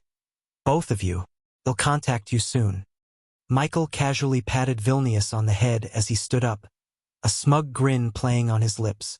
With a slow, deliberate sip of his cold apple juice, he strolled out of the restaurant without a care in the world, leaving his comrades to settle the bill. As Michael disappeared from view, Vilnius couldn't contain his frustration any longer. What an asshole, he muttered under his breath, his voice laden with annoyance. Elmer, who had been observing the scene with amusement, couldn't help but chuckle at Vilnius' remark. It was a chuckle that further fueled Vilnius' anger. As Michael stepped out of the restaurant into the bustling crowd, Pink's voice buzzed in his earpiece. Gilrud is waiting for you at the Runemaster's Guild, Pink informed him. 15 more days until the auction, Ghost. Once we get our hands on that book, we can officially start planning Raynar's assassination, she added with determination. Michael continued to walk through the lively streets, taking casual sips from his apple juice as he listened to Pink's insights. Don't get too confident, Pink. We still don't know for sure if that book holds the information we need, Michael cautioned. If he had the immense fortune of 3 billion badass points, he could simply obtain the necessary information from the system. However, he lacked both the points and a quick method to acquire them. Therefore, the plan was to steal the book written by an angel of Seshet, the goddess of wisdom. Dagon and the orcs in Durin seemed to think it's valuable. I'm willing to bet it contains information on how to slay a god. Otherwise, Dagon's minions wouldn't be so eager to get their hands on it, Pink explained, her voice oozing confidence. But it won't be as straightforward as robbing Eden's garden. The Divine Towers, the auctioneers of the book, are one of the most formidable guilds in this world. They have state-of-the-art defense arrays and several cultivators in the Soul Ignition realm. If we're going to do this, we need to be at our best. Otherwise, you're as good as dead, Pink warned Michael. Ah, auctions. They bring back memories, Michael mused, reminiscing about the auctions he attended in the mortal realm with Gaia. These events were always rife with intrigue and offered the chance to acquire immensely powerful items. Michael was both curious about the upcoming auction and excited about the challenge of stealing the book. As Michael continued his conversation with Pink, He arrived at a magnificent tower made entirely of gleaming white marble. The building was adorned with intricate glowing runes.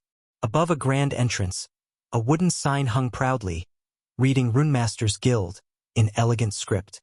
Michael couldn't help but admire the grandeur of the guild building. He chuckled softly and remarked to Pink, "This Runemaster's Guild looks quite beautiful, doesn't it?" Pink's voice responded promptly in his earpiece. "It certainly is, Ghost.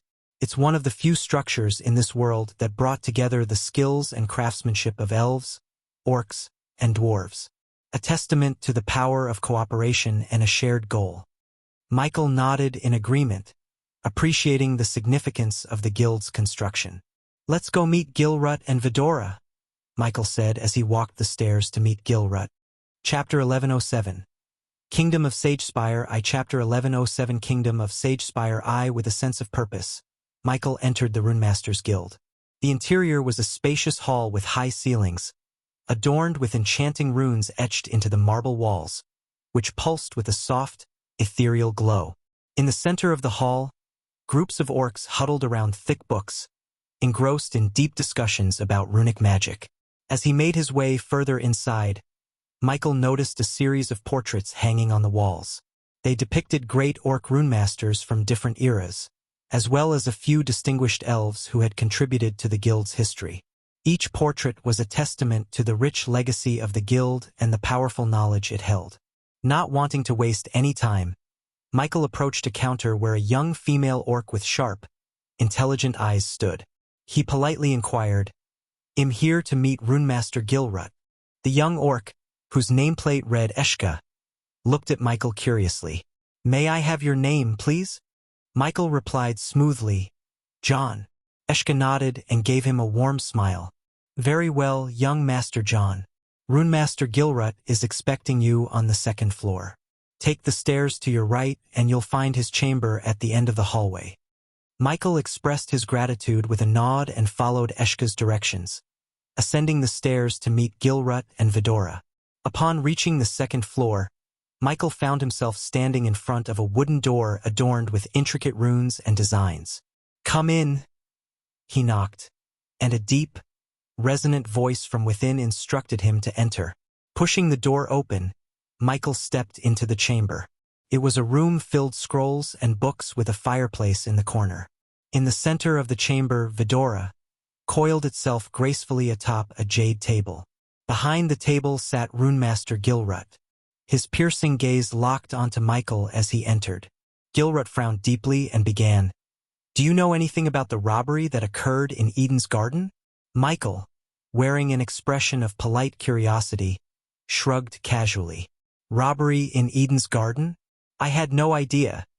His response seemed genuinely puzzled, as though he had no prior knowledge of the heist that had taken place in the realm's renowned alchemical sanctuary. "Took you long enough?" Ayag quipped as they flapped their tiny wings and perched on Michael's shoulder. "We learned so much about our kind and the artificially bred hydras," Sarba added, their tone full of hope and excitement. Michael gently nudged Sarba's tiny head before turning his attention back to Gilrut. "Is everything ready?" Michael inquired. "Yeah, I know you apparently have no idea what happened in Eden's Garden, but you still need to be careful. Just in case," Gilrut replied skeptically, his gaze suggesting that he didn't entirely believe Michael had no involvement in the recent heist. Gilrut continued, "The portal gate is downstairs. I've set it up to open a gateway to the Runemaster's Guild in Sagespire." Sagespire was the domain of Seshet, the goddess of wisdom. "You're attending the Divine Tower's auction, I assume?" Gilrut asked. Michael nodded in confirmation. "It seems like several of my colleagues will also attend the event," Gilrut added with a hearty chuckle. "Any idea what they're trying to buy?" Michael inquired. Gilrut's laughter continued as he replied, "Everyone thinks we share everything, but the reality is, we only share after we finish a new rune or a project. Until then, we safeguard our research and everything related to it with our lives." Michael knew that what the orcs were attempting to purchase was a secret. However, thanks to Pink's interactions with the runemasters while they were inebriated, they had learned that the orcs were seeking a particular book written by Seshet's angel, believed to contain deeper knowledge about the gods. "I'll see for myself," Michael responded. "I wish I could give you a token to enter the auction, but I don't have any. Seems like you need to get one. If I were you, I'd try buying one in the black market," Gilrut advised. Michael nodded thoughtfully. He could have easily acquired a token from Vilnius, but he preferred to keep his whereabouts as secret as possible. Besides, he was confident in his ability to purchase a token in Sage Spire. As Michael followed Gilrut downstairs, they encountered a young female orc who wore round glasses perched on her nose. She had shoulder-length black hair, and her scholarly attire gave her an intellectual air. "Ah, Gilrut, there you are," she said with close familiarity, a warm smile on her face. "Don't forget to come to the Temple of Naribo later this evening. We'll be discussing those runic enhancements." Gilrut nodded in acknowledgement of their plans. The female orc then turned her attention to Michael and raised an eyebrow. "And who's this? A human friend? Gilrut? That's rather unusual." Gilrut chuckled and patted Michael on the back. "This is John, the one who assisted me at the Ridion funds." Recognition flashed in the young orc's eyes. "You're the one who risked your life to save the hostages, aren't you?" Her voice held a tone of genuine gratitude. "Thank you for what you did." Michael offered a polite smile. "It was the right thing to do. Nice to meet you." Mika pouted playfully, looking up at Gilrut. "You didn't introduce me to your friend." "Gilrut, don't be so stingy." Gilrut sighed with an amused shake of his head. "My apologies, John. This is Mika, a fellow runemaster. Mika, meet John."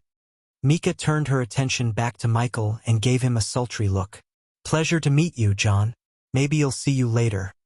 She added a suggestive wink before turning away, her departure filled with allure. Gilrut bid farewell to Mika and excused himself. As they continued their journey to the portal gate, Michael couldn't help but chuckle at the encounter. "Seems like you have some interesting friends, Gilrut."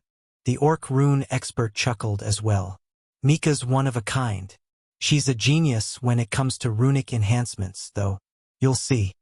Ag chuckled mischievously, flapping her tiny wings. "She practically threw you a doomy look." Sarba joined in, adding to the teasing. "Yeah, how would that even work? How does a human and an orc have? You know?" Sarba trailed off, looking at Michael with a mischievous grin. Kane chimed in. "If Gaia were here, she'd turn her into mincemeat for looking at you like that." Gilrut overheard their conversation and asked, "Gaia? Do you mean the goddess of monsters?" Michael sighed with a hint of nostalgia in his smile. "Yes, that's her." Gilrut couldn't help but inquire further, "Do you miss her?" Michael's smile remained, but there was a touch of sadness in his eyes as he replied simply, "Every day." Finally, they arrived before a thick copper door adorned with intricate runes.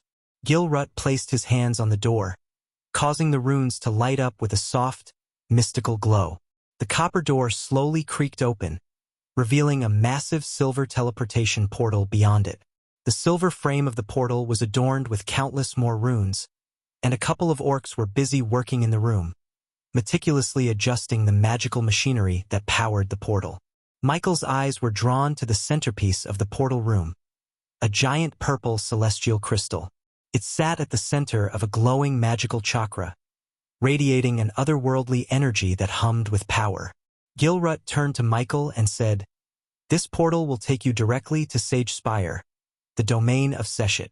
Remember, the Divine Towers auction is a grand event, so stay vigilant." As Michael stood there, a couple of young orcs approached Gilrut, greeting him with respect. One of them said, "Master Gilrut, everything is prepared as per your instructions." Gilrut nodded and instructed the young orcs, "Activate the portal." The young orcs turned their attention to Michael, looking slightly surprised but not daring to ask any questions. They hurried toward the portal and began drawing intricate runes in the air with their hands. Michael sensed the energy fluctuations in the room intensify, and the giant celestial crystal at the center of the portal channeled more power, glowing brighter and brighter. The runes on the silver frame surrounding the portal lit up one by one as a spatial vortex started forming within it. Gilrut turned to Michael and said, "You can step into the vortex whenever you're ready. It will take you directly to the Sage Spire Runemasters Guild. When you arrive, hand over this jade coin to whomever meets you on the other side. They will know you came from here." Michael took the jade coin, his fingers brushing its cool surface. "When you finish everything in Sage Spire, you can use this coin to return here. But remember, if you lose this coin, they won't let you use the portal," Gilrut warned Michael. Michael nodded, his steps deliberate as he approached the swirling portal. There was an unmistakable mix of excitement and trepidation in his gut, as if he were stepping into something of profound significance. "Whatever you're going to do, I wish you the best of luck," Gilrut said with a warm smile. Michael responded with a pat on Gilrut's shoulder, a gesture that left the young apprentices nearby curious about the identity of the man who seemed so familiar with the renowned runemaster. N/O/V/E//L/B 1 N. Take care, Gilrut. Don't get yourself killed, Michael quipped as they neared the portal. He felt the portal's irresistible tug as he drew a deep breath, preparing to step through. Gilrut leaned closer, his voice softening. "Take care, God of Darkness," Gilrut whispered. Michael offered a nod before disappearing into the swirling vortex, leaving the onlookers in awe and anticipation. As Michael vanished into the swirling portal, he remained blissfully unaware that this would be the final time Head set eyes on Gilrut. The future held an unforeseen, cruel twist for the Runemaster. Yet neither of them had any idea of the impending fate that would alter Gilrut's life forever. With the uncertainty of what lay ahead, Michael embarked on this journey, determined to acquire something that could potentially shift the balance in his ongoing war against the Pantheon. Chapter 1108 Kingdom of Sage Spire 2 Chapter 1108 Kingdom of Sage Spire II. Upon stepping through the portal, Michael experienced a rapid change of scenery. In the blink of an eye, he found himself standing in the midst of a magnificent marble hall, where rows of tables were laden with books and scrolls, resembling a vast library. As he observed his new surroundings, a young orc, clad in gleaming metal armor, approached him.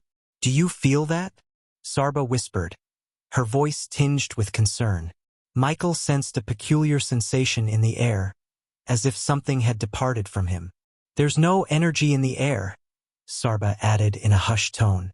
"Show me the token," the young orc demanded, his voice cold and distant. Michael extended his hand, revealing the coin he held. The orc scrutinized the coin, examining it closely before nodding. "Seems legit. Welcome to Goldspire, capital of the Kingdom of Sage Spire." He recited in a manner that suggested Head uttered those words countless times. "Thank you," Michael replied politely. "You can proceed to the lobby through that door." The orc pointed towards a door in the corner of the hall. "One of the assistants will assist you with any questions you may have." "Well, I was hoping for a warmer welcome, but we'll have to make do with that grumpy orc, I suppose," Iag grumbled. Ignoring Iag's complaints, Michael focused on the strange atmosphere around him. He could sense no energy, yet his own powers remained intact. He realized he could cast spells if he wished, but there was an undeniable sense of peculiarity in the air. "Let's move on from here," Michael suggested before making his way toward the indicated door. Upon opening the door, Michael stepped into a brilliantly lit hall, bathed in the warm embrace of morning sun rays. The vast space was abuzz with activity as people from diverse races bustled about, deeply engrossed in discussions, examining the numerous portraits adorning the walls, depictions of renowned runes and runemasters. Amidst the lively scene, emerald-green-robed orcs and young female elves went about their duties, assisting visitors with their inquiries and offering guidance. Michael's eyes were drawn to a particularly beautiful young elf, gracefully approaching him. With a friendly smile, she introduced herself. "Greetings, traveler. I am Lyria, a steward of the guild. How may I assist you today?" Her voice carried a gentle and welcoming tone, making Michael feel at ease in this unfamiliar place. Michael promptly activated his eyes of darkness, surveying the surroundings, only to perceive the same green aura enveloping everyone in the hall. "I'm new to Sage Spire," Michael began, "and I can't help but notice this peculiar sensation as if I've lost my connection to the energy around me." Lyria maintained her kind smile, her demeanor patient and welcoming. That would be the divine array at work, my dear friend. Within the sacred domain of Her Holiness Seshet, all are considered equal. Here, the only distinction lies in one's knowledge, not their cultivation stages," she explained, shedding light on the reason behind the unusual feeling Michael experienced. Lyria elaborated, "In Sage Spire, there are no cultivators. Those who arrive here from other domains find their cultivation temporarily suppressed, leveling the playing field. This ensures that unnecessary conflicts and disputes are greatly reduced." Michael, intrigued by this unique approach, inquired further, "But if there are no battles of strength, how do people here resolve their disagreements? In even the most peaceful of kingdoms, conflicts tend to arise one way or another." Lyria continued to explain, "Well, most conflicts find resolution through debates and intellectual battles. Her Holiness Seshet values wisdom and knowledge greatly. However, she is not blind to the fact that some disagreements cannot be settled through words alone, and at times, battles must be fought with strength and steel." Intrigued by this revelation, Michael probed further. "What does that mean, exactly?" Lyria clarified, "It means there is an arena for those who prefer to settle their disputes through physical combat. However, it's considered a last resort, and such confrontations are closely monitored and controlled. Seshet encourages peaceful resolutions whenever possible." Michael couldn't help but find the whole arrangement intriguing. He rubbed his chin thoughtfully and said, "Interesting." Lyria, with a relieved expression, chimed in, "I hope you stay away from the arena and find whatever you're seeking here in Sage Spire peacefully." Michael smiled, teasingly adding, "I'm not here to pick fights, if that's what you're afraid of. I've come to attend the Divine Tower's auction." Lyria let out a sigh of relief and said, "Ah, then you must be a rune master?" Michael shook his head, grinning, and replied, "More of a blacksmith, actually." Lyria looked at him with surprise, her gaze traveling across his muscular and imposing figure. "Well, that certainly makes sense." Michael chuckled at her response, and Lyria continued, "In that case, you should visit the Blacksmith Guild.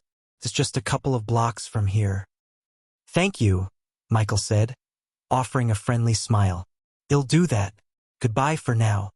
With their brief conversation concluded, Michael headed out of the guild hall, ready to explore Sage Spire and make the most of his time in this new realm. As Michael stepped out of the Runemaster's Guild, he was greeted by a sight of sheer elegance. The street before him was a symphony of grandeur and intellect. Ornate fountains adorned with intricate sculptures sprayed crystal-clear water into the air, creating a refreshing ambience. Paved pavements, lined with trees, stretched gracefully in both directions, providing a serene pathway for pedestrians. Most of the people strolling along this charming street held books, scrolls, or various forms of written knowledge. It was evident that in Sage Spire, learning and wisdom were highly prized. Carriages moved through the streets with a peaceful rhythm, their horses clip-clopping on the well-maintained cobblestone roads. Each building that lined the street possessed its own unique style of architecture, showcasing the diversity of cultures and races that had contributed to the city's rich tapestry. "Go check out the Blacksmith Guild. We have 15 days to the auction and no token to enter the auction. The Blacksmith Guild might be worth checking out," Sarba recommended. Ayag, perched on his other shoulder, added her own perspective. "And the arena. I'm more interested in the battle arena." Taking their advice to heart, Michael embarked on his exploration of Sage Spire, his thoughts now focused on seeking out the Blacksmith Guild.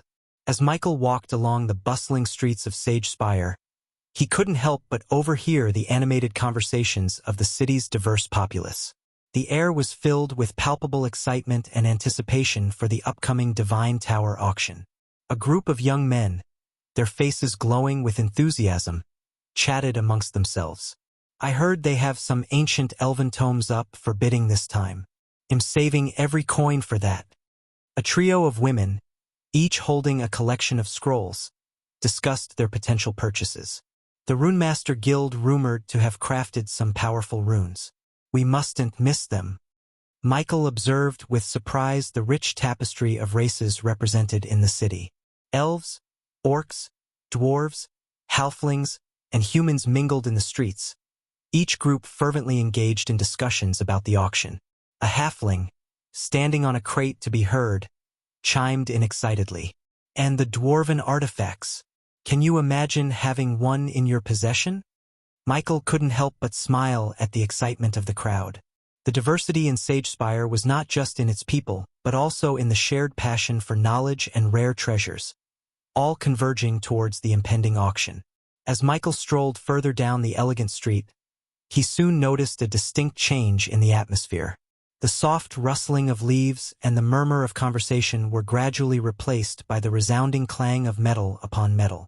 The air grew warmer, tinged with the distinct scent of heated iron. Turning a corner, the source of the cacophony became clear. Before him stretched a long, narrow street flanked on both sides by bustling forges.